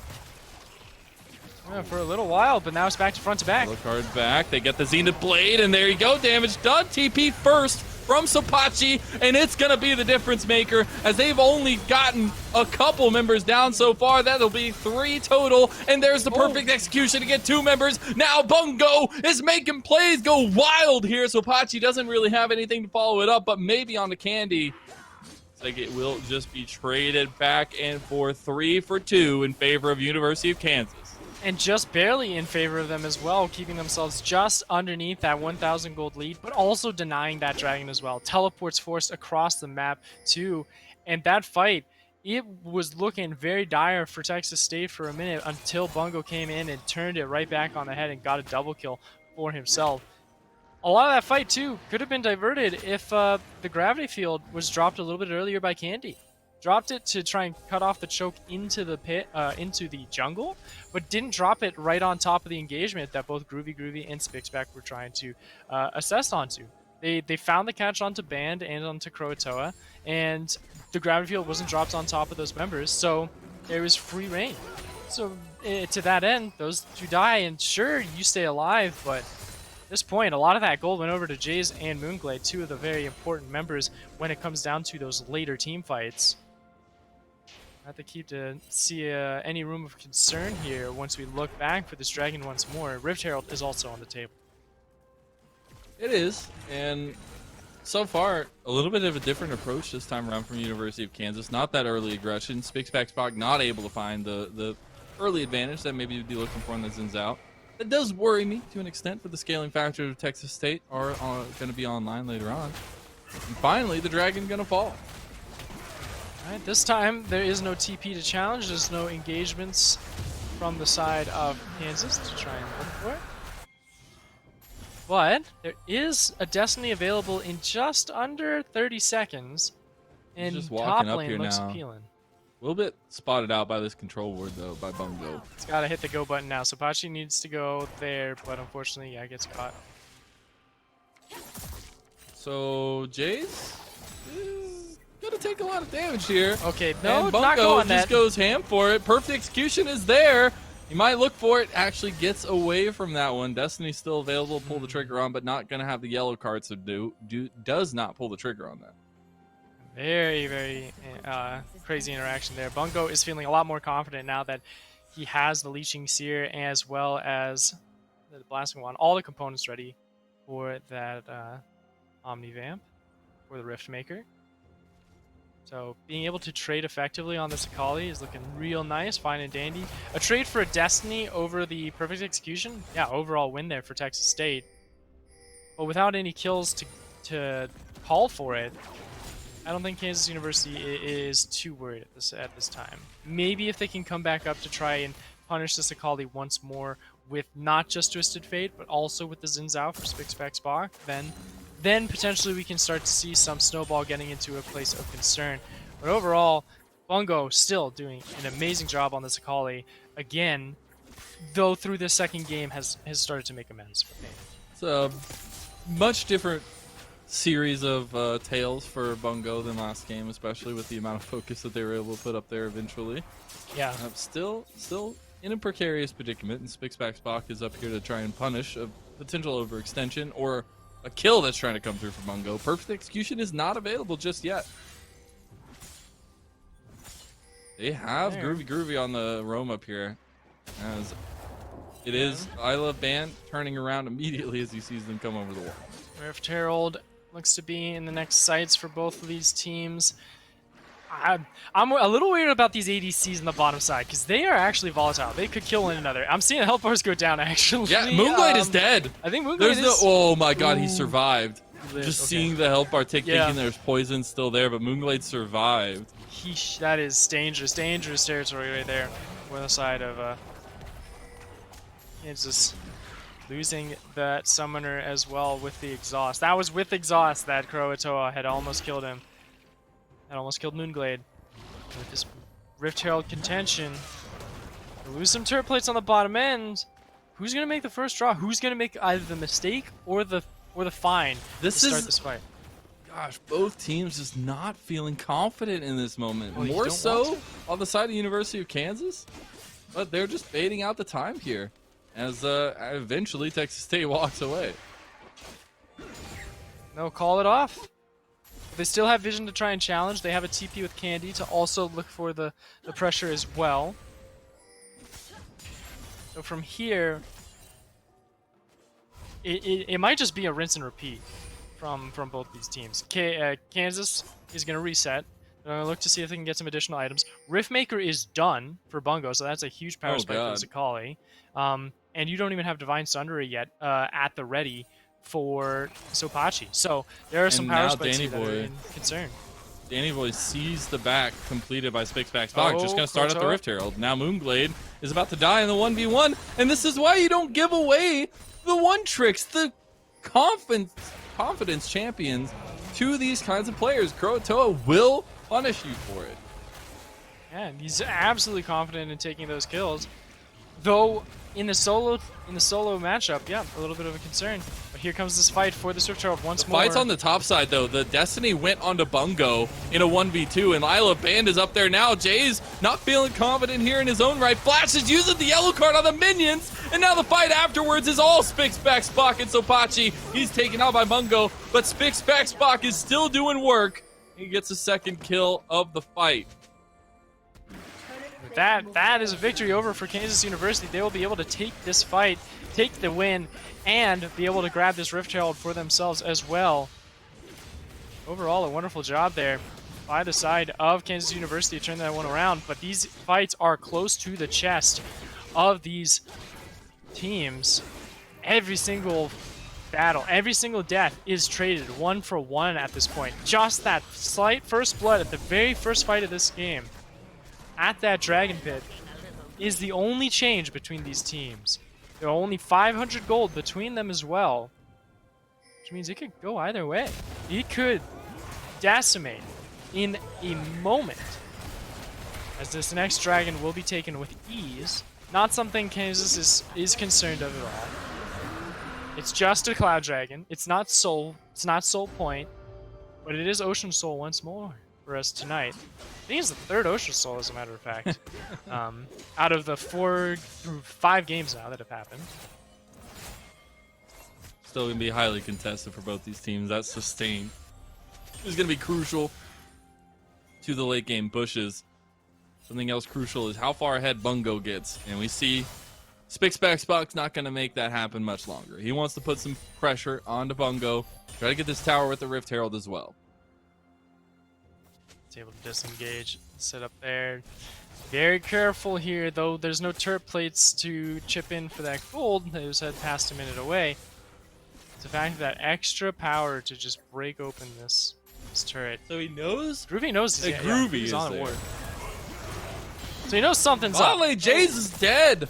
The shutdown goes over.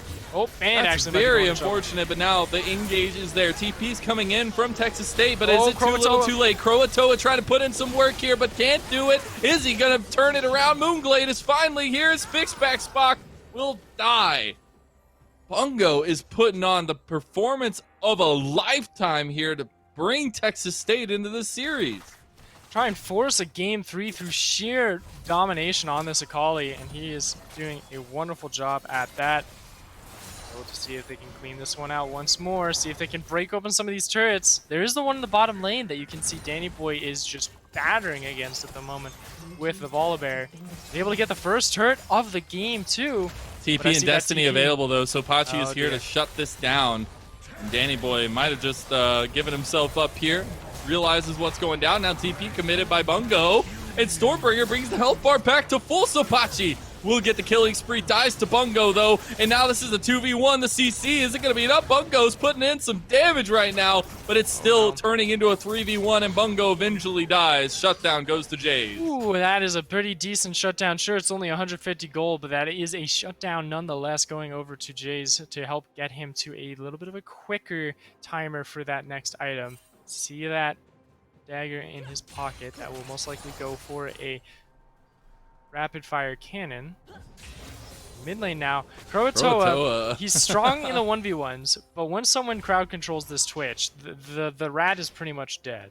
And he does not have a chance to try and challenge for those fights. He needs to be in that long range with the spray and pray to look for anything more than that. But Jays in the side lane is really the best opportunity that Kansas has at this moment to create some more neutrality.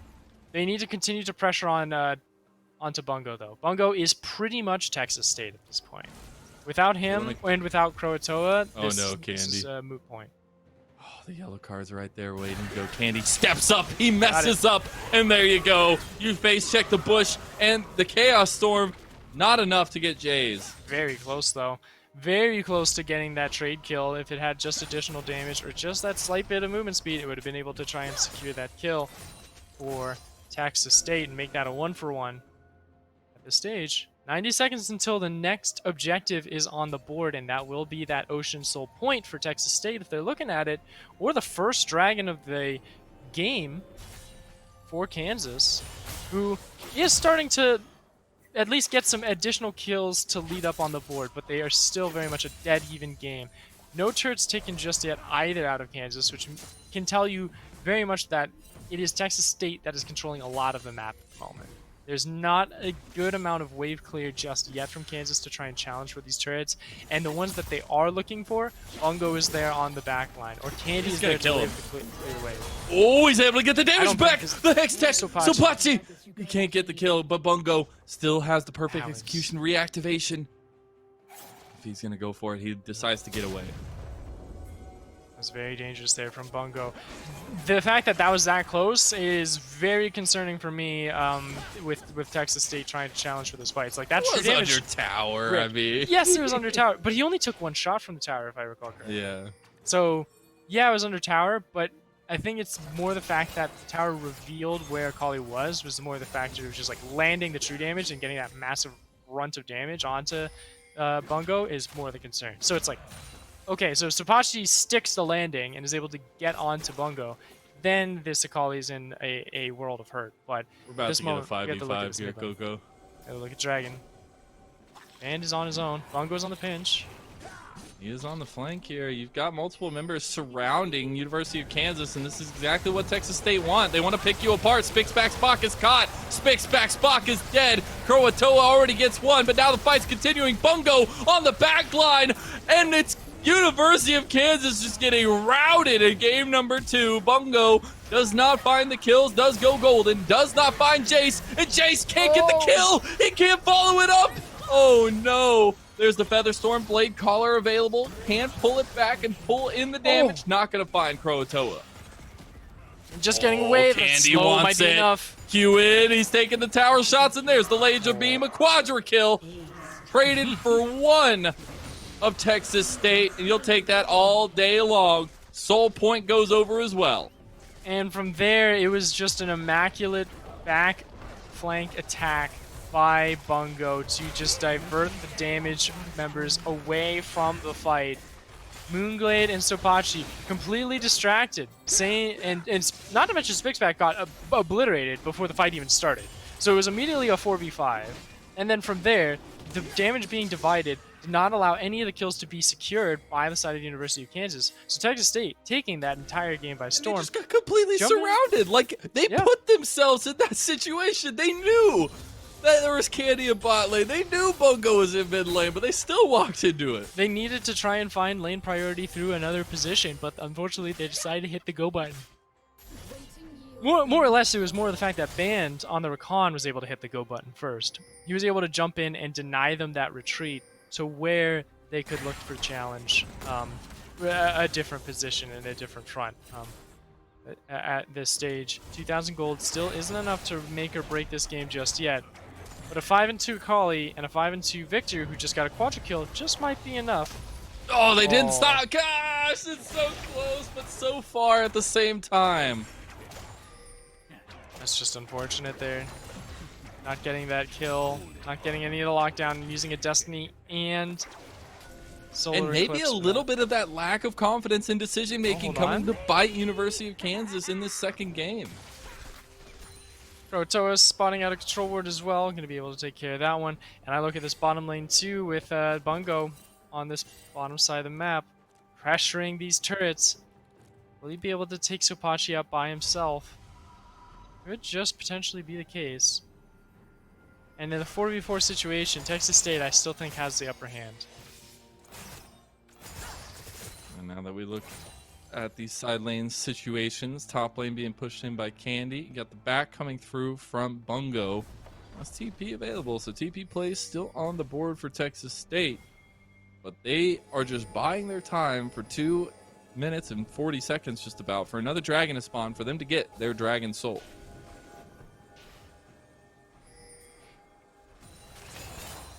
The other thing change about this too is that this Baron actually can be taken very quickly by Kansas as well. Not like last previous game where they had like the Ziggs and just a Fate that was a little bit more utility focused. This game with the Xin Zhao, Camille, and Isaiah, that Baron can go down fairly quickly. So this is something where Texas State needs to keep that in mind as the dragon is in 2 minutes. Now Candy, his life is on the line here. There's blood in the water, and Candy does not know it just yet. He does not. They're spending a ton of time up here, though.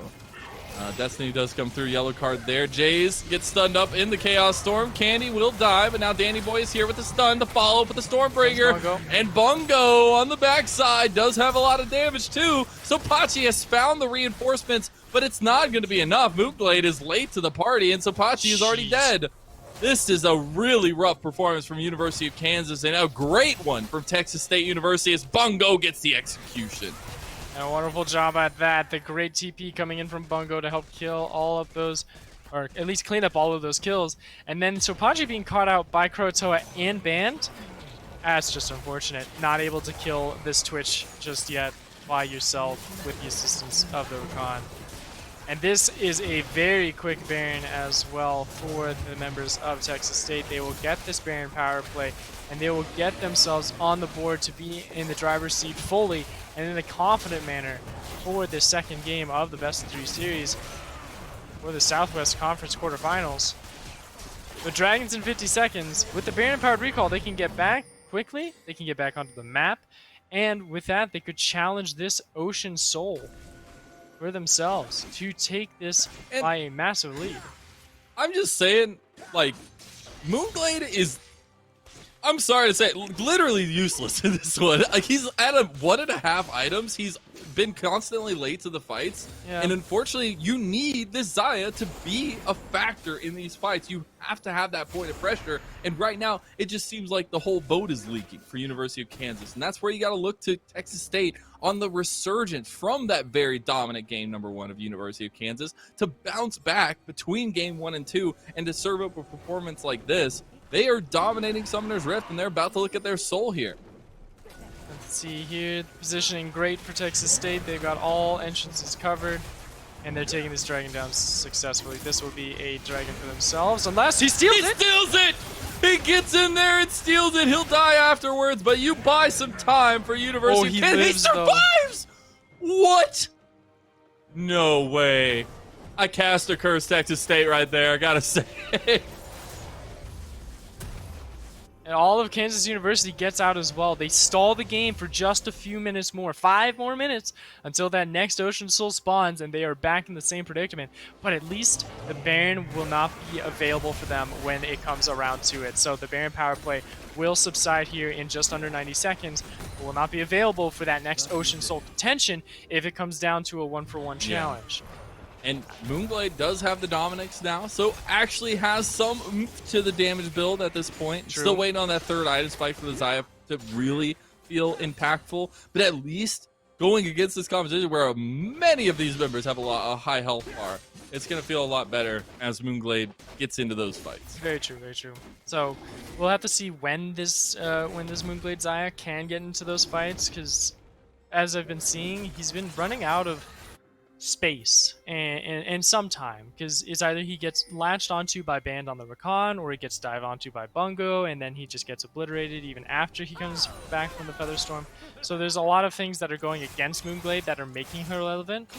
But as you had pointed out, with the Lord Dominic's cash-in, he might be able to start tearing through the front line a bit more, to where he can whittle them down fast enough to challenge the more squishy members of Texas State, like Candy and Bungo, who will be in that range. Because Zaya still is one of those shorter range characters in the ADC role, and against Kurotoa's Twitch, who with the Spray and Pray will get that additional 200 range, you're gonna have a tough time getting onto him unless he's pretty much the last man standing. Kurotoa trying to make a cheap gameplay into the mid lane, won't find it. Just gonna get the, I thought he was gonna get the empowered back from the Baron buff that they have for no longer. So he started the buff, stopped the back, or started the back, stopped the back, and then will not have the buff to complete that one. But it is still just buying time right now for Texas State until that next fight. They feel confident in the 5v5. They feel confident in their setup around these neutral objectives.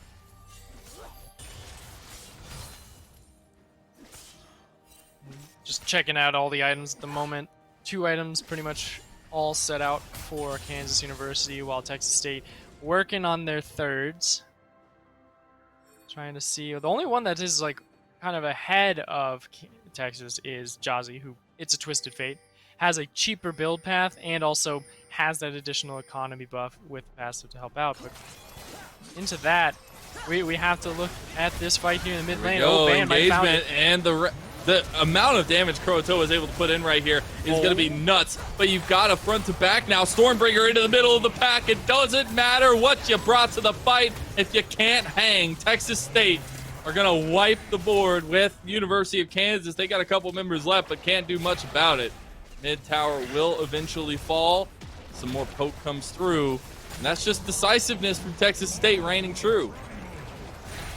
Seeing if they can try and get more, but the wave clear from Jazzy is just enough to be able to disengage. But it's 90 seconds until that dragon. Yes, they're able to get 3 kills for nothing.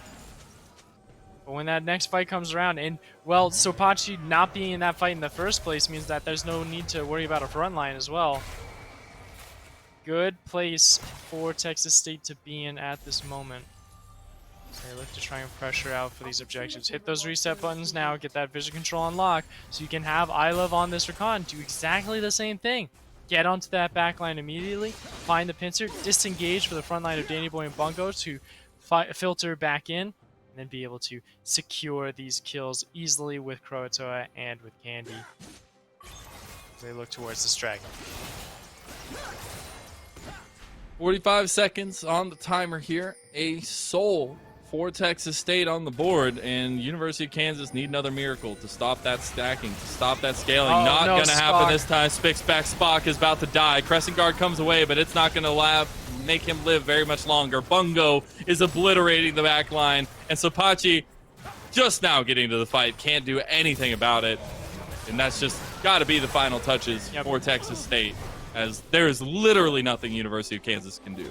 The only issue now is the fact that Texas State is dealing with some pretty poor sideways and wave crashes at the moment, so they can't really look to take inhibitors at all. They can only take this Dragon and Baron for themselves. That ain't much of a problem, honestly. Like another power play and the soul achievement for yourself. Absolute victory for Texas State. Again, finding cash after cash in Kansas University.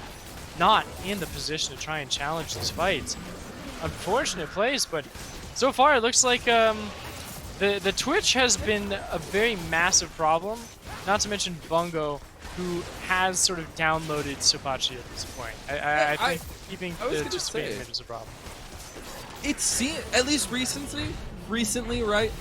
It seems that Collegiate is just a rough and tumble Wild West. We have seen so many times where a team comes out and smacks game number 1 convincingly. They're doing macro right. They're executing right in the team fights. Their positioning is insane. Their mechanics are amazing. and then they just throw the ball downfield in game number 2. And it's so interesting to me that this thrives in the collegiate scene, that we see this consistently from teams. Well, we're seeing inconsistency consistently, if that's the way you're putting it, right? The fact that we're running into these situations where it's the same rinse and repeat strategy, but it's adapted. It's like it's just a completely different performance. So really, what changed? And you look over to Texas State. Texas State was the team that adapted, the one that made those changes. They didn't stay cut and dry. And I think the thing is you need to be consistent, but also adaptive. The pocket's just dead. Candy. Like, what? He just walked up there like that. You just get obliterated. Just walked up slowly and down smash. Not even.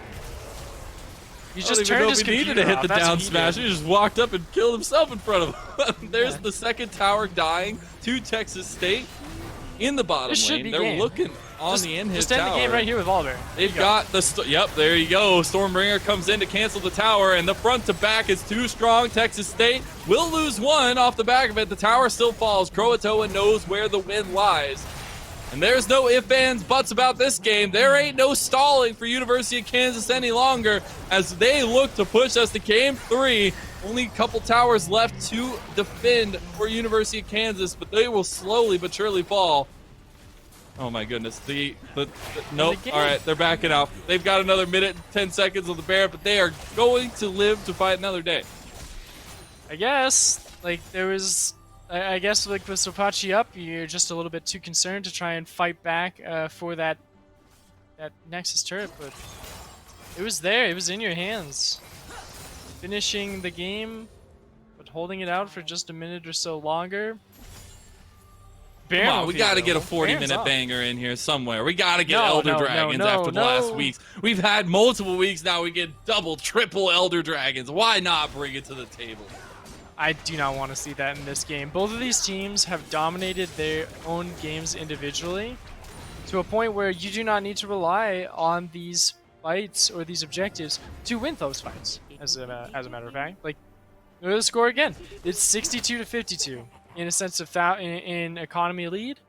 It is a Twitch that is 6-2 and 8-3 victor, and I am complimenting the back line at the moment. I'm not even talking about Bungo on the front line, who is literally ripping people to shreds. That's the biggest question to me. It's like, was the Galio so important that you just leave the Twitch open and give Croatoa one of his most played champions? That's the interesting decision making. I think that's something that University of Kansas is definitely going to be wishing went differently for them in the draft in game 2. Definitely. I think the Galio ban was a little bit of a botch.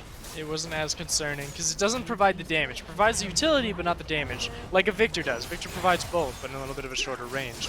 As knocking on the top lane at the moment, seeing if they could look to break it open. Volibear is coming down mid, so Danny Boy could start up a dive at any moment. And the siege is real here with the Dragon Soul achieved by Texas State. They will just regen their health back as they just take time to force the fights against the University of Kansas. There is no Baron empowered minion waves this time, so they'll have to be a little bit more active if they want to hit this go button here and now. Members are grouping up, they're creating a proper front to back. All it is we're looking at Danny Boy and we're looking at Bungo. Those two are the ones that will really start to set this game on fire.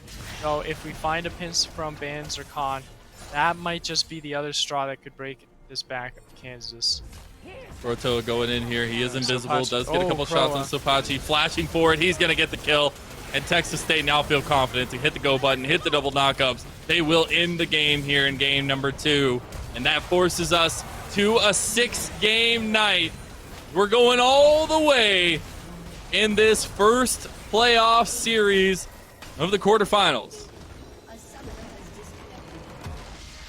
And it's difficult to sort of dissect some of these series that are stomp to stomp, right? Where it's like one team has a immaculate performance in game 1, it hits all of the questions, all of the checkbox, right? And then the second game, it's almost a dead reverse of where did this team go wrong? How did they find these pinches? And in this time around, it was Texas State that had the upper hand, and a lot of it was onto Bungo there, who on the Sakali just won that side lane. Insane, dude. That double kill, perfect execution of the team fight to set up the entire game. Like, my goodness. I couldn't be more excited for Texas State University. It's amazing like how quickly they're able to come back on that off of the back of Bungo, who before we even talked about in the series is probably like the biggest underdog here. He's going against Yeah. Sabachi. It's a Plat 2, if I recall correctly, a Plat 2 versus a Masters player. Yes, there's some At discrepancy. this point, in I don't get in that. I skill feel level. like those aren't even right anymore. We And- had that last week as Yeah, well. it's just like you're like, okay, this is the biggest upset, but it's also showing it's like, man, Texas State, the players that they have right now, they work together really well and they read the team fights really well. And I think that's where they're able to break through in this game too. But also that comfort pick on the Twitch, I think, really threw out that late game insurance that Yeah. Kansas was trying to set up for themselves in that Zaya. So with all that said and done, there's a lot of lessons that need to be learned and a lot of drawing boards that need to be erased and written back on again to prepare for game 3. We will see. We're getting ready for game number 3. We're a step away. We'll be back.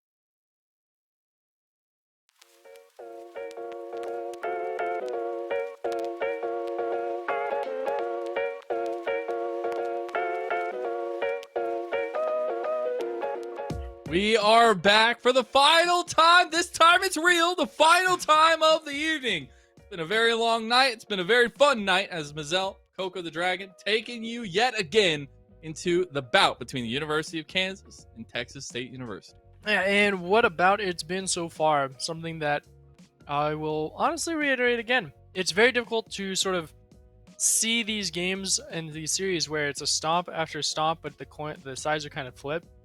Yes, the go-to argument is, well, both of the teams, they came in with a bang, caused a little bit of an upset, but the other was able to at least dissect during the break to see where their mistakes were and where they could exploit some of the weaknesses. And it's like, yeah, that's kind of it. Kind of. But most of it was really just Bungo on this Akali that just went absolutely insane, and there's no counter-argument to it whatsoever. Croatoa also did phenomenal on that Twitch, and I think that's the point that you counted out, Mazel, that instead of banning the Galio, maybe Twitch was the better option here because he was able to deny a lot of that late investment that was Moonglade on that Xayah. Indeed, and you just see it here. They pick apart the fights constantly. It is constantly Bungo on the back of the fights, the flanks, every single time. And honestly, the amount of damage Croatoa was putting down in those big team fights and those big 5v5s was insane. But it was the decision making for me that stood out for Texas State. That was not present whatsoever in game number 1. No, not whatsoever. And another issue of it too is maybe a little bit more of that push, that extra engagement power that had come into Texas State's composition as well. This time around, also on ban, had the Rakan, had a little bit more confidence to be mobile, create an engagement, create a fight to start it, but then dip right back out and assist Croatoa when it came to healing the marksman away. So overall, the changes in the draft did create some vast improvements. But I don't know if I'm fully convinced yet, to be fair. I feel like the one I am truly like, okay, this is something you should probably take away, is Bongo on that Akali. He's someone that he's been able to get solo kills in game 1 and then is able to just dominate in game 2 very single-handedly. And I feel like the only reason why the Twitch was something that could obliterate people was because of the fact that the Xayah didn't really turn out the way that Kansas expected them to. It was something that wasn't able to duel effectively against the Twitch and struggled against the Rakan as well, mostly to that end. So for me, I need to see a little bit more action coming in from Danny Boy. He's felt like that passenger. He's gotten the dragons, yes, but it's felt like the dragons that are just like Kansas doesn't care about them that much. And to that, it's like, okay, well, there's something else happening on the map that's being dealt with. But yes, we at University of Kansas have learned from their mistakes. We won't be switching up sides for the third game. University of Kansas on the blue side yet again. Ban away the Twitch, aha, and the Draven, and potentially the Lucian here. Texas State University back on the red side again for the third time. Akshan Kled ban. Pushing forward, seeing if we can get additional bans here and there that Texas State might be considering. There's also like the there you go, it's the Akali ban. There's the Akali. Thank goodness. Okay, so those are both taken off of the table, but it does leave open the Galio still that they had banned out. The Amumu was taken away as well. The Ziggs is still free too. So there's a lot going on here that has not been fully gone just yet. Not to mention Camille, still there. University of Kansas, I feel like they're still going to do it again. Like, it's going to be Camille Zinzao. They're going to do it again. It's like, okay, Akali's gone. We can do Camille Zinzao again, right? Question mark. Maybe? We got rid of the Twitch too, right? Okay, yeah, cool. Like, there's nothing wrong with the Zinzao Camille Twisted Fate. There's nothing wrong with it. That's one that didn't get taken away, though, and that's one that is a huge pickup for the setup of Texas State University, and especially with, you're looking at the champion pools in Isle of Bands, most played, highest win rate, and by far most played is the Thresh that gets locked in. True. Taking that one away. Another playmaker support as well for Texas University to see if they can put it onto band and cause some chaos amongst the ranks of University of Kansas. But this is the question now for us. Is it just going to be Camille Twisted Fate again, or like Camille support or TF support? that is where it's like, because again, I don't think it's it's busted in a sense of like, oh, Texas solved it. I still think it's just a very effective 3-man style that they can use, and then they can plug and play a lot of bot lanes. But it's the bot lane that, like, if the bot lane fails, then the 3-man powerhouse still can't win, because they eventually do fall off in sort of this mid to late power trough where there is an opening for Texas State to come back. This is what worked for them in game number 1, as Ziggs locked in 3rd pick for University of Kansas. Yeah, and Ziggs can be plug and played with pretty much any support. Amumu is not the only reason why that is such a chaos. You could just go with a Leona if you want. You could go with a roaming support like an Alistar or a Braum or a Bard, excuse me, or even a Rakan, which is also available. Rakan would be pretty decent to set up as well. So there's a lot of things that University of Kansas can do in the support department. Though with Texas, do they ban the Twisted Fate? That might be something that they're going to say, okay, we'll just get rid of that and call it a day, because it has been doing all right in both lanes. I haven't been worried about it. Haven't had any concern whatsoever when it comes down to just like lane matchups and prio, and even in the team fights. I think Jace has been doing a phenomenal job landing those destinies and getting onto the proper targets with the gold cards. He's had a couple hiccups here and there for sure. I won't count him out about that, but it just looks like to me Texas, yeah, they're okay with the TF.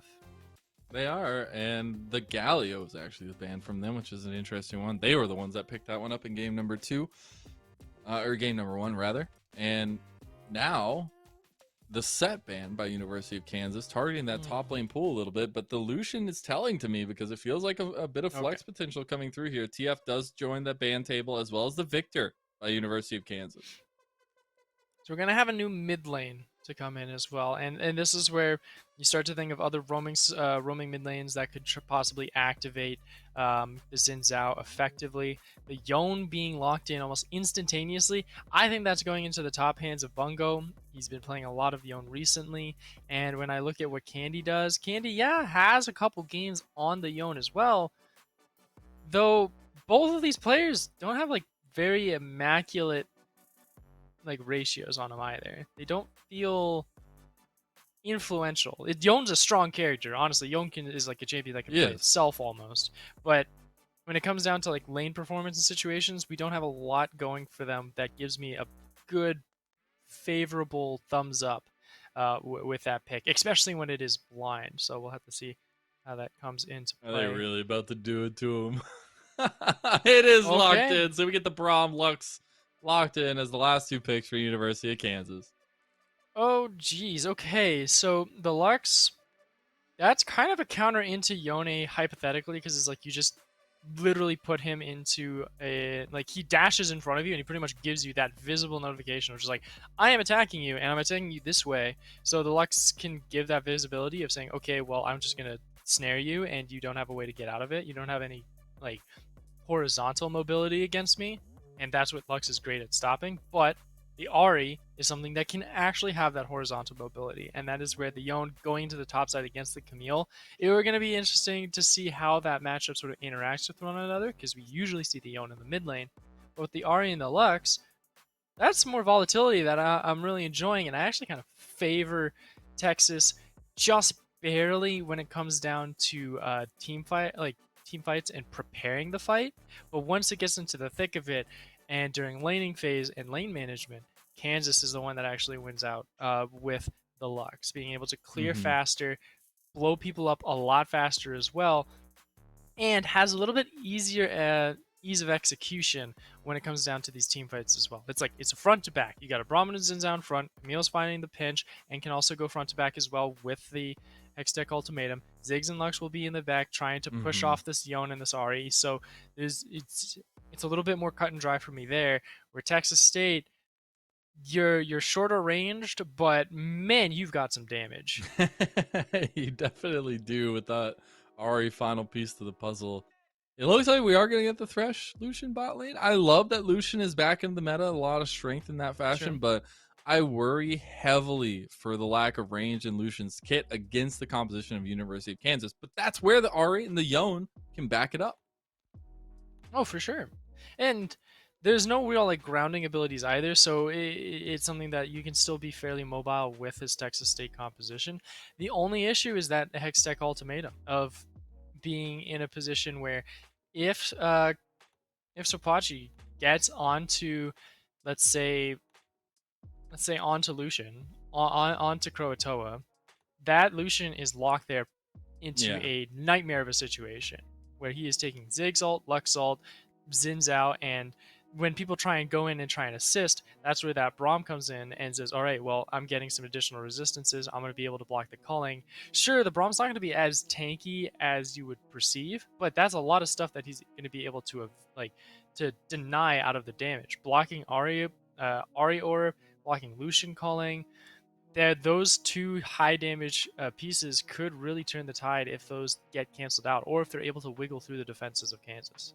And my biggest question is how University of Kansas expect to execute this composition. It feels like they have a lot of differing things going for them. A little bit of comfort, obviously, with some of these picks coming through, but it's all about the execution of these team fights, I feel like. And yes, you can look at the side lane play with the Camille and Xin Zhao combo through the top side, but necessarily you're looking to try to get the advantage and utilize the amount of AoE you have in front of these objectives. And that's something that University of Kansas failed to do last game, but that they're trying to make up for going into this third game, where Texas State University just taking full confidence, full momentum from game 2. Oh, definitely.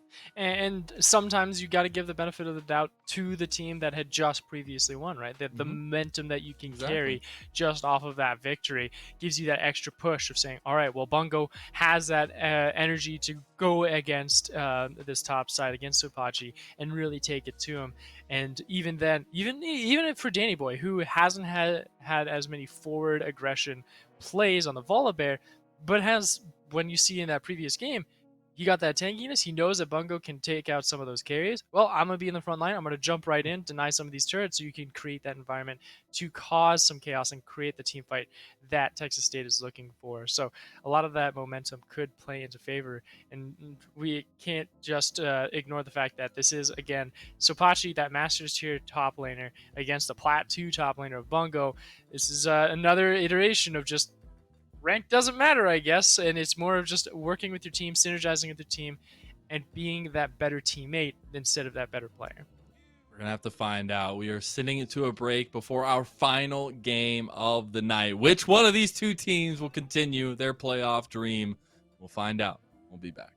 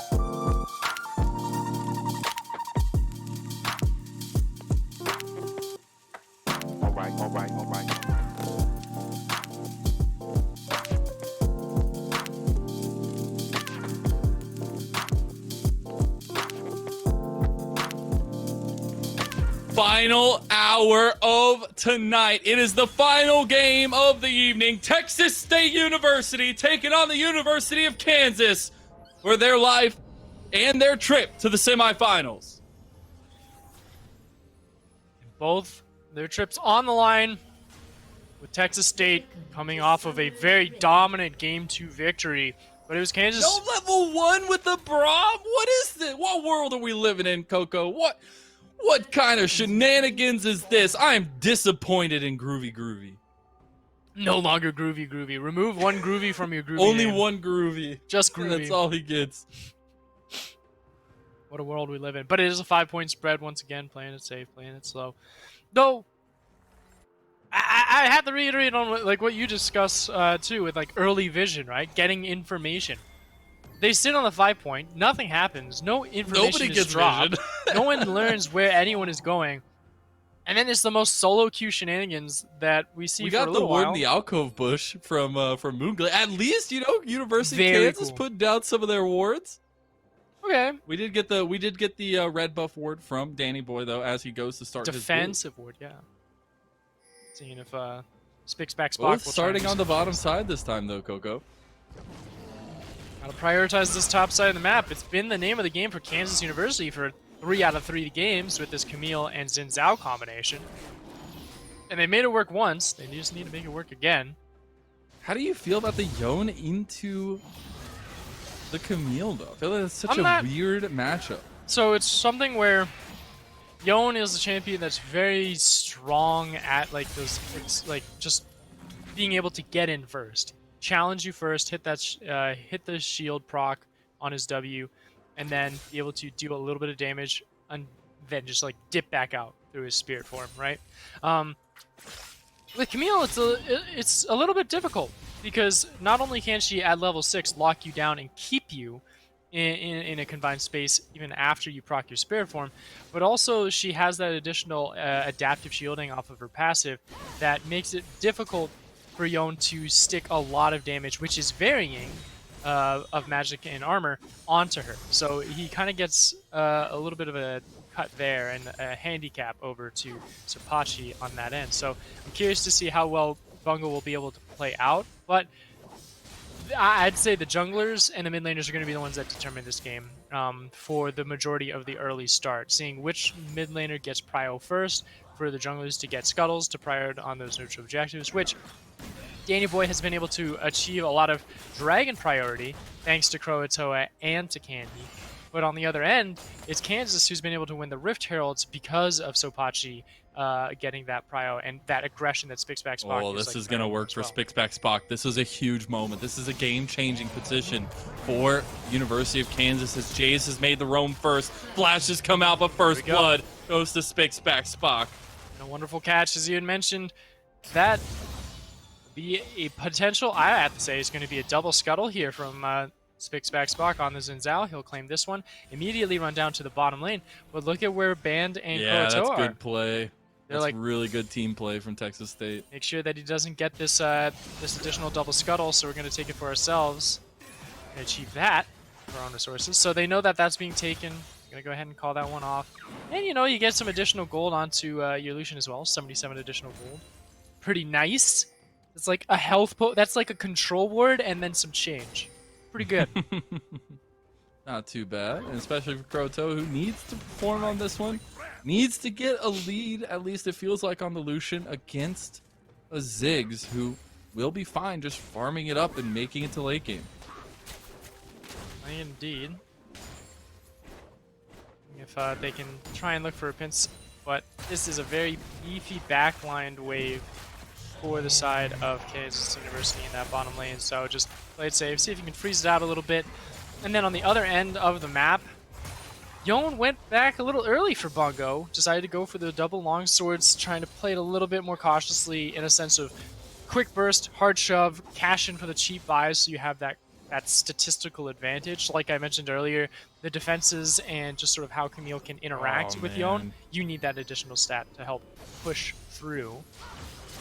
Spixback Spock just stopped his back when he was just about to finish it, which means he's going to be on a pretty rough timer. comparatively, where you have Danny Boy already on the map. We have our first dragon of the game. It is just the Cloud Dragon to start us off. Yep.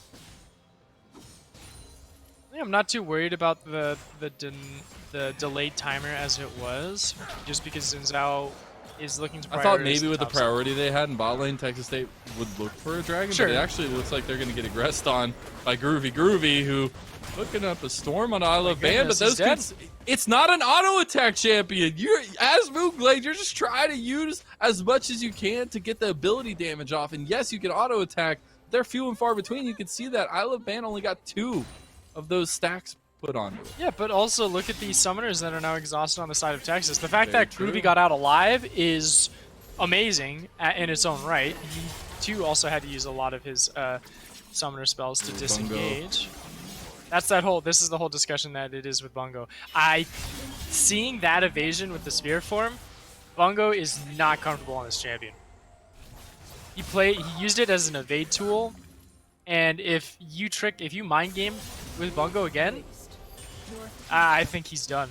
But you got to be the one-off trades cautious. are really in Sopachi's favor there. He also has the ignite ready to go, where Bungo doesn't have any response to that.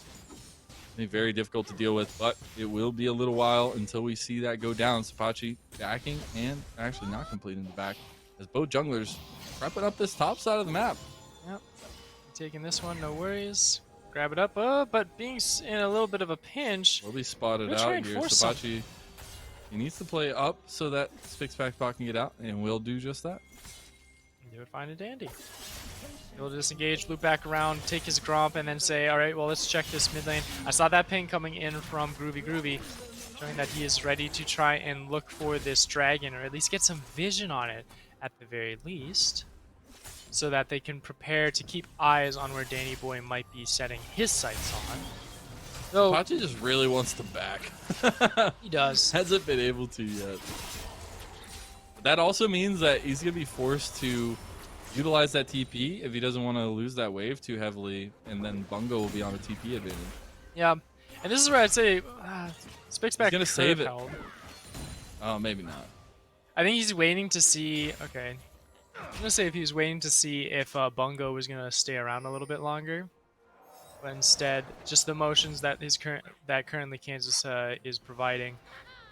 They're just keeping So lanes neutral. that's and they're something not big to keep an eye on. So is Bungo now does have TP advantage. So I Yes. would like to see them try to get this Yone ahead. Be super important. I feel like as a whole for Texas State, they do have a lot of pieces that need gold, right? Yone, Lucian, they need to be getting gold, and they need to be getting these item spikes going for themselves. So I would like to see some proactive plays coming from Texas State after losing that first blood. Right, and you haven't had Kansas University try and stick their heads out into the river too much. Sure, they've been going for scuttles, and there's a little safety control word in the Dragon Pit at the moment, but they haven't been doing roams like this, where Jace is just walking down river to look for an attack onto bottom lane. So with that, they haven't had the capability to punish, nor has really Danny Boy been pushing forward. So here comes Spix back with the Dragon pressure, sort of pushing it towards his bottom lane. But it's more of just to see if anyone's making movements, to see, okay, well, maybe we can tell if Danny Boy's down here and they're confident to try and challenge this fight, or we're going to try and bait him into a poor position. Texas doesn't take the bait, and now it's sort of a reverse tables. Okay, now Texas is going to try and see if they can put down a little lure and try some challenge. But Croatoa in a bad position here. Forced to use heal. We'll have to utilize that heal as well. So there's another summoner spell burned, and Spixback Spock now feeling confident. TP is going to be called from Bungo. There's that TP advantage, and Stormbringer changing the fight. Croatoa here with the calling. Candy on the back. It's going to go the way of Texas State. They had the TP advantage. They called for the play, and they take advantage of the misstep of University of Kansas. And that's kills going over to both Croatoa and to Bungo, two huge players that need those cash-ins. Do they get this? Final Spark available for Jays. He gets hooked. Okay. Final Spark comes out anyways, but the smite is too quick. And there goes Jays. Danny Boy bites down. Very well done there from Ban 2. I was a little bit concerned for him going in, but then you see that both Jays and Moonglade had no mana whatsoever. So it was an easy kill pickup for them to make it 1-3 on the board with the Dragon. But the gold is very much the same. CS game is still in Kansas University's favor, and that additional turret plate gives Sopachi some extra gold. So yes, you get the Cloud Dragon, but at the cost of a turret plate, might be enough for Sopachi to go in and cash in on a Phage and prepare for that Divine Sunder in a short minute of time. And if you have Spock, who, again, this is supposed to be a top lane focused composition for a little bit to try and focus onto getting this Camille ahead and getting side lane pressure. We haven't had Xin Zhao gank this top lane yet, nor has Jays looked at this top side either.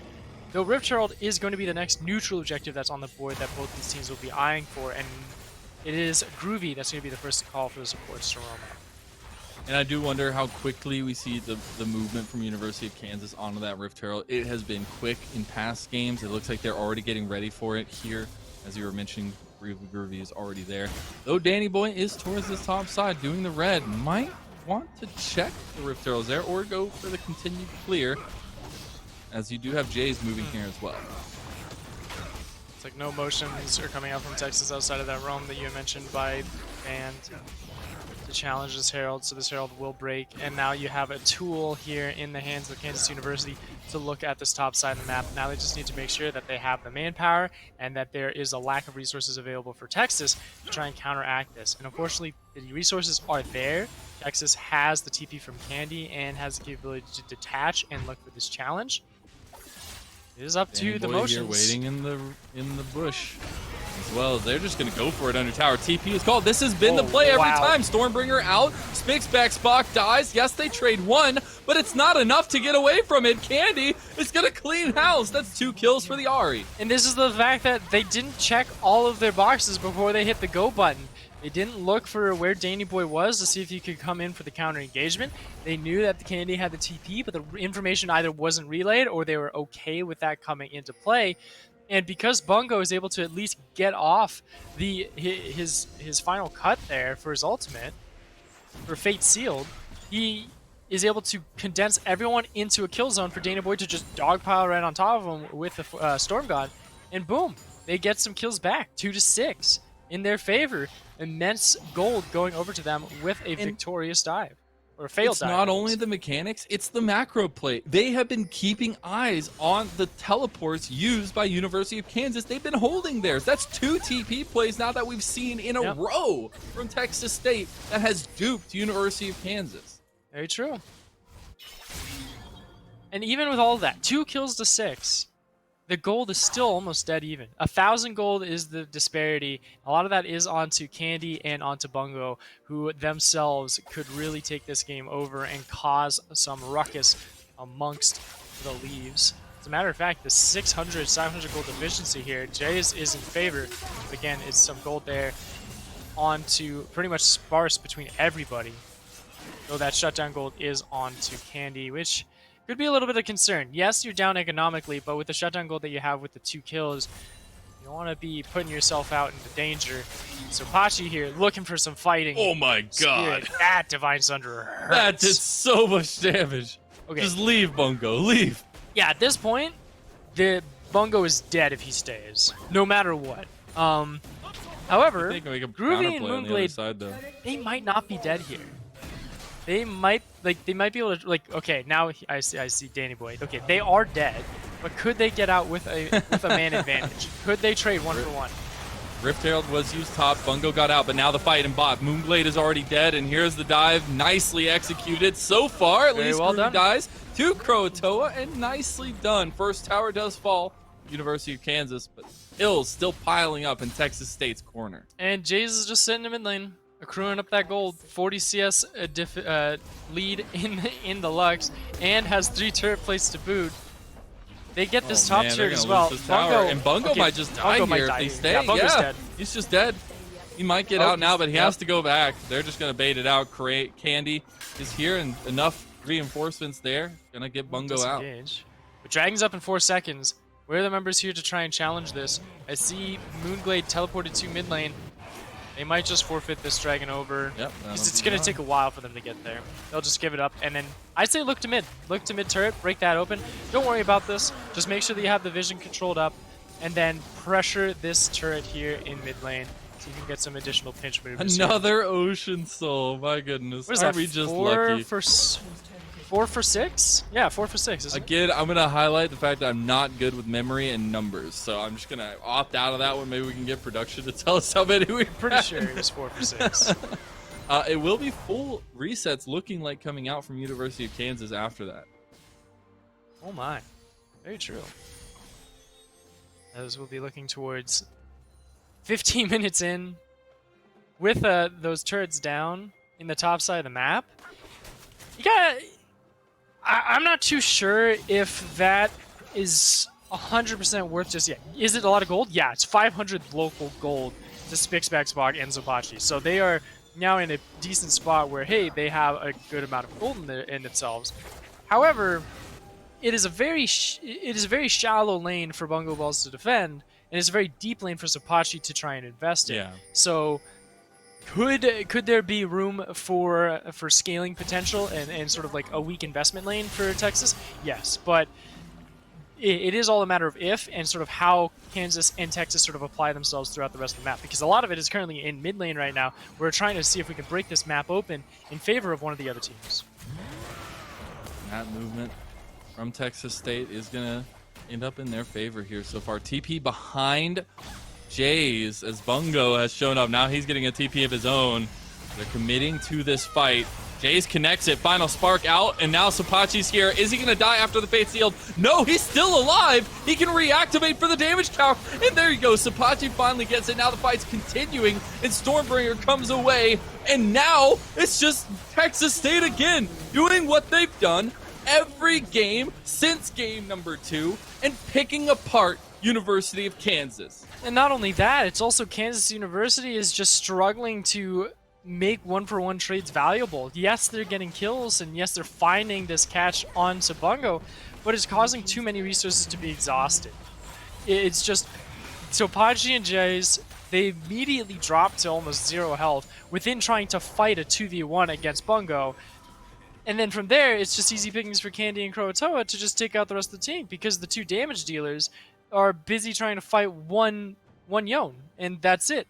Like, fate is quite literally sealed after that, where even though he dies, the manpower of a 3v4 is now in favor of Texas, and they take this game over, where you have Candy on his 4 Noari, which has debatably been one of like the champions in mid lane that never has just enough damage, but has just enough mobility to be obnoxious, right? And it's like, hey, you're taking out the part that she doesn't need to have the damage because Bungo is dropping everyone to 1 hit, so just come in with... I can't believe you survived that long. That's insane. Yeah, Shield Bow's a silly item. I'll just say that. Shield Bow is a very, very silly item, and I think it's getting nerfed next patch. Not entirely too sure on that, but back to the game at hand. Rift Herald will be taken by Texas State at 18 minutes, and they can use it to sort of break this map open. Speaking of a nice catch. Culling not going to actually connect there afterwards. The only other room for concern for Texas State, though, is still the Ziggs. Moonglade 0-1 on the Ziggs, starting to deal some damage now, starting to be a room for concern, and yes, your team is a little bit more mobile, can get in and out of those sort of kill zones very quickly. If you're stuck there, or you have a poor mistiming, and Moonglade is able to punish onto that, you're going to be hurt, and you can already see the pushing power that this team has with a Lux and a Ziggs. It doesn't matter if you're winning the fights, they will take your turrets down quickly. Jays is within final spark range of probably killing this duo here, but that's already a tower in mid lane Lux, down. Hello? Final spark? I would have final sparked that. Is available for Candy if he wants to, you know, make something happen in the next little bit, but can be responded to immediately, and there's really nothing that Texas State can do at the moment until the next setup for the fight, because all University of Kansas are trying to find are picks. That's all they want. Even if they're winning the fights, they're still losing in the economy because of turret plates that have been lost, turrets that have been destroyed, minion like farming differential. Like, you still see the farming differential between the majority of these players. Yes, the only one that's really in favor of them is that jungle, which is just a 10 CS differential compared to like the 30s and the 40s that are happening right now. The massive turret plates is very much carrying this team, as now it's a challenge, it's a race between these two teams. Ocean Dragon will be taken, but at the cost of a turret and a third, or 2/3 as that is, with that Shelly being able to get that second ram down. And now we go to a 4-1 setup from Texas State. They do have Andy in the side lane with the TP available. It's going to dissolve pretty quickly, though. And Texas State try to find their lane assignments. I don't think they need to find any particular lane assignments. I feel like their team can very much mix and match. It's very easy 1-3-1s. Just control the side waves. Make sure that they're pushing in your favor so you can maneuver around the jungle and at ease. Where Kansas is the one that needs to be a little bit more niche of like, all right, who's answering who can challenge this fight? So Bungo. He had teammates here. TP now from Candy as we were highlighting, but Bungo has to go back in. Fate sealed to get away, and Danny Boy's in some trouble now too. There's the culling though. Candy hits the backside, and Danny Boy gets the kill. That's a rampage for the Bear, and a double kill makes it even more so. That's an immediate Baron turn from Texas State. 100%, but they still have to deal with the Ziggs and the Lux, who have their ultimates available to try and poke and prod in here. Do they try and challenge this? It's going down very quickly because of the composition that they have. So Will gotta get in there, throw those. Mega Inferno Bomb is just now coming off cooldown. It's not done yet. There it comes. But now they want the fight. Groovy's caught out already. There's the Mega Inferno Bomb. Now it won't be available to try and finish off here. Jays, the saving grace for University of Kansas, does the final spark, seal the deal. There's the damage, but the smite and the execution from University of Kansas. No, wait. You've got to deny them the recalls. Yeah, it's too much. It's deny too the much. recalls. That's all you got to do. There's Get no out. way. They're going to try to go for it. I love it. They can't connect the death sentence, so there's the follow-up. Hextech Ultimatum, they're just bouncing all over the place, trying to get members out. And the ones that do survive are Danny Boy and Bungo. But at least now Texas has a at least sizable gold lead, 3,000 gold in their favor now. And with Baron power play onto 3 members, they can at least apply it to all lanes and try and pressure onto Kansas with Texas's powerhouse that they have. Looking at how everyone is scored up at the moment, I would have to say, I still think 1-3-1 might be the best here, or 4-1. I'm thinking 4-1, and you put Bungo on the side lane because he's still almost impossible to kill. Yon can get out, he can take a lot of damage, and with the shield bow, he has very high survivability, and he can stall just long enough for Candy and Danny Boy to show up just in time to help continue the fight out and to finish any of the kills that Bungo was not able to acquire. And while the 4 members in this mid lane can siege up, the only issue is that they're again a short-range team against a Ziggs and a Lux, which are having some difficulty for themselves because they can just clear the waves from afar and be fine and dandy. Absolutely. It's going to be very tough to have a good, strong argument for this Baron power play against such a defensive and siege-focused composition. Even though you are triple their kills and triple, like, 3,000 gold up. Like, to beat such a defensive team, you need to be very, very far ahead and need to be very confident. And it still looks like that confidence is there from Texas State. They are being very front forward with their comp. But they need to find that extra pinch. Just maybe Danny Boy on the back line to deactivate these turrets. Or maybe Bungo getting a solo kill on the side lane. Just those small little pushes to be like, all right, we've got this. And then they can hit that go button. Yeah, the poke game is too strong to let them just continue to do so for Texas State. They want to get any lasting damage down. Now Bungo actually looking for it, gets a decent amount of damage on Sopachi. There's still 38 seconds on this Baron buff, and see how much Texas State want to utilize that. They've kept constant pressure in the side lane and mid. Dragons in 45 seconds as well, and that looks like it will be going over to Texas State in the current situation of the map, in the current map state as it is. Though it could turn at the tide at any moment. Like you said, 15 seconds until this Baron power play is gone. That trade looks a little bit different to me now that we look at Chapter 2, Lennon. Is Bungo losing out on that fight? It goes a little topsy-turvy occasionally, especially because that Executioners is going to be really, really useful for Sopachi. Yeah, definitely going to be doing some damage there. Got to be looking out for Jays. Ooh, brutal damage from there.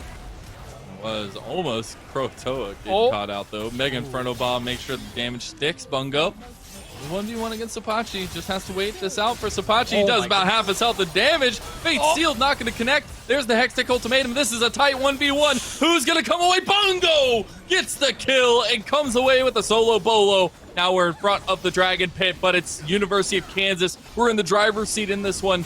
Is it about to go off the edge? Oh, Bungo Jace. has TP. Here it comes. Stormbringer comes in. Candy is unstoppable now. And Spix back Spock in the middle of chaos. Croatoa just annihilates Moonglade.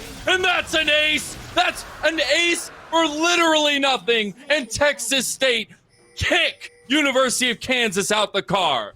And with that, this is the confidence that Texas State needed. The solo kill into the side lane by Bungo, and then the wonderful pick there from Candy. We were talking about how Lux, she's fine with you being a vertical engager like a Yon is, but a multiple angle Ahri that can dodge, duck, dip, dive wherever she needs to go to evade those lockdowns and to evade those snares from Lux and Ziggs. She can get into those small corridors where she can hit that charm onto Jaws and start the fights off to give that green button for Texas State to take those fights and dominate those contentions.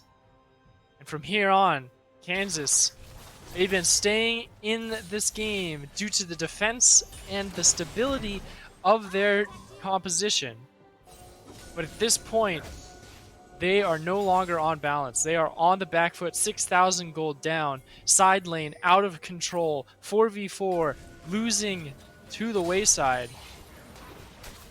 Is now up to a very big mistake from Texas to give Kansas another glimmer of hope here in this game, or at least another botched fight as again another fight starts here. He gets Spix back Spock down to almost nothing. Has to pop the Crescent Guard. They're following this up. This is a 4v5, and they have barely lost anything on the side of Texas State. A tower goes down in the side lane. They are on to inhib towers now in the bottom lane as Bungo continues to push, and the decision from University of Kansas is to back away. Bungo will be able to take this bottom lane, no problem. Numbers are too slow to the call. He will get turret, but he will not get inhibitor without the cost of his life. And there we go, Bungo. He's just going to commit Will to the die fight here.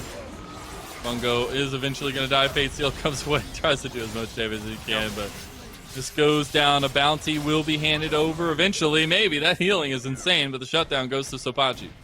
Yon is just it's a champion that plays itself sometimes. You get some lifesteal, and without immense heal cut, it is very difficult for some of these players and some of these champions to really duel him effectively. And surviving for such a long time, and even with sort of the misplays that Bungo is throwing out, like dipping out into spirit form way too early to avoid skill shots, and then causing situations to where he's always coming back to the center point of the kill zone, it's leaving in a place where it's like, yes, it's great he's on the side lane, because then these mistakes, which are severely punished in team fights, are not actually happening in the team fights. So for himself, good on you for being able to survive this long, but it's really on the back of Danny Boy and Candy at this stage now, where they are finding the picks, they're finding the engagements to always get a cash win. Hold on. This is all at University. Might be doing a Fnatic push. This is all they've been trying to do. Danny Boy gets caught by it too. Stormbringer brings him back almost to full, and there's the turnaround for the Texas State. Fate Sealed on the back, and again, it's about to be another ace. They can't fight anything in these fights. Yes, you get a shield back. Spix back Spock might turn it around, but he cannot do so. So Pachi is in mid lane. The last one from University of Kansas, he literally just has to watch as the team is dismantled. There's nothing for him to do. There's no way that he can poke, and that fight there also, all of the burst damage, almost every single bit, was dumped onto Danny Boy's Volibear, and he survived through every single inkling of damage. Through all the Lux damage, through the Ziggs, the Mega Inferno Bomb missed multiple targets as well. And with all of that, now hitting that 10,000 gold lead, this game is over for... And that's the biggest thing for me is like, Kansas. you can hold on in those damage profiles as the University of Kansas to get in the later game. And yes, you had the CS advantages, but it didn't matter. You were losing fights constantly, and now we see that's multiple aces for nothing in return to University of Kansas. And it just gets that much steeper of a climb. for them to come back into this game. Yep. And yes, you can look at miracle steals. We've already seen it in this series so far. And you've got 25 seconds for an Ocean Soul of Texas State.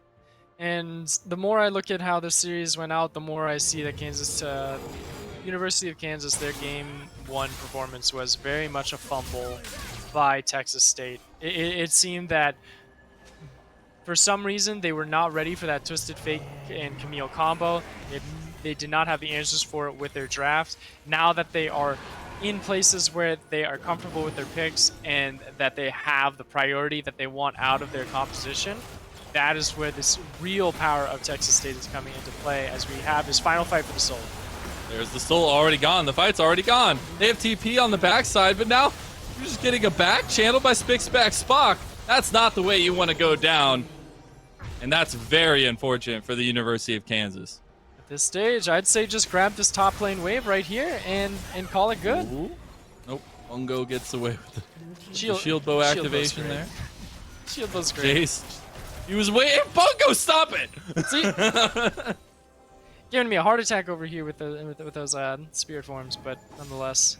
Yep, TP coming in from Candy. This is a really Smart mentally play. taxing game, I will say, for University of Kansas, right? It just seems like nothing went right for them so far, so Yeah, I can sure. understand some frustration coming out, for sure.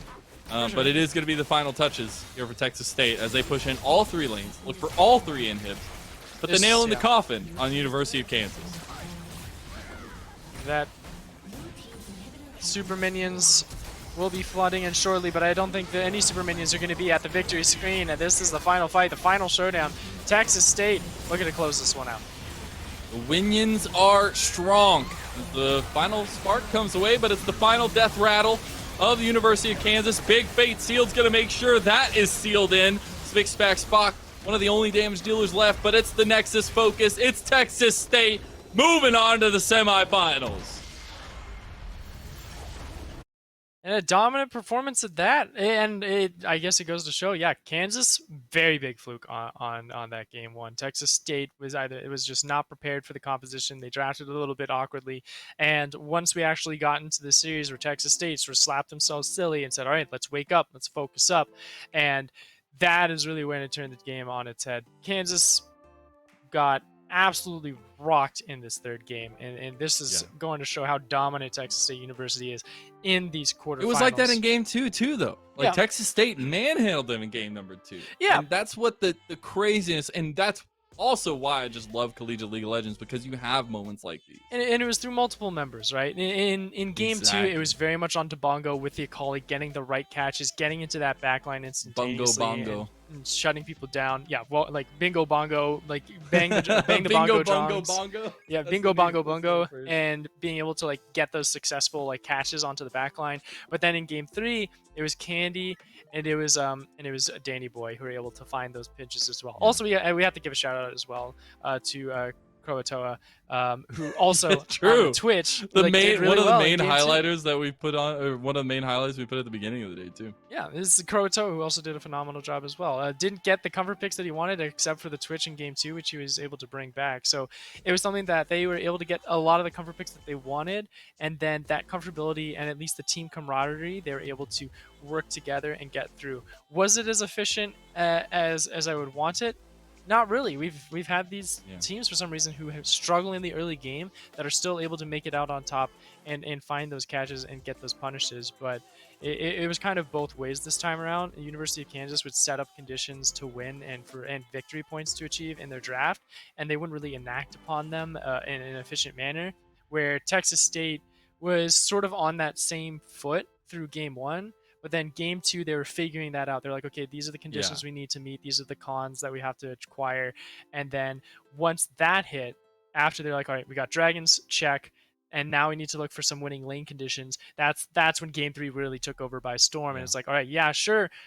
Yon doesn't look that great, but he still is doing just enough damage for Candy and Danny Boy to clean him up and call it a night. The biggest thing for me is the stark contrast in just strategy and macro play that we have from game number 1 of Texas State, where I was looking at it like their communication is off, their timings are off. Yeah.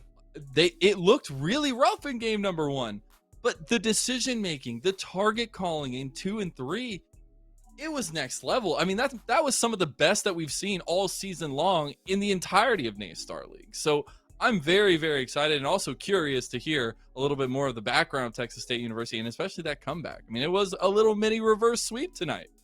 It kind of was. And if I do recall correctly, I'm just going to check my tournament info here as well. It is Texas State that it was the 5th seed. It was an upset this time around. As a matter of fact, I think it was both 5th seeds were the ones that won out this time around. Because Toronto won, if I recall correctly, which was the 5th seed. Texas State was the 5th seed. So I have to look at the seeding because apparently something's up. You have to look at the seeding. You gotta do some research. I'm gonna have to look at the research a little bit more because 5th seeds both win in reverse sweeps against one another. Well, the Toronto won game 1 and then game 3, so there's that. But it's like in 3-game series they're able to come out on top, and they put dominant performances as well. So it's either these teams are just really showing expectation, but it also shows how close the competition is. That 5th seed and 4th seed are taking it to each other so much, so often. I'm very excited because Coco, we are ready for our interview, and it is none other than, I'm going to say his full name this time because he deserves it. Bungo Balls, join us onto the interview desk. Let's hear a little bit about Texas State University's wonderful win here, the reverse sweep. How you guys feeling? We're feeling great, dude. Like, I cannot say anything else but top gap throughout the series. Oh no! So, he done did it to him, Coco. Oh no! So yeah, that first game, that was my warm up. Camille Akali's like my favorite matchup, and I like griefed so hard the first game, but like second game I got it locked in. It definitely was evident you had it locked in. Game 3 was a little rough for you, definitely. They put a lot of focus into the Yone top lane, but I gotta ask. I mean, this was an incredible comeback for you guys. To come into game number 1, it was rough. We were talking about that, like it was really rough, and a lot of communication seemed to break down. But the bounce back, man. Game 2, game 3, we said was some of the best League of Legends we've seen all season long here. So what was the change? Yeah. What was that switch, that flip for you guys? So honestly, we haven't been practicing for the past 2 weeks, and we were thankfully so glad that the games were pushed back, and so we got like 2 flex games in, and the first game that was like our first like real competitive setting. So like once we had that first game down, like it was free from then on out. Very true. Little download going on. Yeah. Let's dive in a little bit onto that game 2, where you said you were able to actually get into that lock, into that favorite matchup between the Camille versus the Akali. What is it about that matchup that you really enjoy, and what do you think after that double kill you got at that Dragon Pit that really set the switch for you to take that game over? Oh yeah, what I love about it so much is just when she starts to E in at you, you just press W, press Shroud. She can't do anything. Like it's like there's no counterplay. You just sit out, wait out that Q, because obviously she has to Q a minion, then get the Empower Q to on you. So once you wait that on Shroud, you're ready to just unload because her cooldowns are too long to keep up with Akali. Then after that double kill, like it was nothing but solo queue for me. Like I was in that position so many times. I just know how to carry from then on out. Very dope. All right, I got a score to settle like here, man. Oh yeah, what's up? Go ahead. No. Go ahead. Oh yeah, people like to count me out for some reason because I'm plat 2 this season somehow. I was just about to ask. You took the question right out of my mouth. You gotta settle a score here, man, because we're looking at op.gg's. Yeah. It's plat 2. You're going against a Master 237 LP. What is up with that, man? What's going on? Dude, what's the download I swear, tech? my account is cursed. My account is cursed. Plus, and I swear this is true. Also, I'm so good at playing in team settings. Like, when I'm usually just the one screaming in fights, just flashbacks to when TSM yelled Vayne like over and over again. That's like all the comms are in team fights. We just scream targets like the whole time. It's really amazing. I love my team. I love it, man. I absolutely love it. I want to give you a last little moment here. You got any shout outs? Anybody you want to call out or anything you want to talk about here before we let you go, man? No, shout outs to the team, for real. I love my team. It's my favorite team I've been on at Texas State. It's really great when we just pop off in scrims, pop off in games, and we just go out drinking. We're probably gonna go party this weekend. I love it, man. Got to go celebrate the Yeah. dub. But Yeah. make sure you're ready for semifinals next week. Thank you so much Oh, for joining us, absolutely. Bungo. It was an absolute pleasure to watch your games tonight. Have a great night. You too. Well, Coco, we got another 6-game night on our hands here. Not Yeah. too shabby for the NACE Starleague Fall 2021 split. It has been an absolute pleasure today. It has been chaos. It has been craziness. It has been our first bout of playoffs. And the fact that action's not even done, and this is only a part of the week of action that we have in NACE Starleague, is just crazy to me. Yeah. As we will be continuing on into the rest of the week. It was Overwatch and Rocket League kicking us off on Monday. Today was League of Legends, obviously. Call of Duty tomorrow, and CSGO on Friday, Coco. Yep, and it's just nonstop action throughout the week, and honestly, almost throughout the entire nights as well, as you just pointed out. 6 games maxed out, and I feel like this Bongos. is just the tip of the iceberg for us, as we're going to be heading into the semifinals next week as well. I'm actually checking the calendar for that. If we're looking in, if you're looking to cheer on any of the teams that are coming into play, I'm just looking at like the match settings right now, like. York versus University of Toronto. That's going to be in the Northeast. St. Clair versus McMaster's. We had McMaster's on just last week. They're a dominant team. Keep an eye out of them. They're coming up November 9th. And so even throughout all of that, we even have multiple divisions, Northeast, Northwest, all of that. There's just so much League of Legends and just esports action across the map. It's an actually incredible time to be a part of esports in general, but especially part of the NACE Star League. Thank you so much, Coco, for joining me for the evening. Thank you to the production team for at least making us look so good while we were casting these games. And everyone for tuning in. Thank you so much. It has been a long day. It's been a bunch of action, but it's been a fun one. We'll see you next time on Summoner's Rift, and make sure you tune in tomorrow for more.